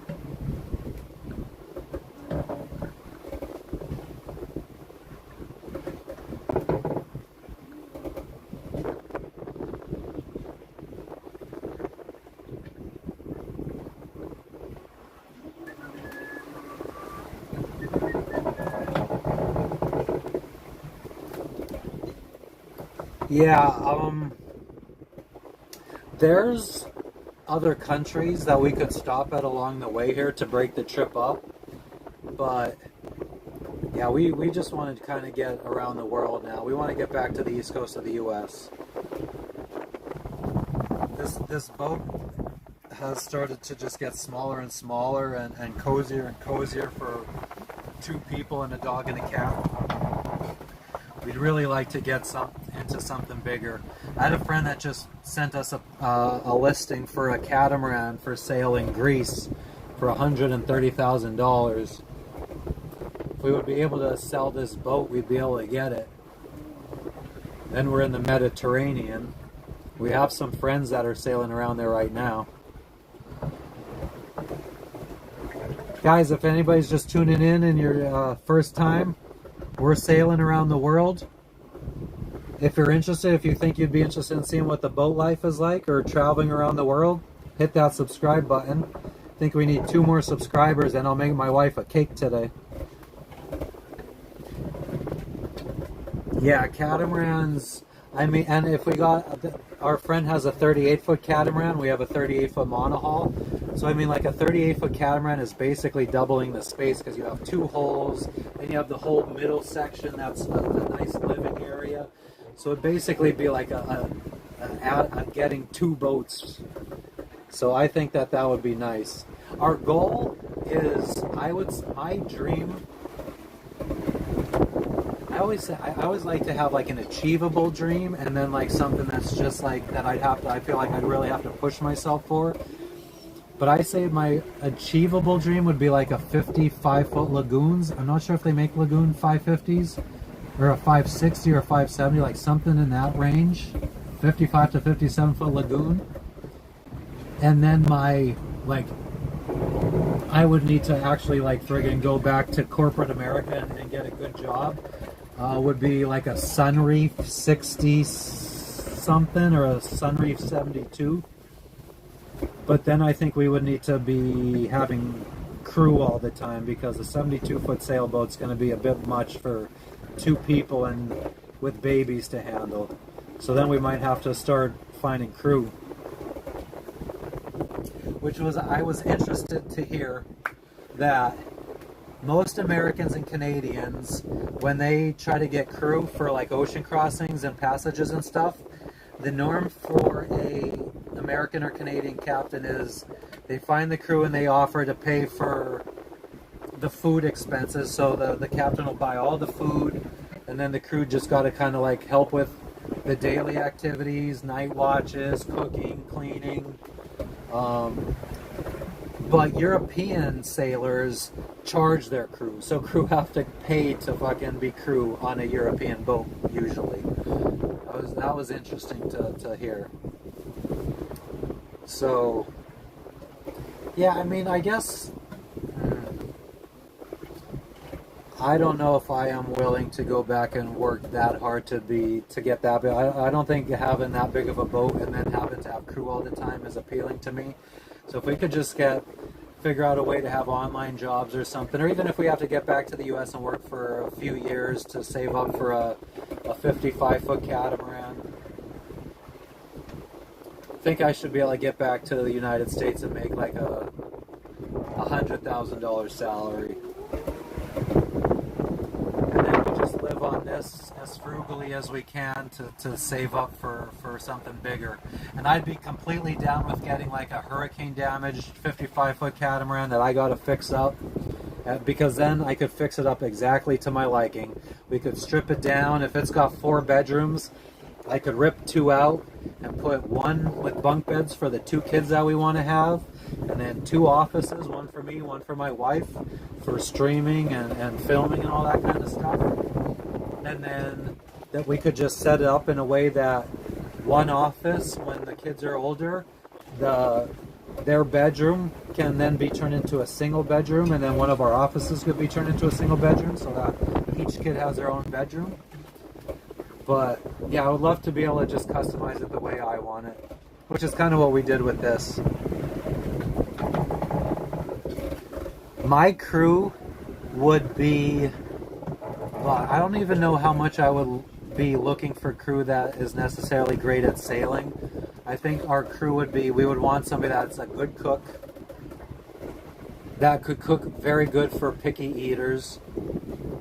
Maybe like somebody that's good with healthcare and like child care. And then like we could show them the ropes of basic sailing and night watches and what to watch out for. But yeah, I always said, like, if I was ever in the financial position again to where I had like, I don't think I've ever had more money than I knew what to do with, but I definitely had more money that, like, I had enough money that I never really cared about spending. And I think if I was ever in that position again, I think I would have a cook or a chef. Because my wife and I both hate cooking and doing dishes and stuff. So if we could just have someone that made us meals, even if it was someone that meal prepped for us for a week, that would be cool.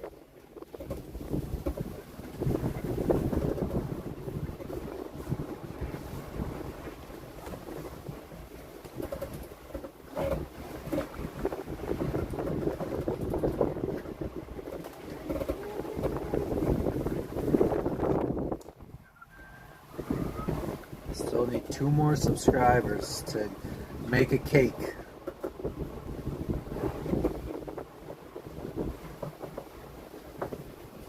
But yeah, so then I guess it would also depend on where we're headed too. Because if we're just sailing around the Caribbean, yeah, I would probably say I want a good chef. And then maybe I would also want my crew, like if we're going to French islands, maybe I would want French-speaking crew, so that way, like, it makes our life a little easier, because we didn't have that in French Polynesia and our lives suck. So maybe that would also be something that's beneficial. I mean, if we were in Spanish-speaking, my wife is fluent in Spanish, so we're fine there. But and then if it was maybe if we were crossing an ocean again, I would maybe want crew that is maybe an engineer or good with motors or something.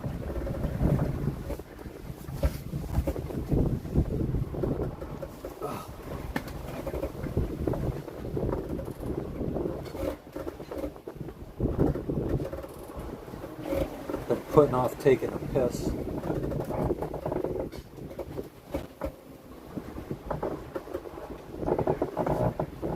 I'm surprised at how slow it's been today.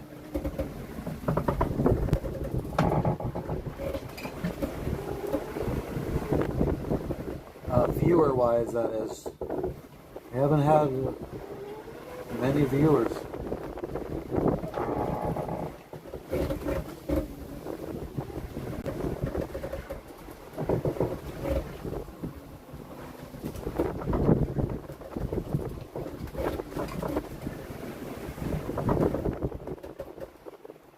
We had a friend who had crew on his boat crossing the Pacific Ocean, and I guess the kid, he basically found a kid that seemed like a good fit for crew. So he offered him the position or whatever, crew, and then the kid's like, "Oh, my girlfriend would really like to come too. Could she come?"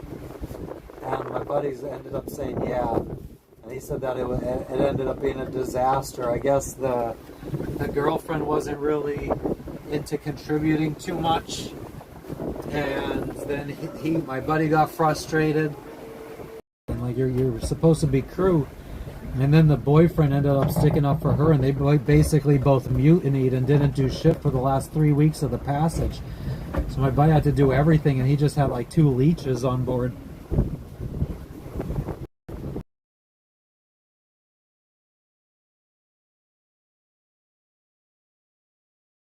Like, if you ever get a catamaran and you want to go around the world again, I was like, I think if we got a catamaran and we were in the Caribbean, we'd either stay in the Caribbean or we would just sail across the Atlantic to the Canary Islands and then into the Mediterranean.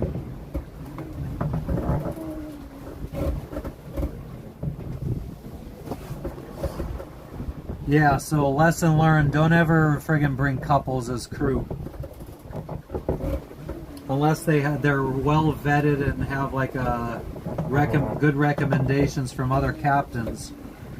I know there's like a whole little community of like captains and crew, captains looking for crew and crew looking for captains. Like the whole backpacker community, especially European backpackers, don't like to take flights or anything, so they're usually trying to hop on boats and stuff and get like free rides or work for their ride. Ooh, there's a nice big wave to surf.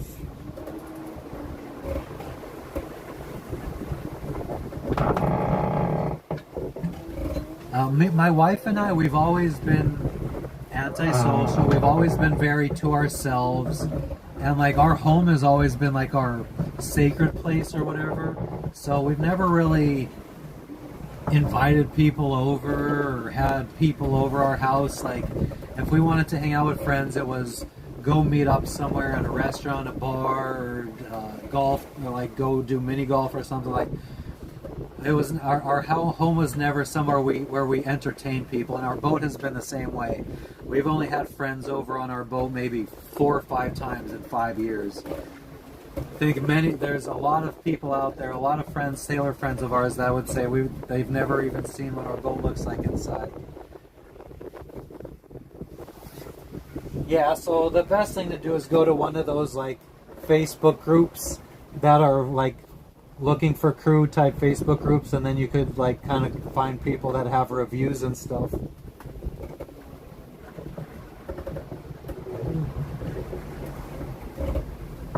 Hey, the person that just dropped in, where are you tuning in from?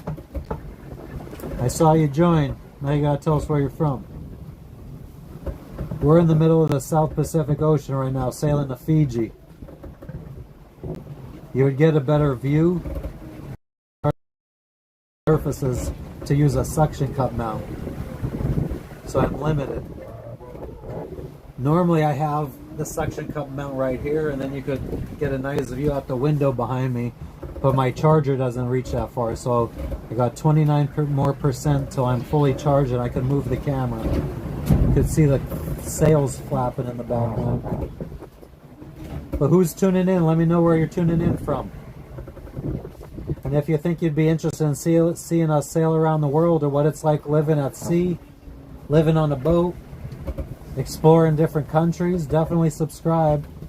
Especially if you're more on the introverted side and you'd like to see a bunch of weird antisocial people and awkward people go travel around the world, definitely subscribe.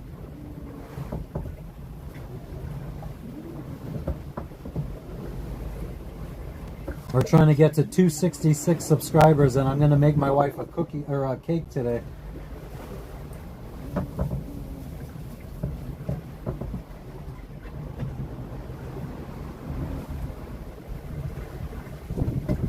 Still at 264.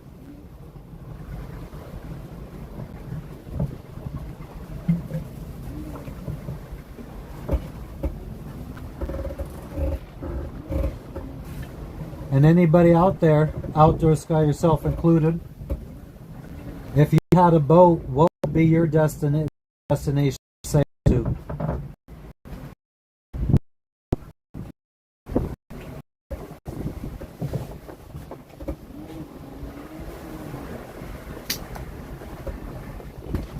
Losing those pounds since quitting drinking.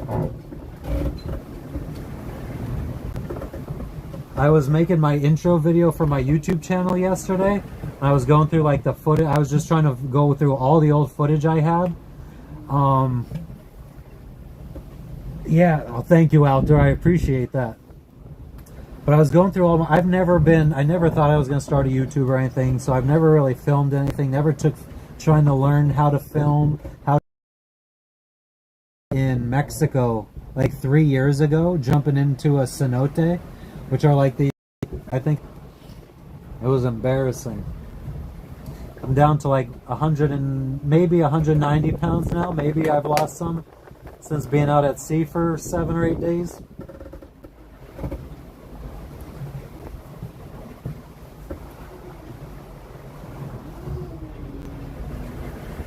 Yeah, every time we're out at sea, we tend to lose some pounds. Because it's just not fun to cook in this friggin' rocking back and forth all the time. You know what I could try doing to give you a little bit better of an idea of what the motion is like?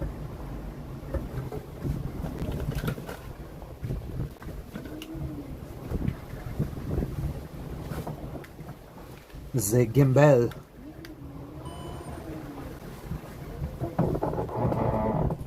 I'll have to take it off the charger for a second. Put it in this little holder. Let me make sure that I'm not filming anything I shouldn't.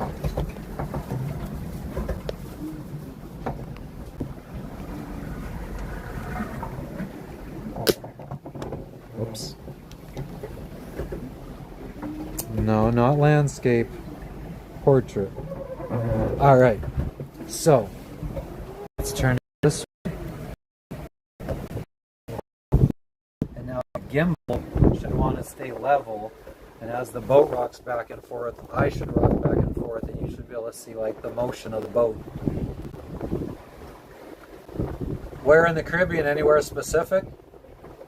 Got a lot of countries to choose from, and then you got Spanish-speaking countries, English-speaking countries, French-speaking countries, Dutch-speaking countries.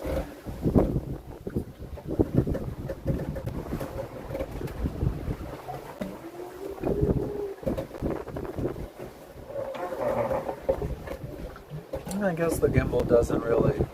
it will probably be better if I show you this. This will show you the rock in motion a lot better, I think. We haven't been hit by a sideways wave really in the last couple minutes.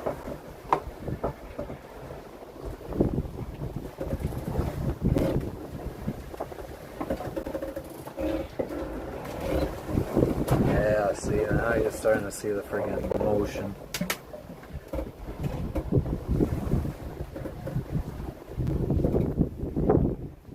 I do like this gimbal though for when you're on the boat and you want to, like when there's a coastline or whatever that you want to try to keep level. The gimbal does a good job at that.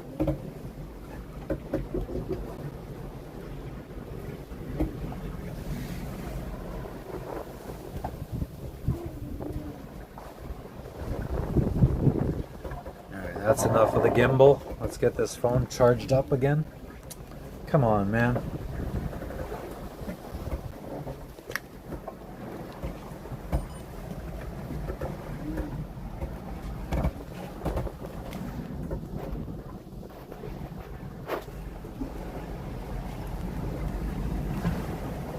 My original goal was start in the Caribbean and hit up all the countries in the Caribbean. And then make it through the Panama Canal and continue on around the world. But then we ended up just basically going to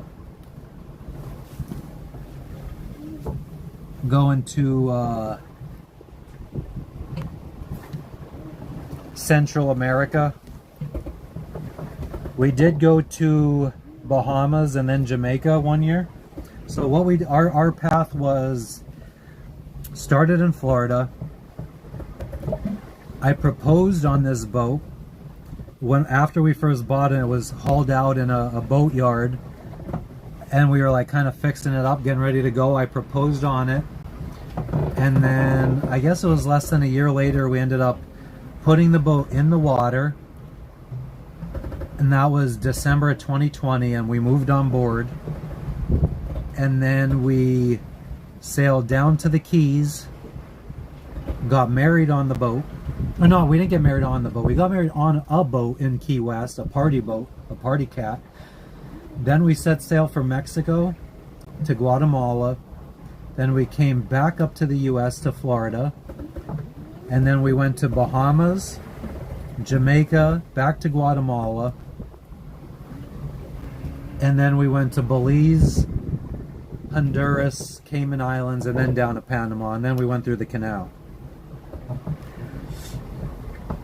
I just saw my insurance we had to renew our insurance this month, and since our goal is to make it back to the Caribbean by next year, like my plan includes the Caribbean except for Cuba and Haiti. Antigua is probably awesome. Jamaica was amazing, and the shitty thing was, my wife was always really anti-marijuana. So like most of our relationship, we've been together for 12 or 13 years. Most of that has been just me being an alcoholic. And in 2023, like I eased up on that, but when we were in Jamaica, I wasn't smoking. I wish I was. Probably would have had a good time. And Key West, the Keys, the Keys kind of feel like home to me.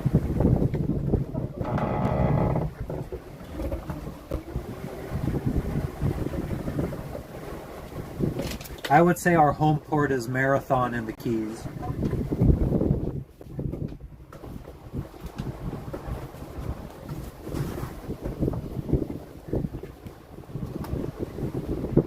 Although, and I just saw in Marathon in the Keys yesterday, some sailor cut another sailor's anchor line, and the boat started dragging into the guy's boat. The guy who cut the line, the boat started going towards his boat, and then he was like messaging on Facebook asking for help. He's like, help, a boat is dragging into my boat. And then everyone's like, we watched you cut their lines. So some crazy fucking crazy shit in the Keys. Florida in general. Red Stripe beer was good. Hell yeah, I had a case of it that I was carrying around for a while. I think we finally drank it all in... Well, I think we drank it all in Guatemala. Maybe I had a little bit left in Honduras.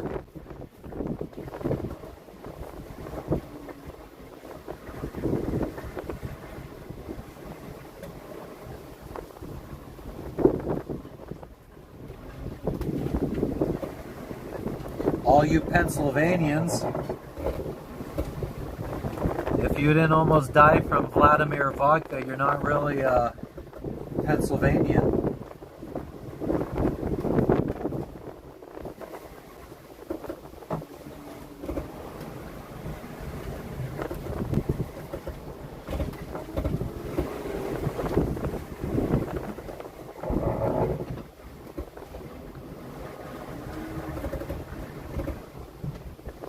Let us see, let us see, let us see.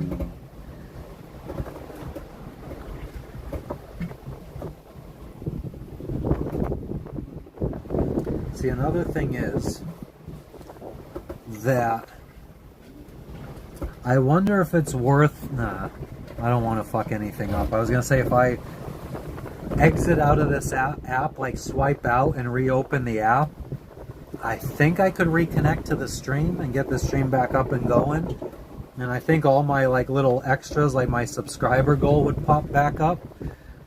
But I don't know if I want to risk it because I might not be able to get the stream back up.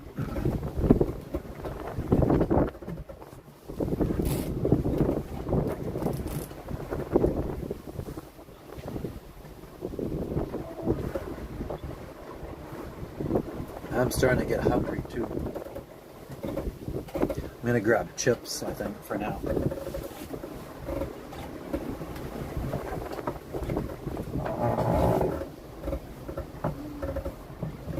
Oh, Outdoor Sky, you're such a gringo. The Dominican. I've been to DR. My wife is Dominican. So I've been to DR. Not sailing though, actually. We just went to Punta Cana. My wife really wanted to go because every time she goes to DR, she has to go to like where her family's from. So it's like inland, and she's never hit up the tourist destination. So we went back in like 2017. Not Puerto Rico though. Probably we might stop there after we make it around the world. Once we get back to the Caribbean, that might be on the way. But yeah, let me go take a piss and grab something to eat.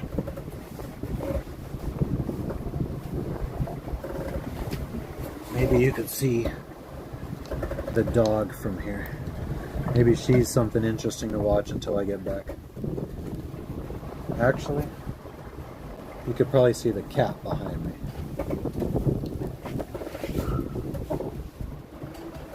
It'll only be a minute.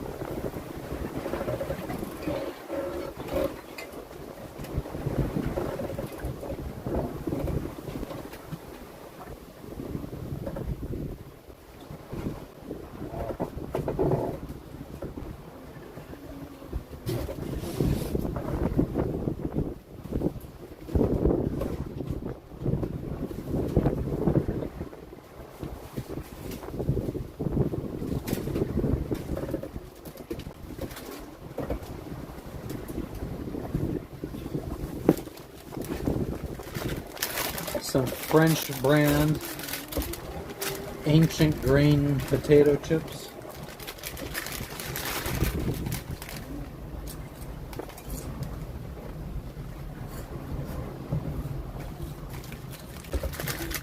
Tastes a little different from your average potato chip, but just fine. Hey, you just joined. Where are you joining from? Where are you tuning in from? Let us know. We're in the middle of the South Pacific Ocean, sailing to Fiji right now. Haven't seen land in 8 days. Probably won't see it for another 7.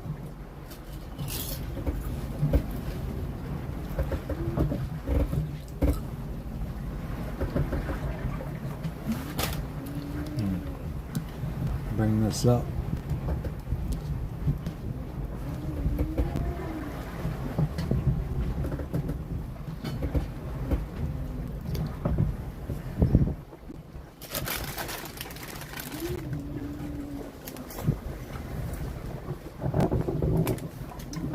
Anyone that thinks they'd be interested in seeing what it's like living on a boat, sailing around the world, a small boat, please subscribe. We're trying to get 2 more subscribers. We're trying to get to 266, and I said I'd make my wife a cake. That was all her idea. So I'm going to make a cake at sea and hopefully not spill everything all over the friggin' boat like I did when I was trying to make a pizza. A chicken patty. We don't have it. Oh man, we bought a bunch of we found frozen popcorn chicken in Tahiti, but we already ate all the boxes of that. That was really nice. I hope we could find something like that in Fiji.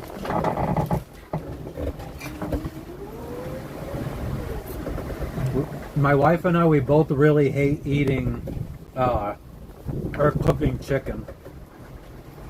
I don't know, it seems like we never really do it right. I prefer breaded chicken too. Hey, what's up everyone? Let me know where you're tuning in from. See a bunch of people just joined.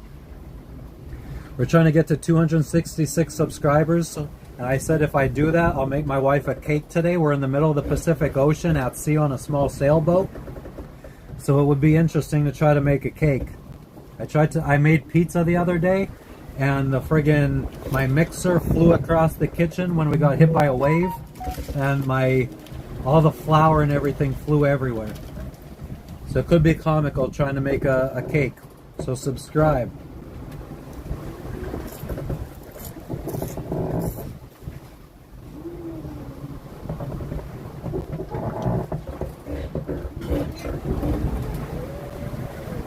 My ultimate goal, I think, would be 1,000 subscribers.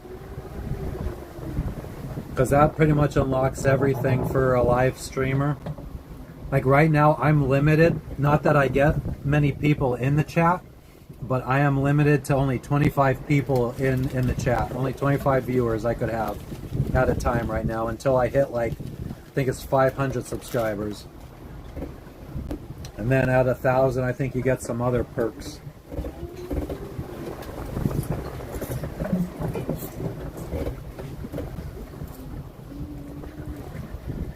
I don't even think I'm able to schedule a live ahead of time yet until I hit 1,000 subscribers or 500 subscribers. And obviously the monetization. Not that I expect to monetize much because... What's up, Jimmy the Hobo?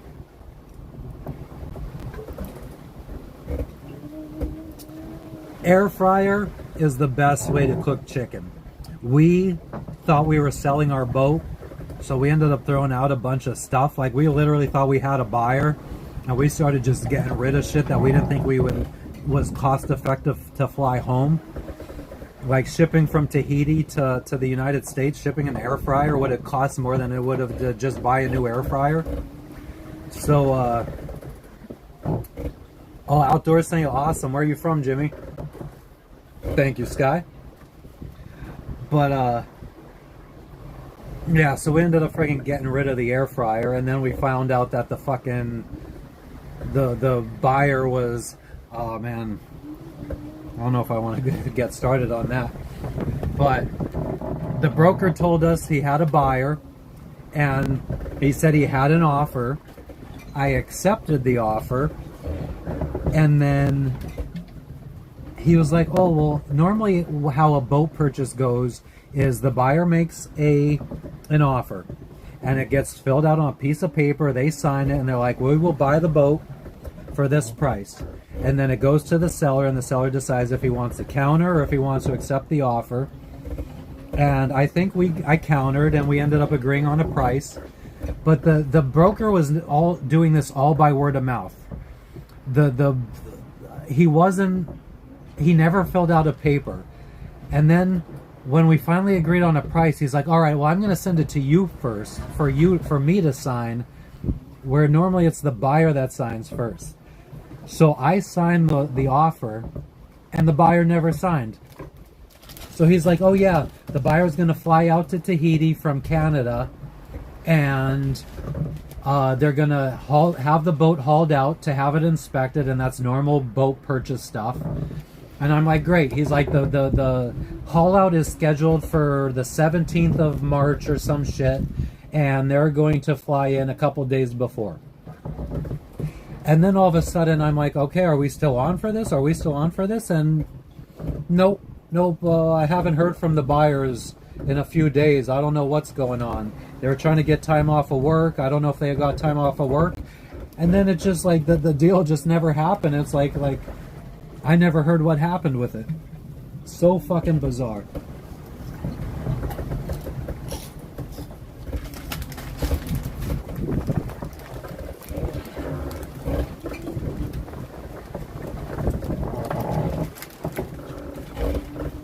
You don't know where you're from, Jimmy? I guess, I mean, that's why you're a hobo.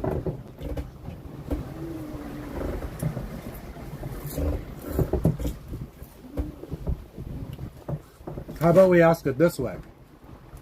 What place in the world do you feel most comfortable? What city do you feel most comfortable in? And that question is for everyone in the chat. I mean, mine would probably have to be either my hometown of Hazleton, Pennsylvania, or Miami, Florida. Both I've lived in for quite a while.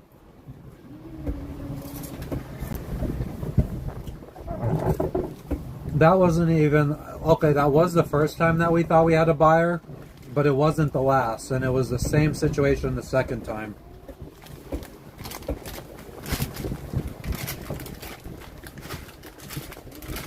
I didn't even take the friggin' the broker serious after that. Anyone that's just tuning in, we're sailing to Fiji on a boat, a small boat in the middle of the South Pacific Ocean.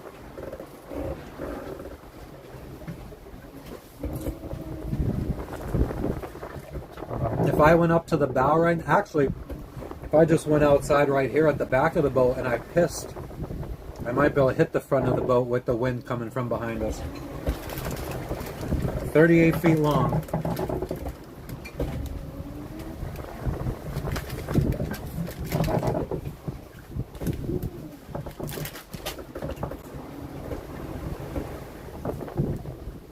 Hopefully, I get a little bit more popular, and maybe once we make it around the world, people will see how good of a boat this is, how nice of the modifications we did, and maybe once we make it back to the Caribbean, somebody will, I will have inspired someone to want to sail, and maybe they'd want to buy our boat, and that would be awesome for us. And then maybe we could get into a catamaran.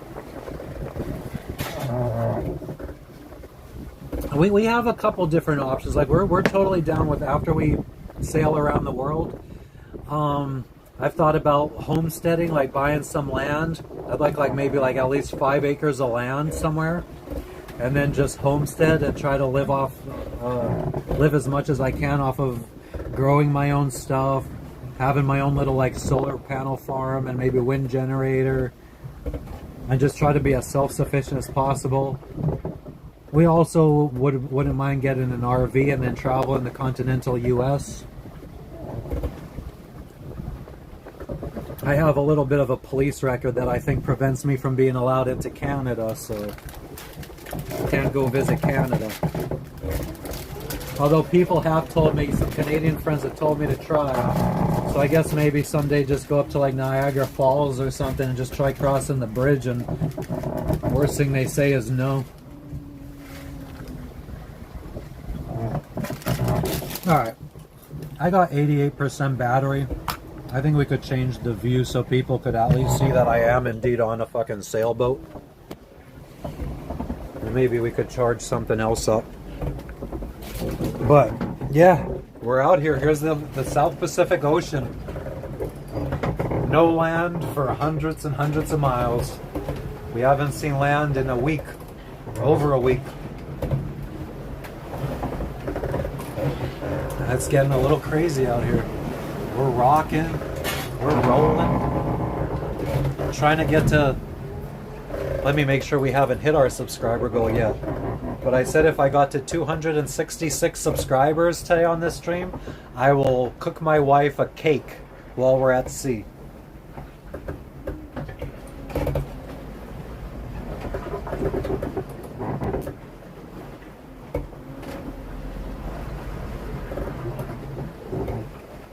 Robinson Crusoe. Right now I'm more of a motherfucking Ferdinand Magellan. Still 264 according to my cell phone.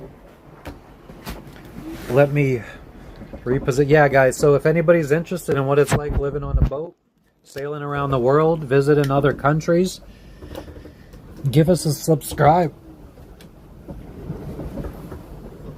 Especially if you're used to most of the other sailing YouTubers, because I'm probably not as outgoing as them. Probably a little bit weirder. I don't know. I definitely don't feel like I have much in common with your average popular sailing YouTube out there. We've met quite a few sailing YouTubers. None of them do I feel like I would probably spend a lot of time with. Except the Adventure Locker.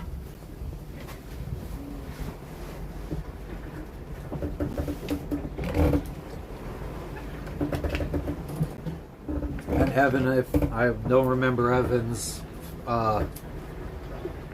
YouTube. Trying to think of what other close friends we have that have a YouTube.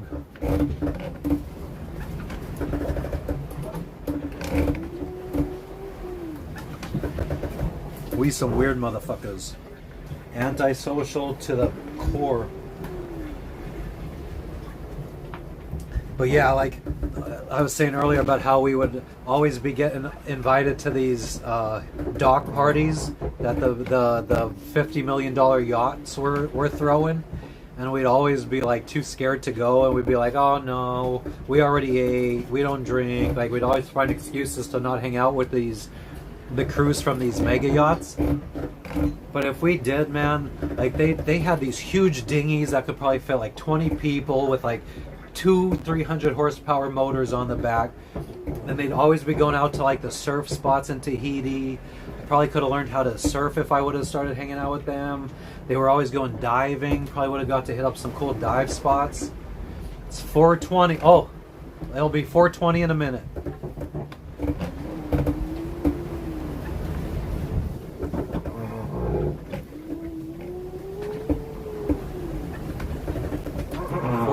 p.m.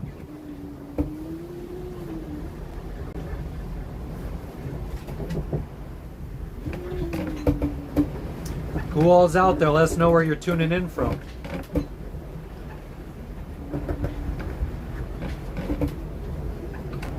One more subscriber we need. We're at 265. And we're gonna cook a cake. We're gonna bake a cake for my wife at sea. One more subscriber.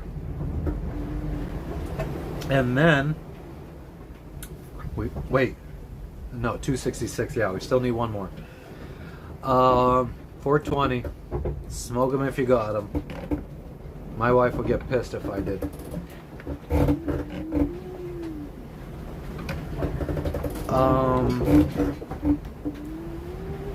What was I gonna say now?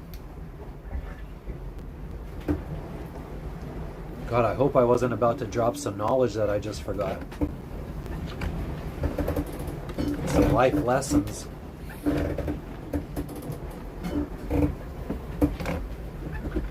Jimmy, you're the man.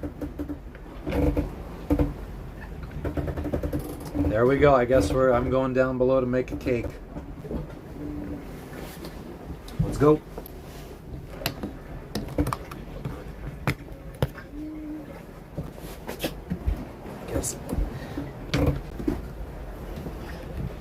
I don't think she would appreciate me filming her drooling while she sleeps. I hit the sub goal. We're about to make a motherfucking cake, guys.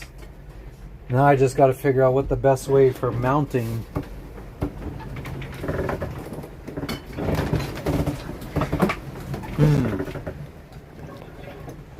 Suction cup mount. I don't have that many flat surfaces. Does she fart in her sleep? I do think she's woken herself up from farting before.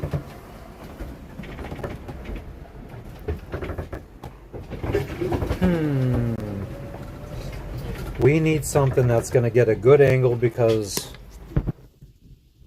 we're going to put it the same way it was when I was making the pizza, because I got a good... I was able to catch the mixer flying across the galley.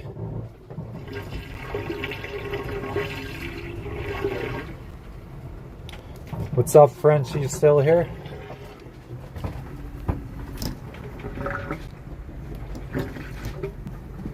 Frenchie's an OG in here. Now let's see what we can see from here. Definitely need... We've already ordered a whole bunch of camera mounts to my sister in Pennsylvania, and I think they were all delivered today. So...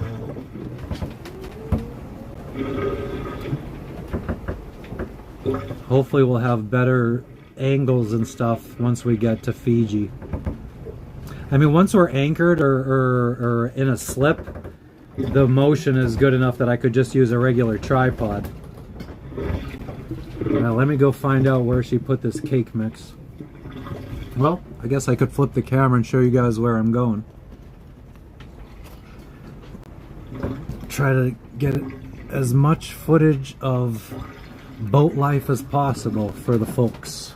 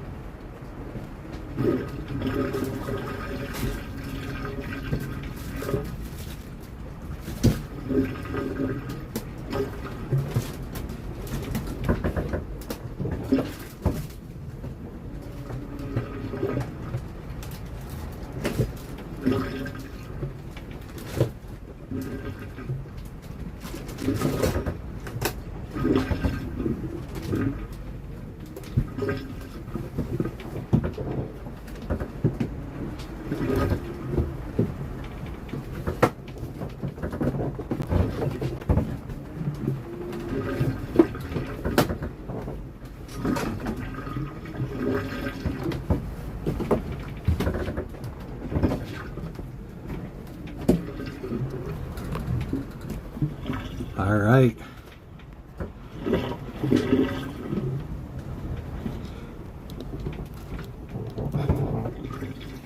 I don't remember, does this... I thought this app gave you the option to mirror the friggin' camera so it fucking puts it back in the friggin' right, the right thing. But we got super moist white cake mix. Alright, so my baker's out there. It says 4 egg white. No, we're using 3 whole eggs. We're not using 4 egg whites. I'm not fucking going through the work of friggin' separating egg whites at sea. Heat oven to 350 degrees Fahrenheit for aluminum or glass pan, or 325 degrees Fahrenheit for non-stick pan. Grease bottom only of 13 by 9 inch pan, or bottom and sides of all other pans. Jesus.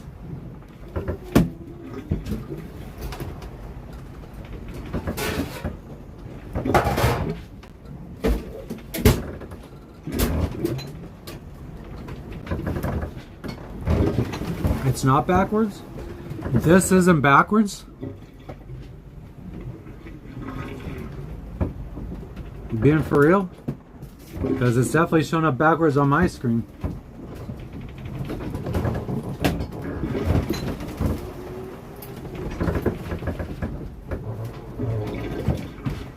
Or are you dyslexic outdoor?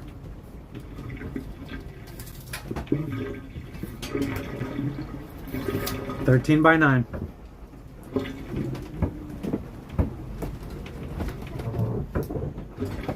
So only grease the bottom. Don't grease the sides of a 13 by 9.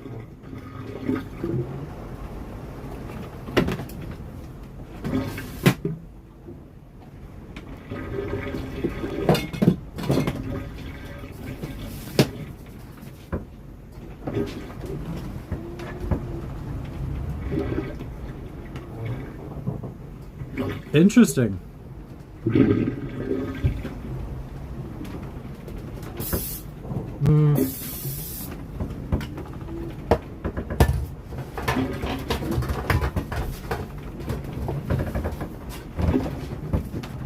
Maybe I should have greased it with some special oil. I don't think she would appreciate that though.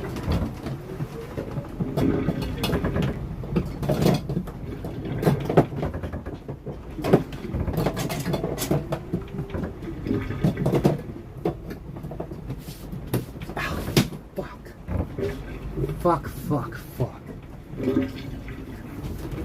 I gotta tie my shorts because they keep falling down.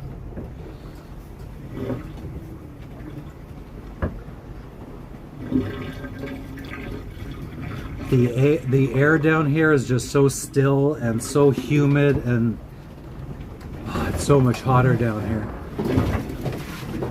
I'm gonna open up a couple windows on the other side of the boat since that's where the wind's coming from. Never mind, because that's also where the waves are crashing over, so we'll probably get water in here. Alright, so 3 eggs, 3/4 cup of water, and a 1/2 cup of vegetable oil.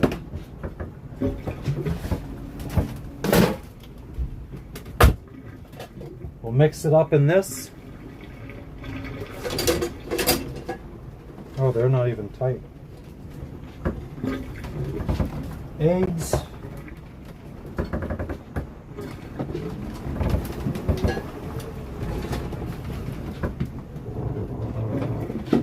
Vegetable oil will be olive oil. Yeah, an upside down cake on the floor.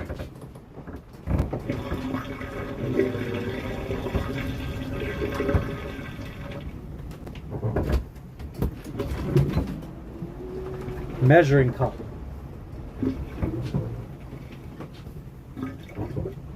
Donde SL measuring cup.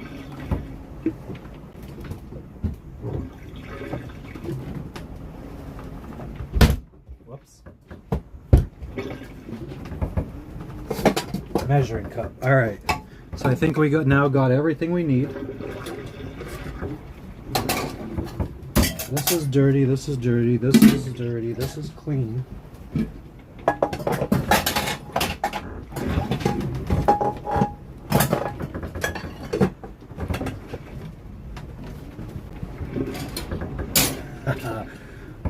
We're making smart decisions today.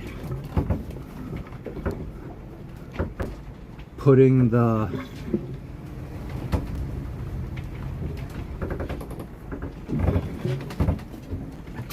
Don the Who? I don't know Don the Who.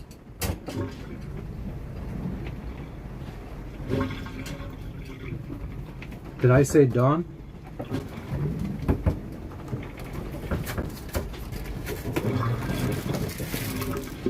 Make sure there's no weevils or anything in these shits, which tend to happen when you find them in foreign countries. We end up like, oh. Yeah. I'm definitely not the Spanish speaker of the family. Very gringo. White as rice and some milk and a paper plate in a snowstorm.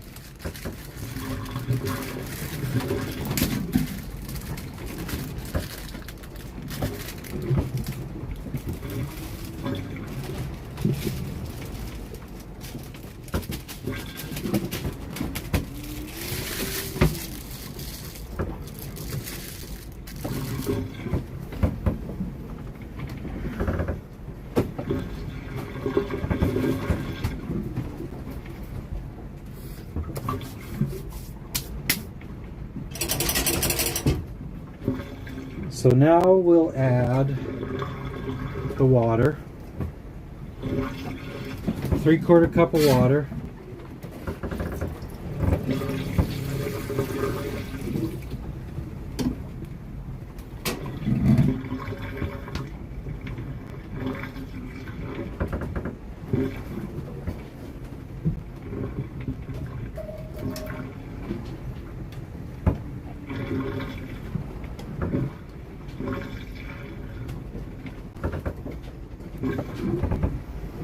It's all right. I would prefer nicer, but I'm poor now. 1/2 cup of vegetable oil.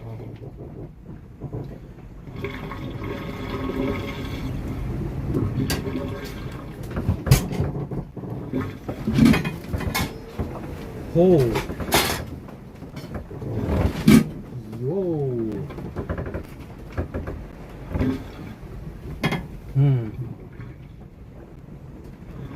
I'm gonna use a little bit more.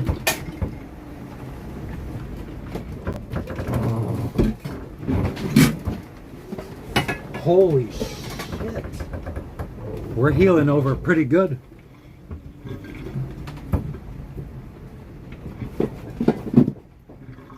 It was actually looking like some stuff legit might fall off the gimbaled stove. Alright, so I wanted to add those two first. Yeah, it's a Island Packet 38. 38 feet.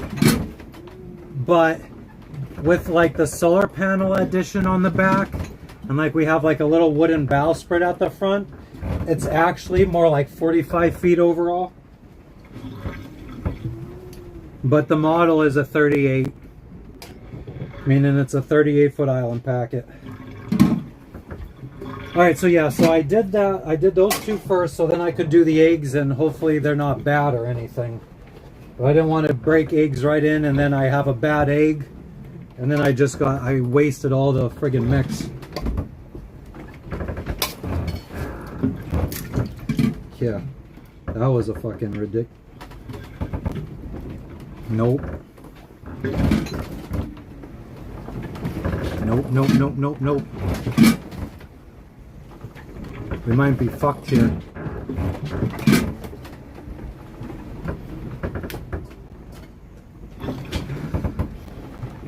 Or am I smelling the olive oil?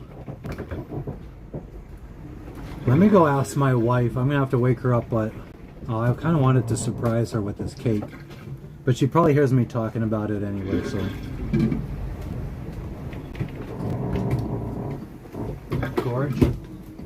you smell this? Does this smell okay to you? I thought it smelled funky at first, but then I'm thinking maybe it was the olive oil that I had.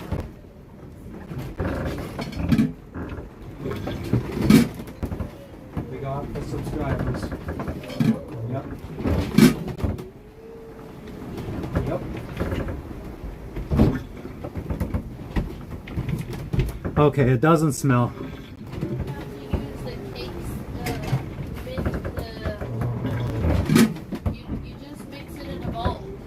No shit. Okay. That's what I'm doing. Okay. But apparently I have to crack it with a... Let's dump one in at a time. No, I think I just... Maybe my nose is bad. Malfunctioning nose. So what do I do with this? With what? Now he said I need to crack an egg like Jimmy with a butter knife.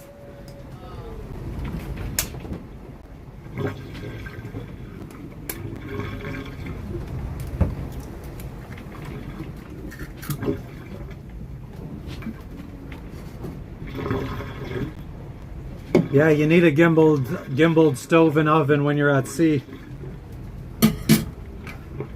Otherwise everything just whoof right off.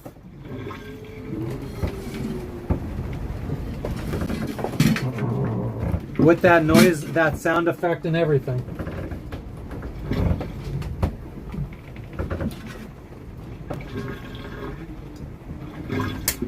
Ooh.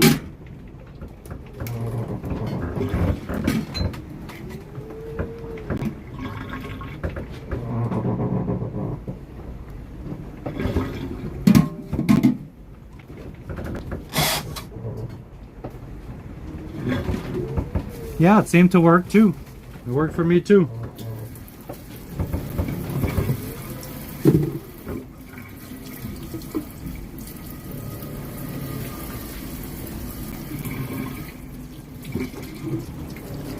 I think if she was making me a cake though and she got some eggshell in, she would just leave it in. She wouldn't care.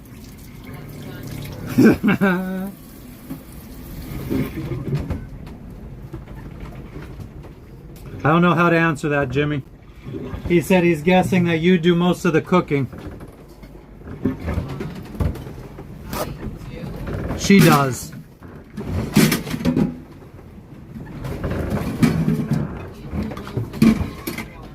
Yeah, I wash the dishes, usually. Okay, let me just immediately get rid of this stuff overboard. The eggshells.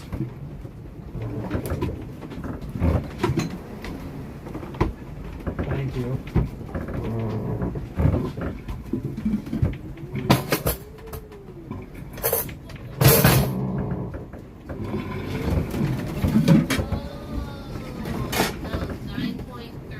We just went 9.3 knots. We averaged 5. We were surfing down a wave so fast. We had over 9 knots. Tokyo drifting, she says up in here.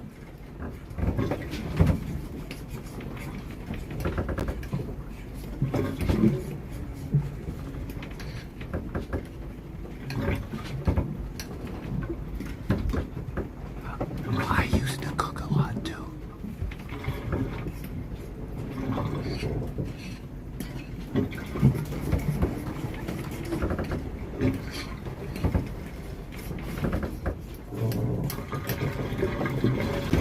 Do we have to beat until all the lumps are out? It just says 2 minutes, so 2 minutes by hand. So we'll try to get all the clumps that we can. Oh, I never even started the oven.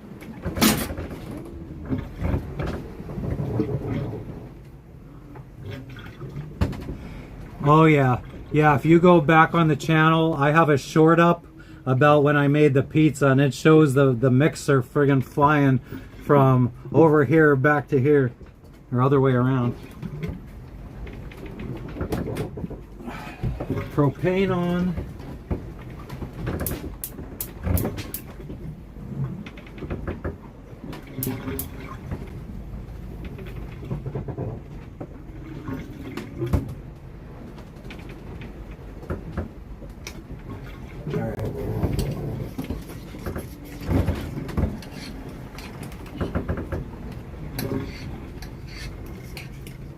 The problem with my stand mixer, exactly.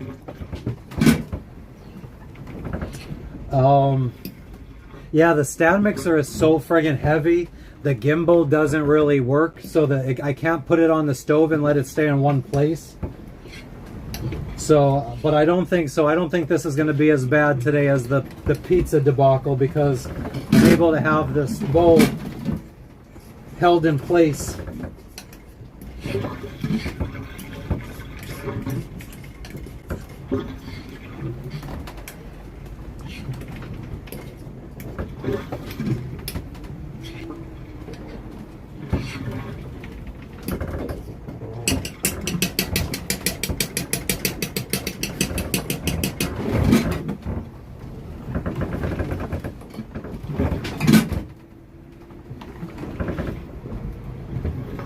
Straight up not fun. It's not fun at all. I think I would probably be able to deal with it a little bit better if I was like somewhere where the temperature was maybe like mid-70s. This PA boy friggin', I want to be in tropical weather, but I don't handle it very well. Oh, it breaks my heart. Aw.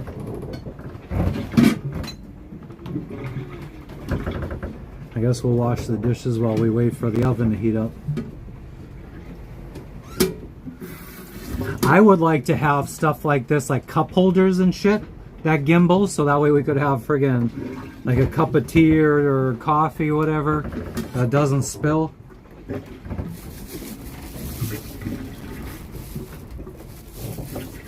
Fuck, I wish our toilet was on a gimbal too.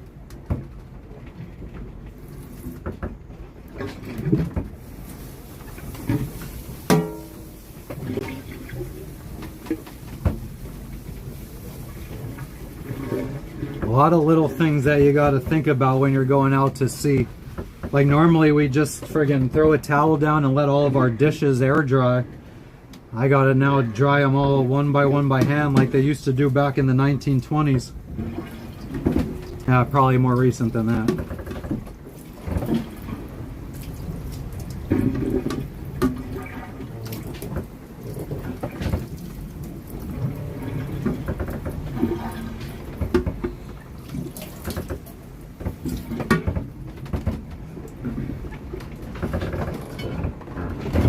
I think as long as we don't hit any insane wave, this is a success. We're one really big wave away. No, I'm using Streamlabs, which I'm not happy with. If you accidentally back out of the app, all your overlays go away. Like I have a subscriber goal that's usually up front. The chat comes up here, so it's easier for me to read. But I accidentally backed out and went into another app earlier, and all that shit disappeared, and I can't get it to come back up.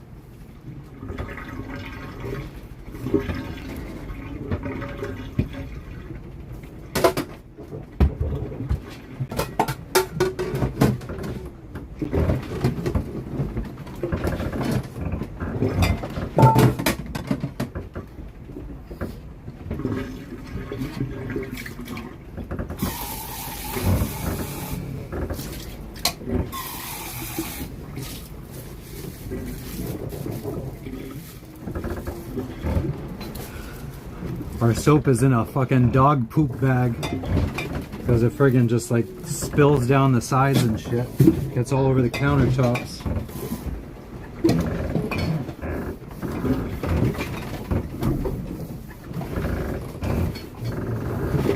You think that if you think the oven's interesting, you should see our toilet.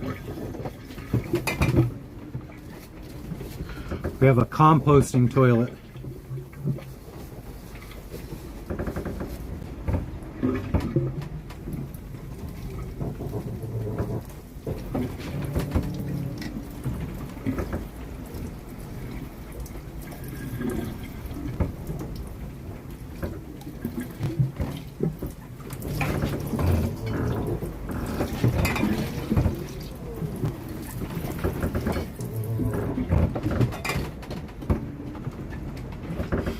No, no. It was only like 75 subs that you need to go live on the app. I could go live on the app. It just, I feel like it doesn't utilize the Galaxy's cameras as good. This, I feel like it uses the camera a little bit better, but it has its own suite of problems. I also tried another one, Prism Live. I didn't care for that one either. Didn't seem like it improved the camera any. I'd prefer to just go OBS on my laptop, but even using the same settings that I use on my phone, on my laptop on OBS says that YouTube isn't getting enough frames per second, or it's not getting a good enough feed to maintain good video. I tried it yesterday, and it was just choppy as fuck. But yeah, then I have all the like with OBS on the laptop, I could have I have all my old cell phones for like the last 8 years. So I could set up like 3 different cell phones in 3 different areas of the boat and then bounce between them in OBS.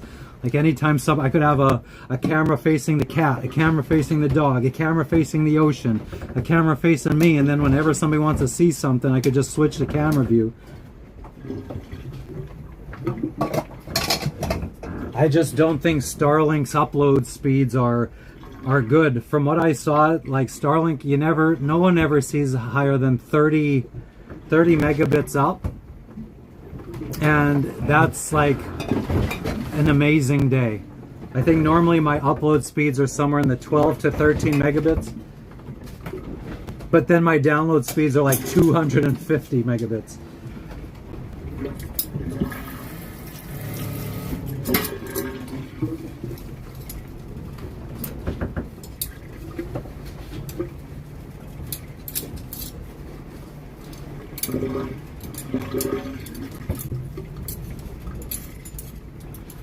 Yeah, maybe I'll go back to using the YouTube app. I'm trying to think now, though. I do feel like I've had some good success with Streamlabs with viewer count. Like, there's been days where I'm streaming on the Streamlabs app, and I get the full 25 people in here. It should be more than enough to stream. It really should, but I could, if I shut this off right now, I mean, it's okay quality. I'm streaming in 720, 30 frames a second at 3,850 bit rate. If I go over to my laptop right now and shut this off and go to my laptop and try to stream, it's gonna be choppy. I'm gonna be like glitching all over. What I probably should do, because I'm using my own old gaming laptop, which only has an RTX 2070 or something like that. So I have my new gaming laptop that I've had for like a year and I've never even used it. No, that's the bitrate is exactly what's recommended for, well, 4 megabits per second is what the bitrate is for 720p at 30 frames per second. And now I could link the YouTube page where it says that. But that's what I'm streaming with right now is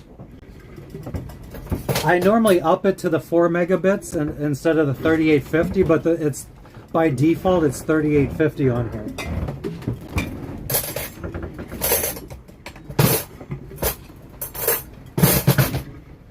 But yeah, I could probably try my other gaming laptop. I've never used it, and it's got a RTX 4070. So that could probably help things out. Definitely be able to process the video faster. That could be part of the problem.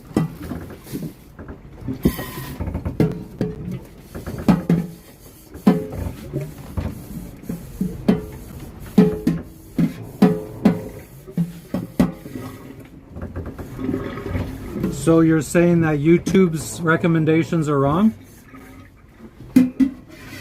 And what would improve by increasing it to 5,000? Aside from me spending a lot more money in data charges. Like, do you honestly think that my quality is going to be that much better if I keep this 720p and 30 frames a second and I just up the bitrate by 1,000? Like, what's going to improve? It's still going to be 720p. Still going to be 30 frames a second.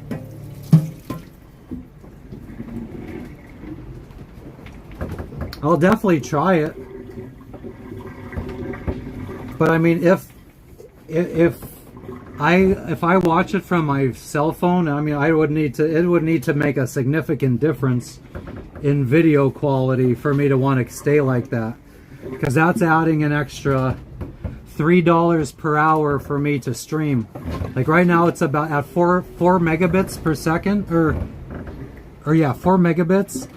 I'm spending about $12 an hour with Starlink to stream.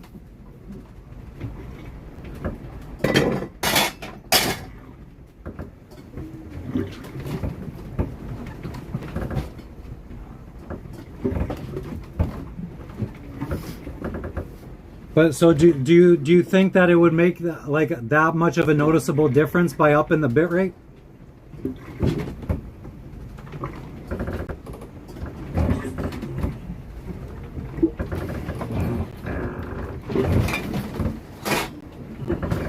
$3,850 is what I've been doing. Well, that's just what this app, the Streamlabs app, defaults to. But yeah, on the YouTube page, streaming page, it says for 720p that the recommended setting, it says the settings could go, you could stream anywhere from 2,000 kilobytes per second up to 5,000, I think it's 5,000 or 6,000 kilobytes per second for 720p. And the recommended is 4,000.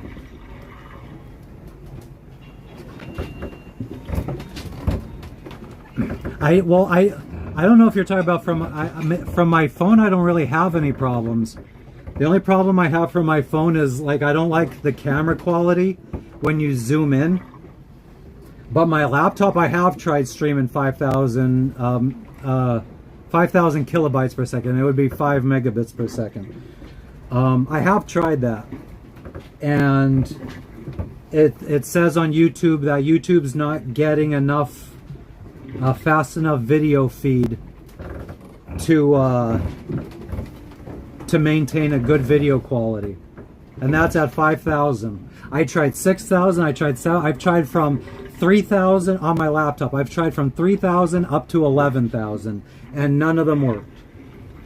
All the video footage is fucking choppy, and then it says that it basically shuts the stream down, saying it's not getting enough video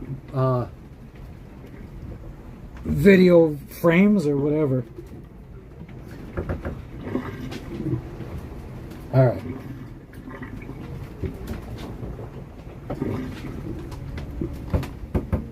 Oven is where we want it to be.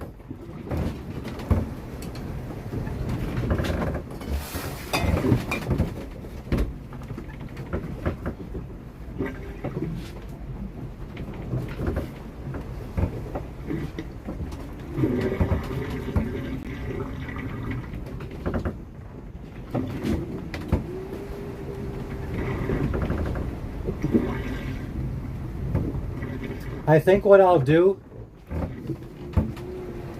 is once we get to Fiji, I could start testing it, because then my data is pretty much free. It's just I have unlimited internet usage when I'm close to land.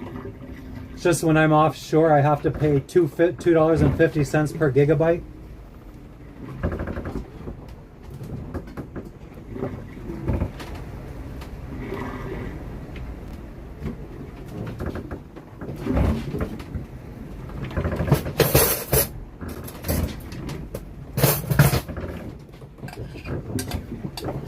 Whoops.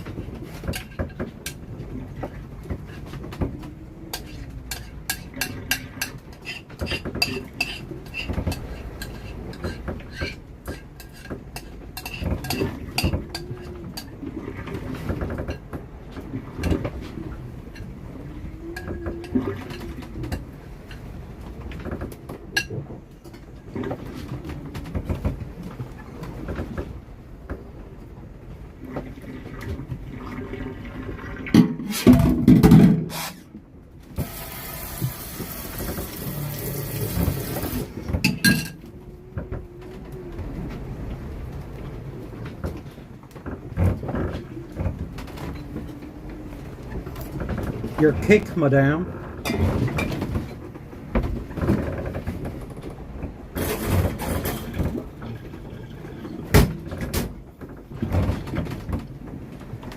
"26 minutes." So I think we're gonna. This oven sometimes doesn't maintain the temperature very well. Sometimes you set it at 350 and it goes up to 550. So I'm gonna set the timer for probably 5 minutes early, so I don't burn it like she did yesterday.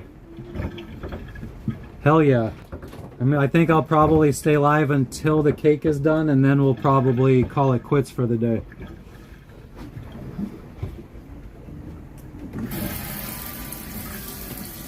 Although, the later it gets is usually when my stream starts getting better. Later in the evening, I don't know, I guess I just tend to attract more West Coast people. Because like usually midnight Eastern Standard Time, so I guess 9 p.m. West Coast is when it starts getting popular in here. And by popular, I mean I fill up sometimes up to the 25 maximum people that I'm allowed.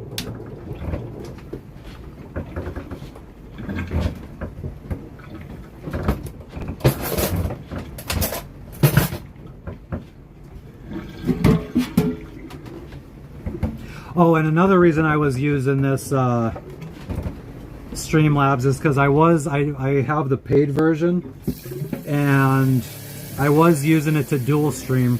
Sometime, every once in a while, I dual stream to Twitch, but I never get any viewers on Twitch. And I usually play copyright music, and I don't think, like, YouTube doesn't care as long as you're not monetizing it. But I think Twitch does care, whether you're monetizing it or not.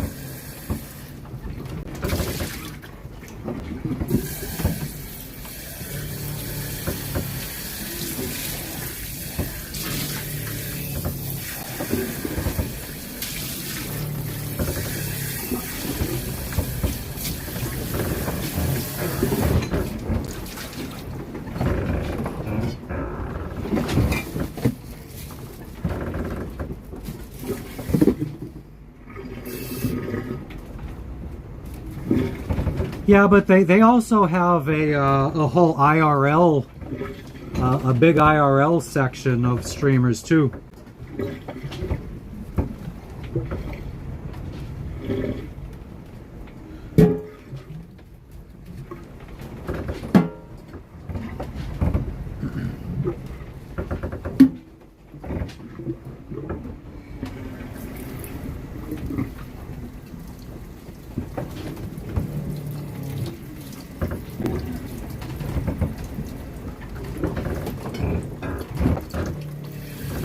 What's IP2?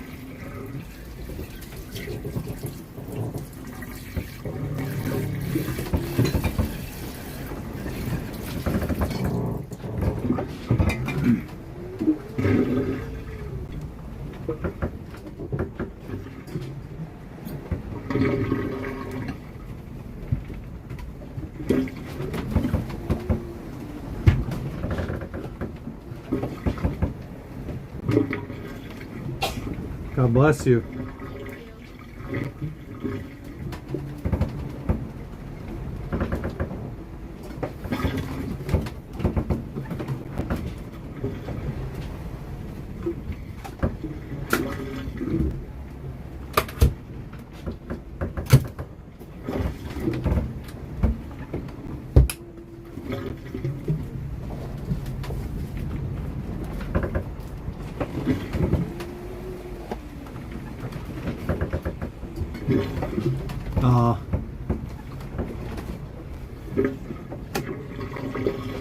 Yeah, I have to admit, I mean, I guess I'm learning a little bit because I've been just trying to research how to stream and how to shoot good videos. So like I'm getting recommended a lot of Aiden Ross, a lot of, what's his name, I Kill Speed or I Speed something or other. A bunch of fucking clown ass motherfuckers, it seems like, to be honest with you.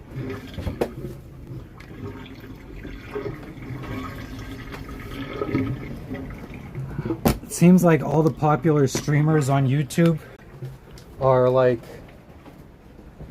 the kids in high school that I would have been like, I'd never want to hang out with that motherfucker.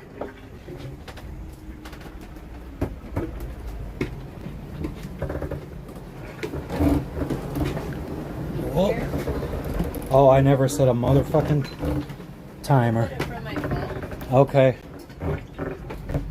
What do you want? Mm-hmm. Oh.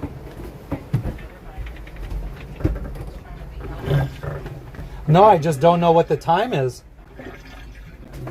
I guess do 20 minutes.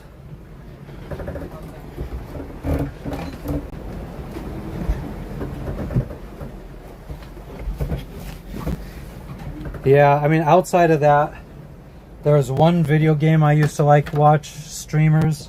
Well, I still watch some YouTube videos of DayZ gameplay.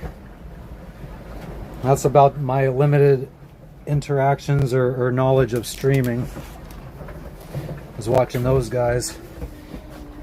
And I think that the DayZ streaming community is a bit more, it's a bit different than other, actually, why am I doing this? You want to come around here. The DayZ streaming community is, I think, way more chill than most games.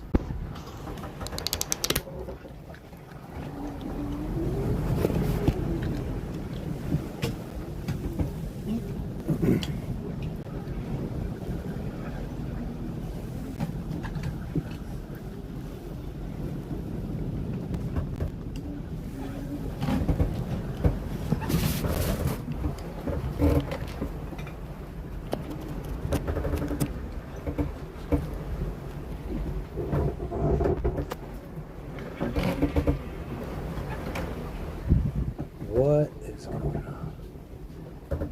Well, Huh. I will forward you the stuff Kate sent me. Okay.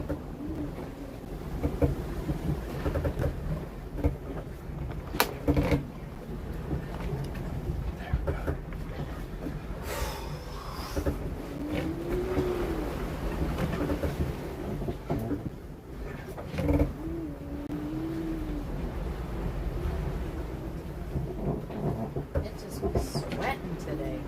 I mean, it's friggin' the air down there is just so fucking still. Yeah, nothing's open.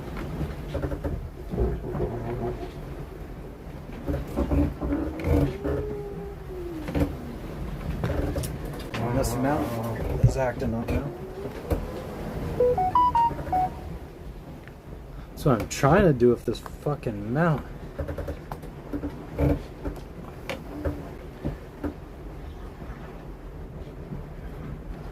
I want more clamp mounts, because we have a lot of stainless steel tubing around the boat that I can mount them onto, and that would be much more secure.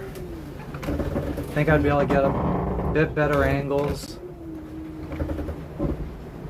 And like I said earlier, once we're in Fiji and we're like at an anchor or at a dock, the tripod is fine.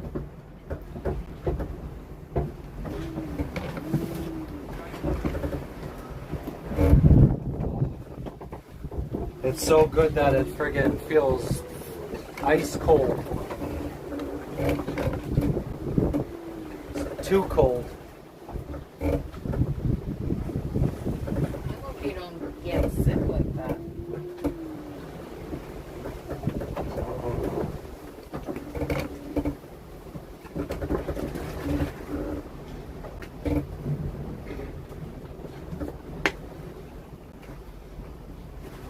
Wow, I love that you literally only made cake because you got 266. Wow.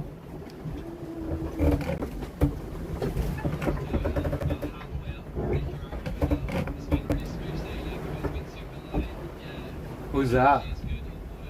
Sounds like Untied JP. Sailing.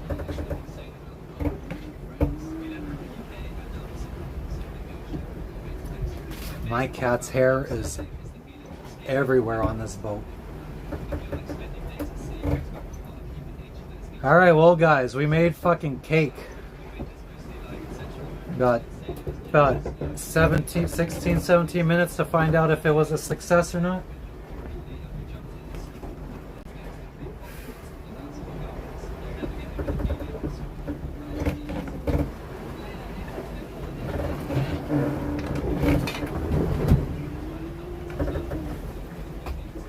Oh, and we're actually going up. We have a little bit of a north angle to us. Finally, barely. I'm sure, yeah, I'm sure, and I'm sure there's some hairs in the cake too. I think there's hairs in everything. Great.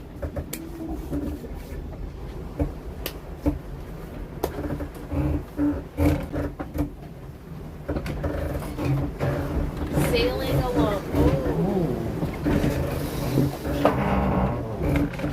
Fuck. Sailing alone 11,500 nautical miles across the entire Pacific Ocean on a $2,400 sailboat.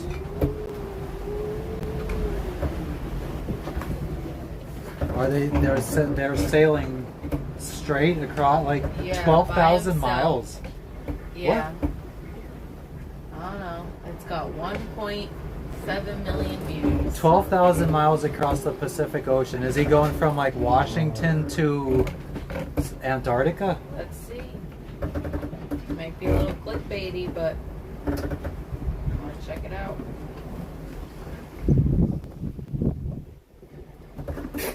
Look at this motherfucker.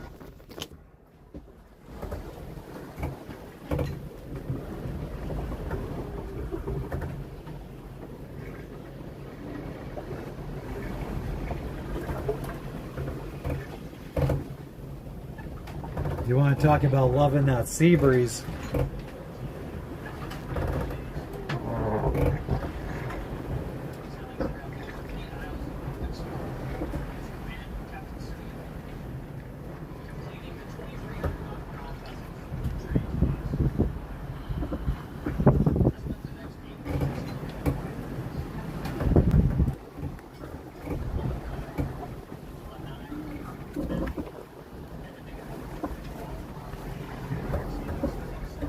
He's chilling, watching the view, watching the waves go by.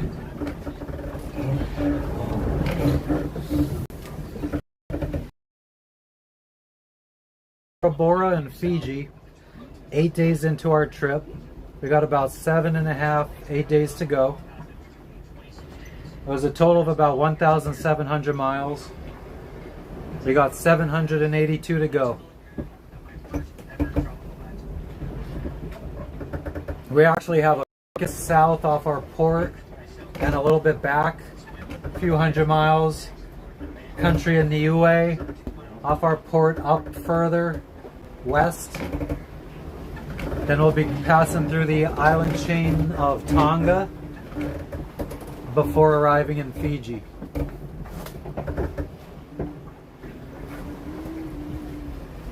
And then we get to eat some good fucking food finally. At least that's what it looks like. I found like an Indian restaurant online in Fiji today. And it's like a dish, a vegetable curry dish is like $2.50. Chicken like $4 something. The price is gonna drop. Yeah, don't even cheaper.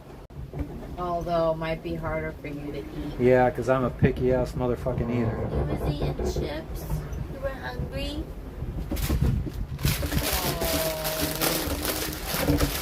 I'm a little hungry too. I think we're gonna make the sweet potato with the steak. Okay. What kind of canned stuff do you want? You don't want canned? I have. Do you like the frozen broccoli? No.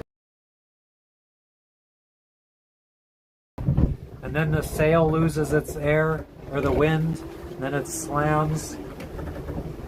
I'm so glad that most of the rigging, my cat loves licking plastic. Not plastic, is it? Yeah, this is fucking litter box pooper.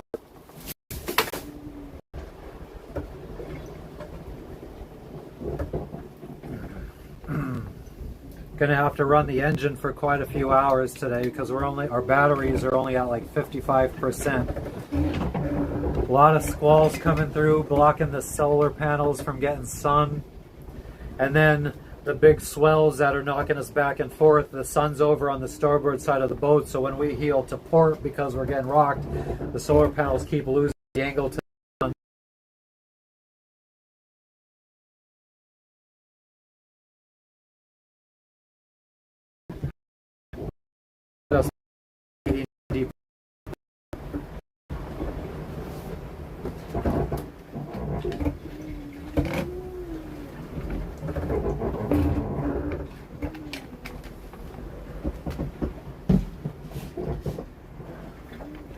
Feels good to be halfway though. Halfway to some good food. Well, hopefully good food. We don't know how good it is, but cheap food. We like the idea of cheap. Yeah. Just gotta hopefully. Have a good night, Tom. Yeah, I wonder what the weed situation is gonna be like there though. I have a feeling that the weed is gonna be like all like I forget what they call it here, bushweed. I guess we call it swag in the U.S. or at least where I'm from in the U.S. I think that's what I kind of have to look forward to. Although I mean that's kind of what I had to smoke on all of Panama, Colombian brick.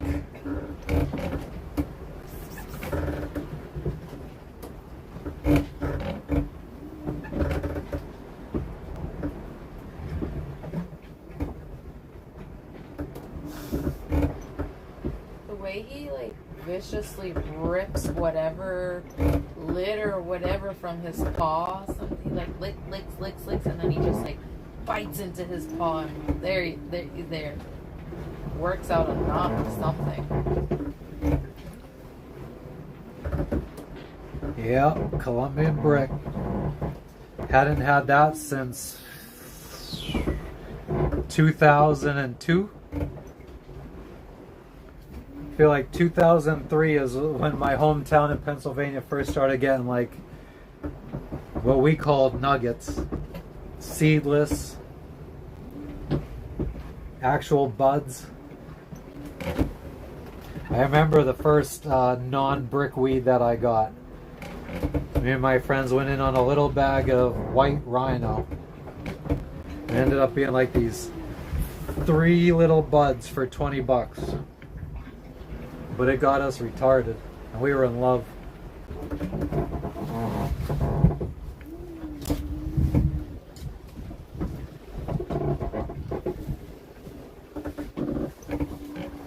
How much time is left?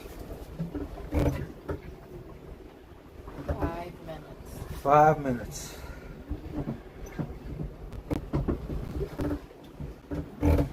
Yeah, so we'll take the cake out, look at the cake. and probably wrap up the stream.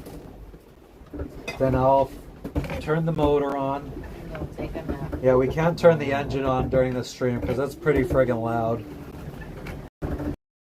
Long line that goes into our water,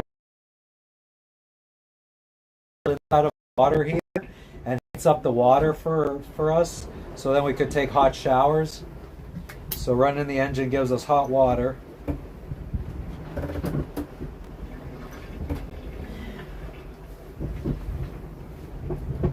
It was a pretty good day today. We've been blessed with this passage so far, but like I said, the weather is supposed to there's some kind of weather coming up from the south. It's supposed to start hitting us, I think, tonight. So we'll see how that goes. What's the worst that could happen, right?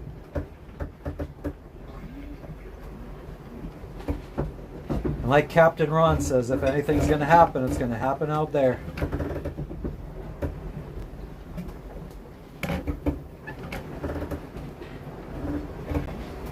Maybe I should do something crazy like if I get 1,000 subscribers, I'll fucking take the sails down and I'll fucking jump in the ocean in the middle of the ocean.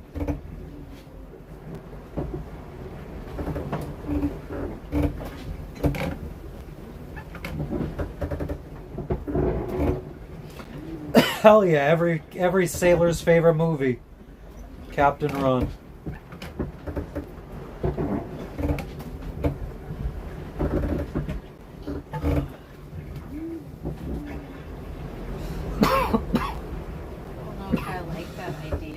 What? Jumping in the ocean. Why? Again. Because you're my captain. Who's my captain? I mean, we would put the sails down and we would not be going anywhere, and I'd obviously jump in with a rope. What if it's like this? Would you still jump?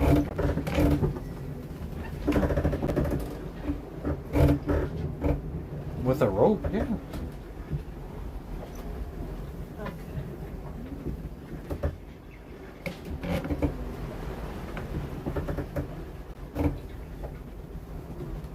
You and me, we come from different worlds. What's the time?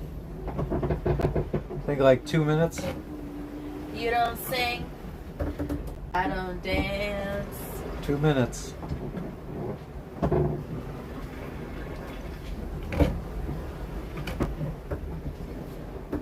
I guess we could go down and see what if the oven has increased in temperature. Because if it did, then it might have finished early.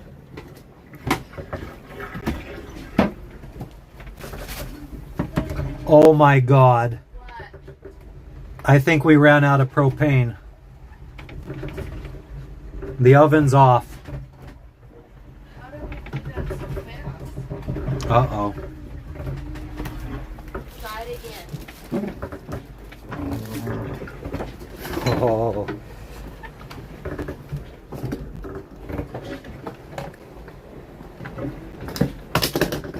Coño. Shit.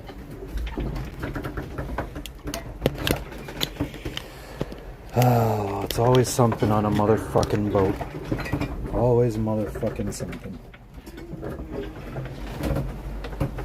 And where can we put the map?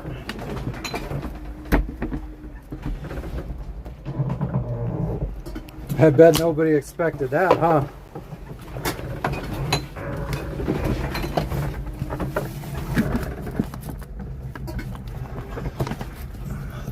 Maybe. Just maybe. Maybe it just accidentally blew itself out somehow or something. And maybe we just need to put it back on.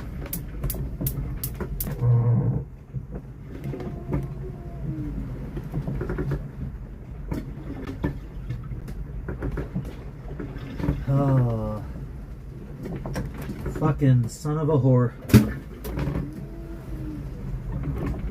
Like, I mean, I guess it must have fucking... it's back on. So maybe it blew out when I opened it. Maybe, I don't know, some breeze came through the boat as I opened it to put the cake in earlier. Because it doesn't look like it cooked at all.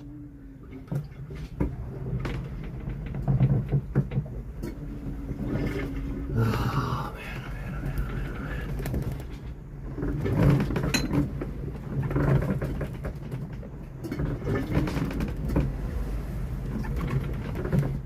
this is like when I would like to have like a whole fucking audience watching of like 5,000 people that all want to like buy a boat and go sailing so that they could see like what it's like. This is the kind of shit you fucking deal with. You friggin' sweating your ass off all day long, fighting gravity to try to fucking make a cake, and then this happens.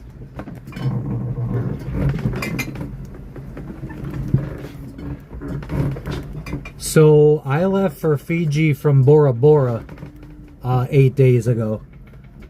So I mean that's this little specific adventure, but the sailing trip started for us in Florida back in 2021.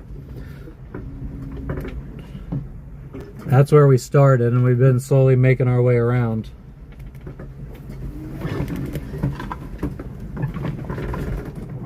It's not going out now, so I don't know how long we should give it, and we're putting it in now. It's at 200 degrees instead of 350. All right, Jess, put 20 minutes, and I'll have to just like put 17 minutes, and I'll have to periodically check for with a toothpick. Ah, yes, fucking scum. That's so strange.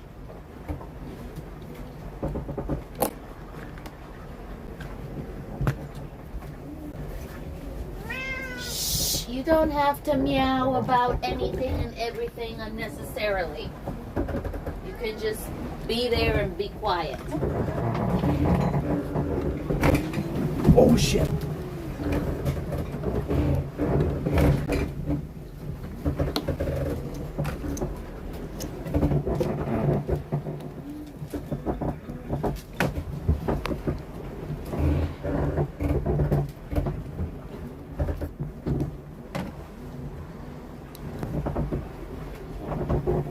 So that sucks. I'm sorry. It be what it be.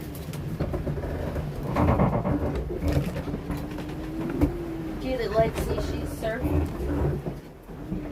Surfing USA. Da-na-na-na-na.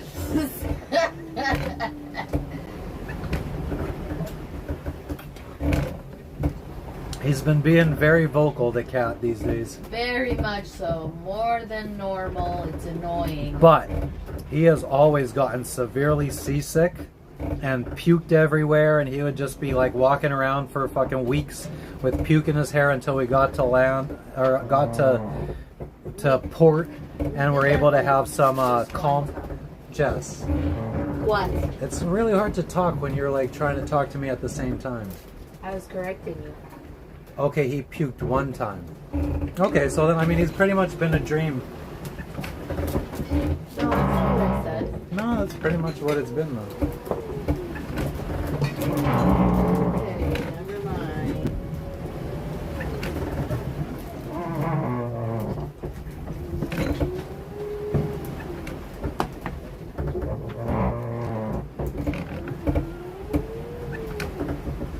What? I didn't say anything.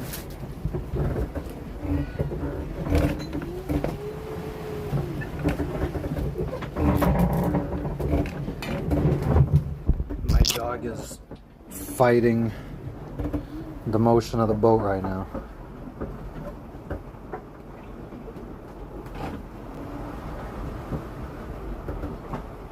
Oh, fuck that comfy bed. He's not I don't think he's seasick on this trip. I mean, it's been really it's been pretty decent. I think personally he's bored. Yeah, he just wants attention. I think he has nothing else to do but to hear himself meow. Like there's literally nothing for him to do. So I think he just meows. Beans, why don't you want to lay in your bed?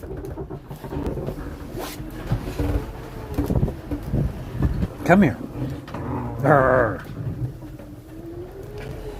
Look it, now you won't friggin', you can lay down. You're not gonna fall anywhere, it's comfortable. You got pizza. What else do you need in life? Oh. The fire's still going. Yeah, so I don't know what made it go out. Hey Logan. Hey Logan. You gotta do it again. Logan. Hey Logan. He definitely likes to, if you say his name, he'll definitely meow. Or at least if I say his name, he'll meow. Yeah, or if you call him Kitty. Say Kitty. He's not doing it now because he's like, what do you want? What do you want? I want. What do you want? Kitty. So, it's getting late. People need to start going to bed.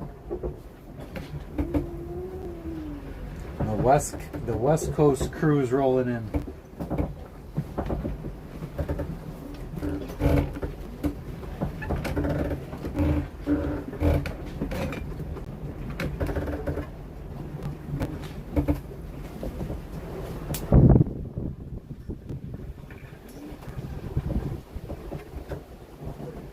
When we get to Fiji, well, I already said we have a bunch of mounts for phones and cameras and stuff. Matthew, you've been mixing the garbage. So now you are going to get rid of the paper. Where? One says recycle. This doesn't. This says. Oh, I've been mixing. You've the been, so garbage. you're gonna go through it. Why did you put this in here? It was better than the fucking spilled on the floor because somebody put it on this screw up here. Did it spill on the floor? Yeah.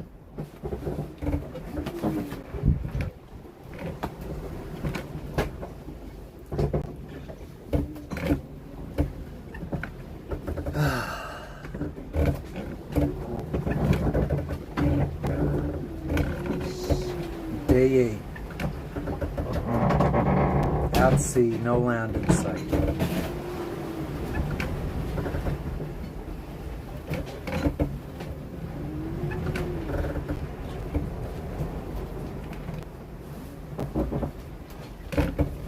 Trying to make a cake. Thought we had it down pat perfect, no problems whatsoever. Nothing flew across the galley. No flour to pick up. It really depends on the country, Jimmy. Like French Polynesia, I checked in. We anchored in French Polynesia on like a Saturday or a Sunday. And then we just anchored there and we went to land and everything. We just hung out for 2 days, checked in online, and then we were anchored at like one of those small little islands that wasn't really populated, just because it was an easy anchorage to get into because we were coming in pretty much almost like right before the sun came down. So I just wanted to get in and anchor as quickly as possible because we'd just been at sea for 26 days. So we did the online shit and then we had to motor over to like the main island and check in with the police.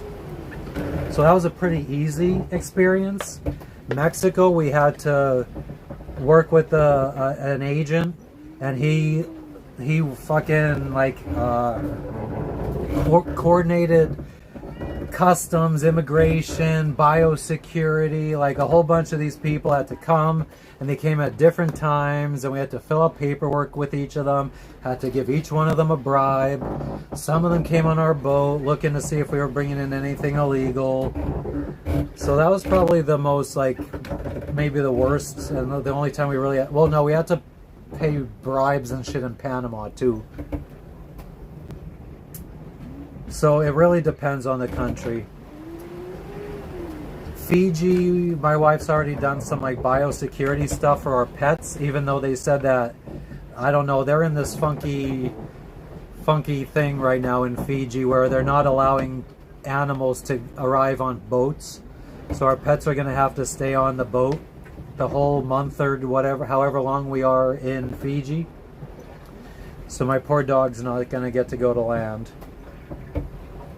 Unless we find a little island where we're the only ones anchored there for the day and nobody's around. But yeah, so, and then when we got to French Polynesia, there was a mix-up with our pet's paperwork. Actually, we found this out even before we left Panama. They said that our vaccinations were no good because we had a 3-year rabies vaccine. And they're like, oh no, well if you have a 3-year rabies vaccine, the pet's got to go back after the first year and get a booster. And we didn't know that for a 3-year vaccine, the dog has to go back after a year and get a booster. We thought once you get a 3-year vaccine, you're good for 3 years. So they said, nah, that's not how it works. So we had to go get a booster. And it took us a month to sail to French Polynesia. And they're like, okay, well, they still got to be quarantined on the boat for 6 months. So my dog was stuck on the boat for 6 months in French Polynesia. So yeah, it really depends on the country. I heard Australia, when you arrive there, I don't know how true this is, but I heard that, and it could also depend on what city in a country or what area of a country you arrive in. But I heard that in at least one place in Australia, when you arrive, customs completely takes everything out of your boat, puts it all out on the dock, searches it all, and then if you're good, they go on their merry way and you're left to put everything back on your boat. If that was us, and we had to remove everything off of this boat, it would probably take at least 8 hours to remove everything off of this boat.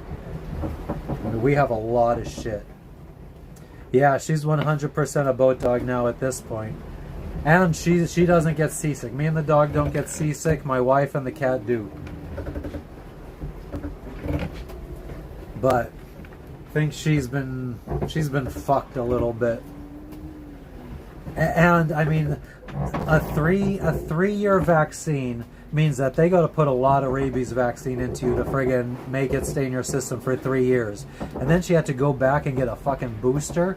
And then when we arrived here again, after a year, they wanted her to get another vaccine. Because the booster that we got in Panama didn't have a 3-year vaccine, so the booster we got was just a 1-year vaccine. So then when we got to French Polynesia, they did their 6-month quarantine, and it was almost a year from when we gave them that booster. They're like, oh, well, that was a 1-year vaccine, so now they get another 1-year vaccine. So she's like pumped up with like 4 years of rabies vaccine right now. As is the cat.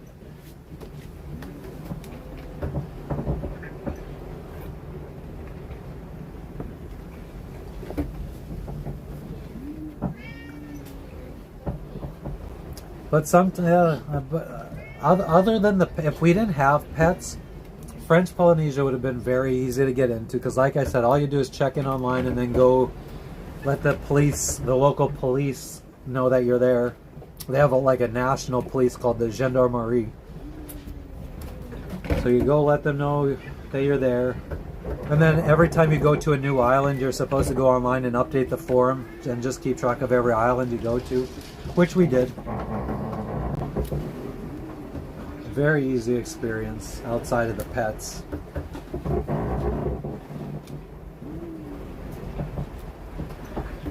Nothing like good old America though. I just fucking go on the app and friggin' check back into the country and I'm good to go.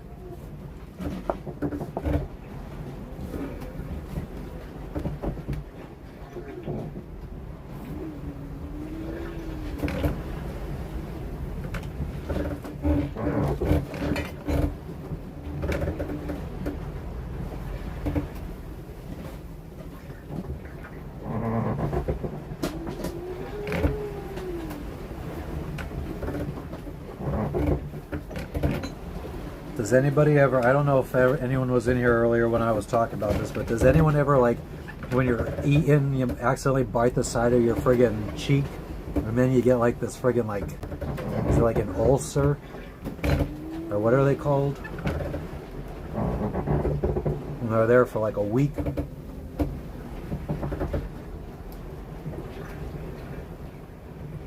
Did you set another timer? Yeah, but it's silent. Oh, do you want to stick? I will. Oh, okay, but I want to see what time it is. It's, It doesn't matter what time it is. it's 36, and there's like 2 minutes left, so. Who says that? A cancer sore. A canker sore, that's it. A cancer sore. Oh, come on. That one, I was just quoting The Rock from when he was a wrestler.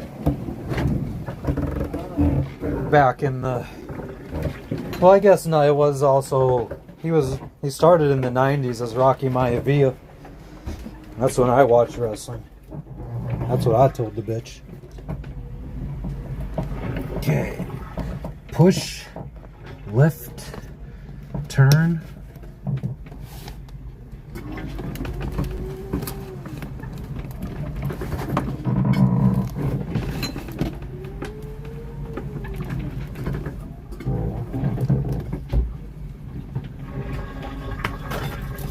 The old toothpick trick.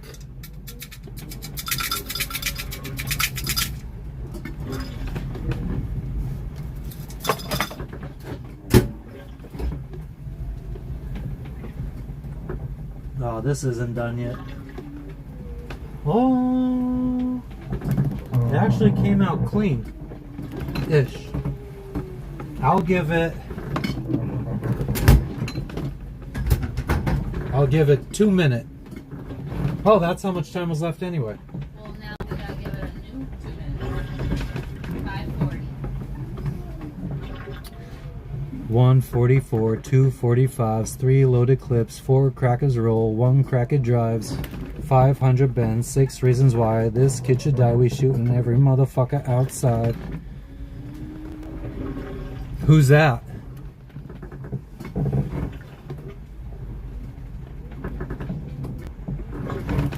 I don't know.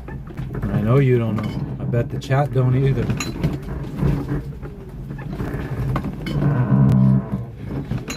My heart dropped for a second, Sky. I got cancer? Because I bit my fucking cheek?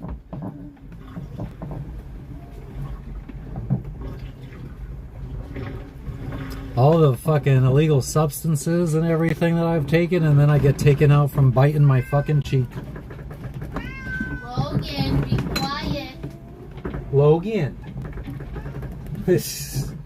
Yeah.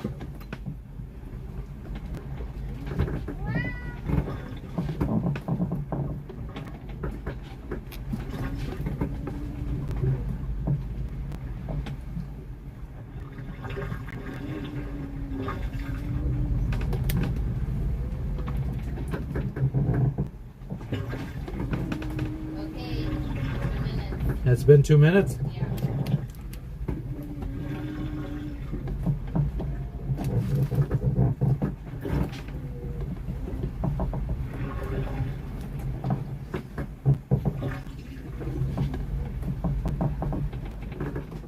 Fuck it.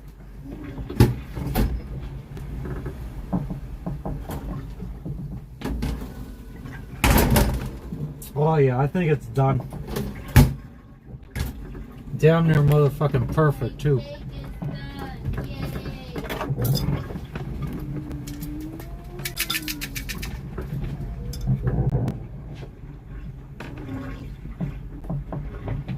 Yay. Good enough for me.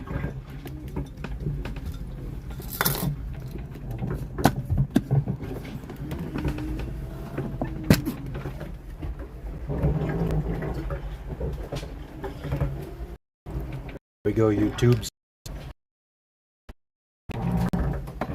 Super moist white cake.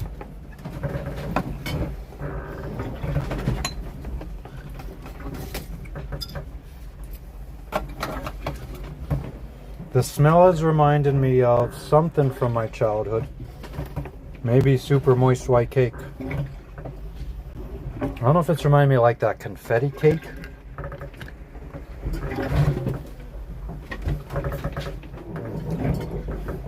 There you go. We made a fucking cake on a boat. Do you have icing for it? No, I never Good, because did. I hate icing. Are you gonna cut me a piece? I like it warm. Okay, but it's too warm. It's gonna fall apart.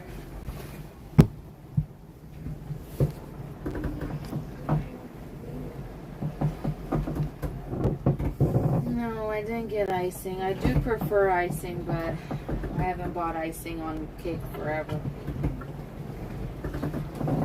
Well, let's not get too ahead of ourselves here, Sky. I mean, I will admit, it looks pretty fucking good. What? The cake. What did Sky say? So it turned out nice. Good job. Goddamn right. Well, you didn't burn it like I burned the brownies. That was upsetting. I wanted those brownies so bad I almost cried. Oops. I was very, very upset. It's the only chocolate we have, and I burned it. Is there a squall coming through? You know, I don't think so. I think the wind's just picking up. Winds are picking up. Maybe that means we'll get to our destination quicker. I feel like it usually does around like sunset to like an hour or two after sunset. Just starts picking up. We kept the iPad on dark mode all day. No, we didn't. That's not dark mode? It just got dark. I Oh. didn't have it on dark. Oh, it automatically does Yeah. that? Oh. But it doesn't automatically go to day for some reason. I do have that fucking Aura gel to put on this shit. I feel like these canker sores, I truly feel like they somehow connect right into your brain. Like when I have these things, they like severely impact my mood. I feel like they have like a direct. It bothers and it hurts, doesn't it? Yeah, but I guess I don't know. I feel like they just have like, I don't know if you have like nerves in your mouth or whatever that go right to your brain. Just like, I don't know how to explain it, but I feel like it has a direct impact on my mental health.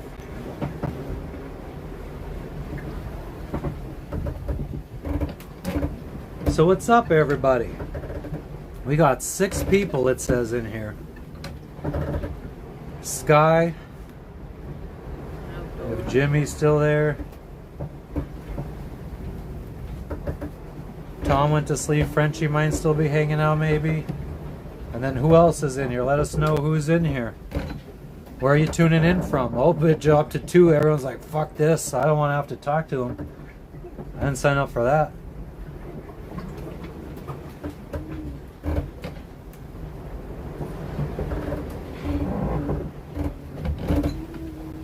I didn't think I was going to eat any of the cake, but I do think I'm going to have some.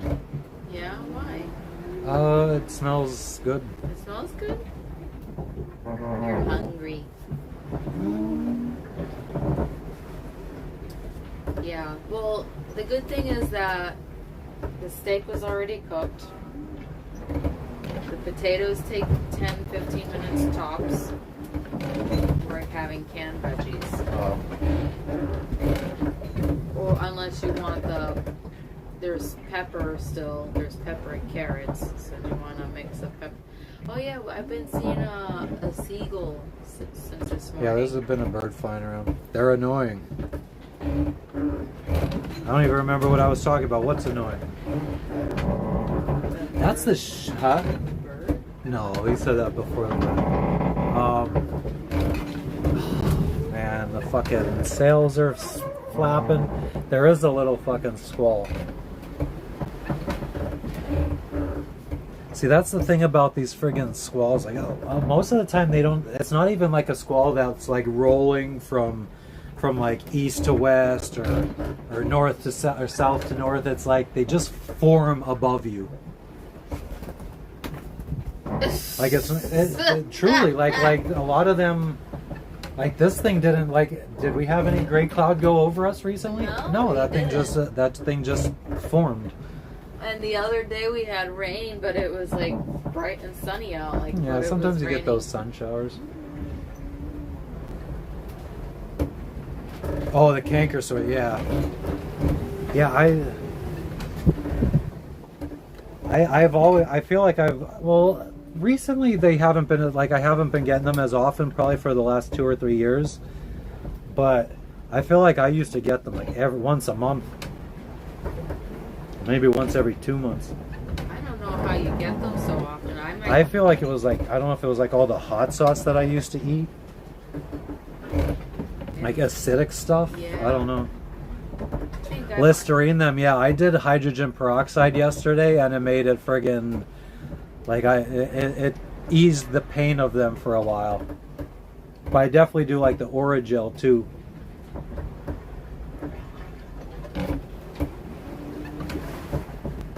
The Oragel at least makes it go numb, and I don't like it. It doesn't affect my mood, at least for a good 3 minutes until it wears off. Are you sleepy? I could definitely nap. Yeah, so let's see if the cat ends up seeing them. This guy's hanging out hundreds of miles offshore, just flying around. And then there's him. Just wants love.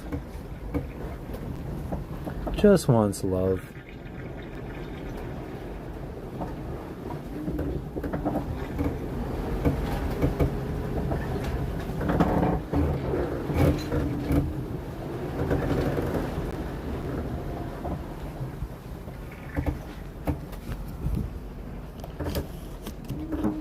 Nice and peaceful day out on the ocean. Not really. Well, I mean, I guess not that peaceful, because we've been rocking side to side. If we had to go maybe 25 degrees to port or to the left, we would probably have a much comfier ride. And I guess if we wanted to, we could do that and then zigzag north after a little while and turn right. But there's that system coming up from the south, so we didn't want to go too far south and just head into it and spend more time than we have to in that system or that weather.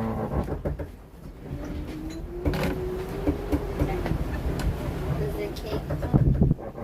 Yes, we can get some cake, Jess.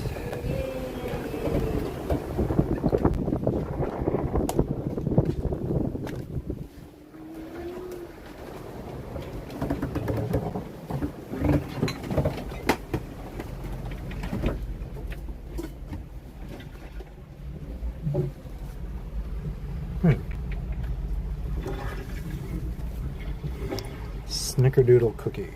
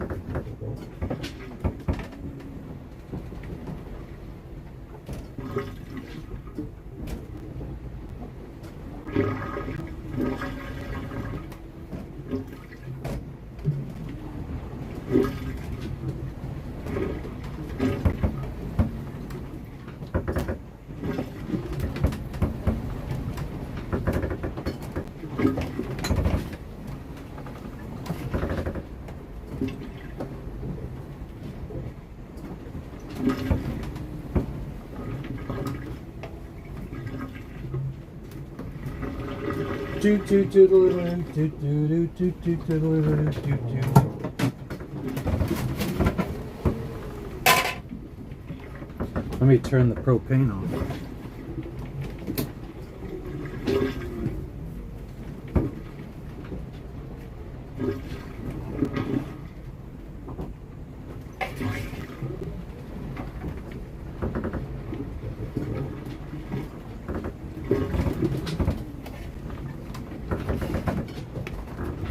Where's the camera?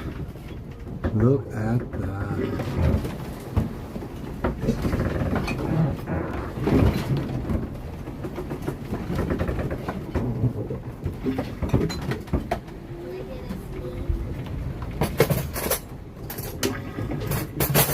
This looks and smells amazing. Thank you, sweet.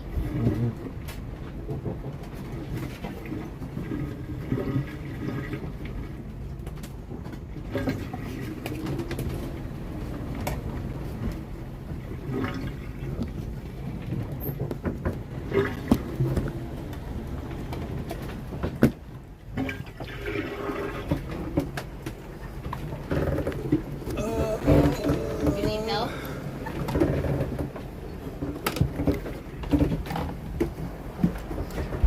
There we go, folks. Hold on, let me get the mount.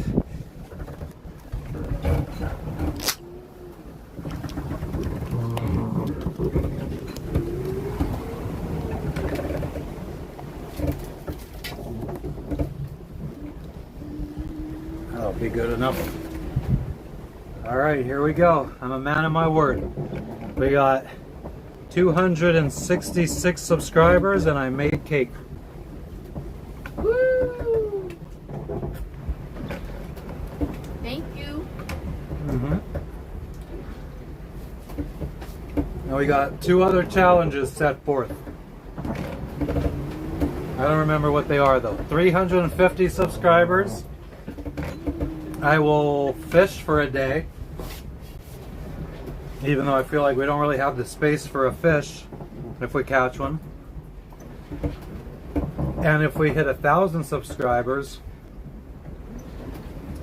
I'll stop the boat and I'll jump in the middle of the fucking Pacific Ocean.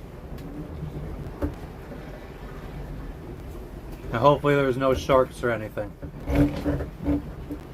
I know the friggin' the whales should start migrating up from Antarctica to these parts during the winter, which is what's coming up here in the southern hemisphere.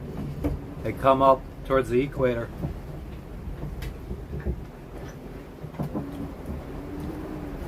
We did swim with the whales last September.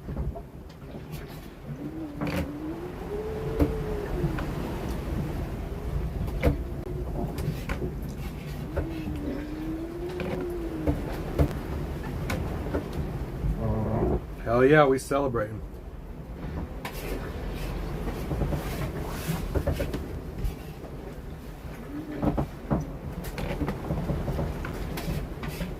This is probably the most calories I've had in any one day in the last 8 days.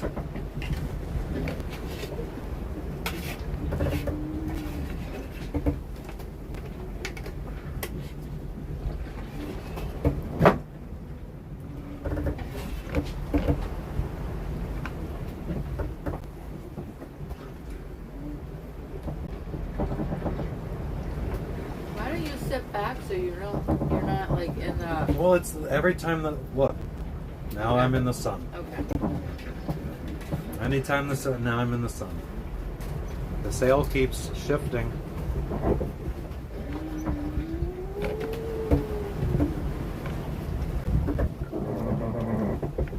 All right, guys. 6.5 hour stream today. Pretty successful. Got 266 subscribers. Had a lot of good conversations. Think it's time to wrap it up.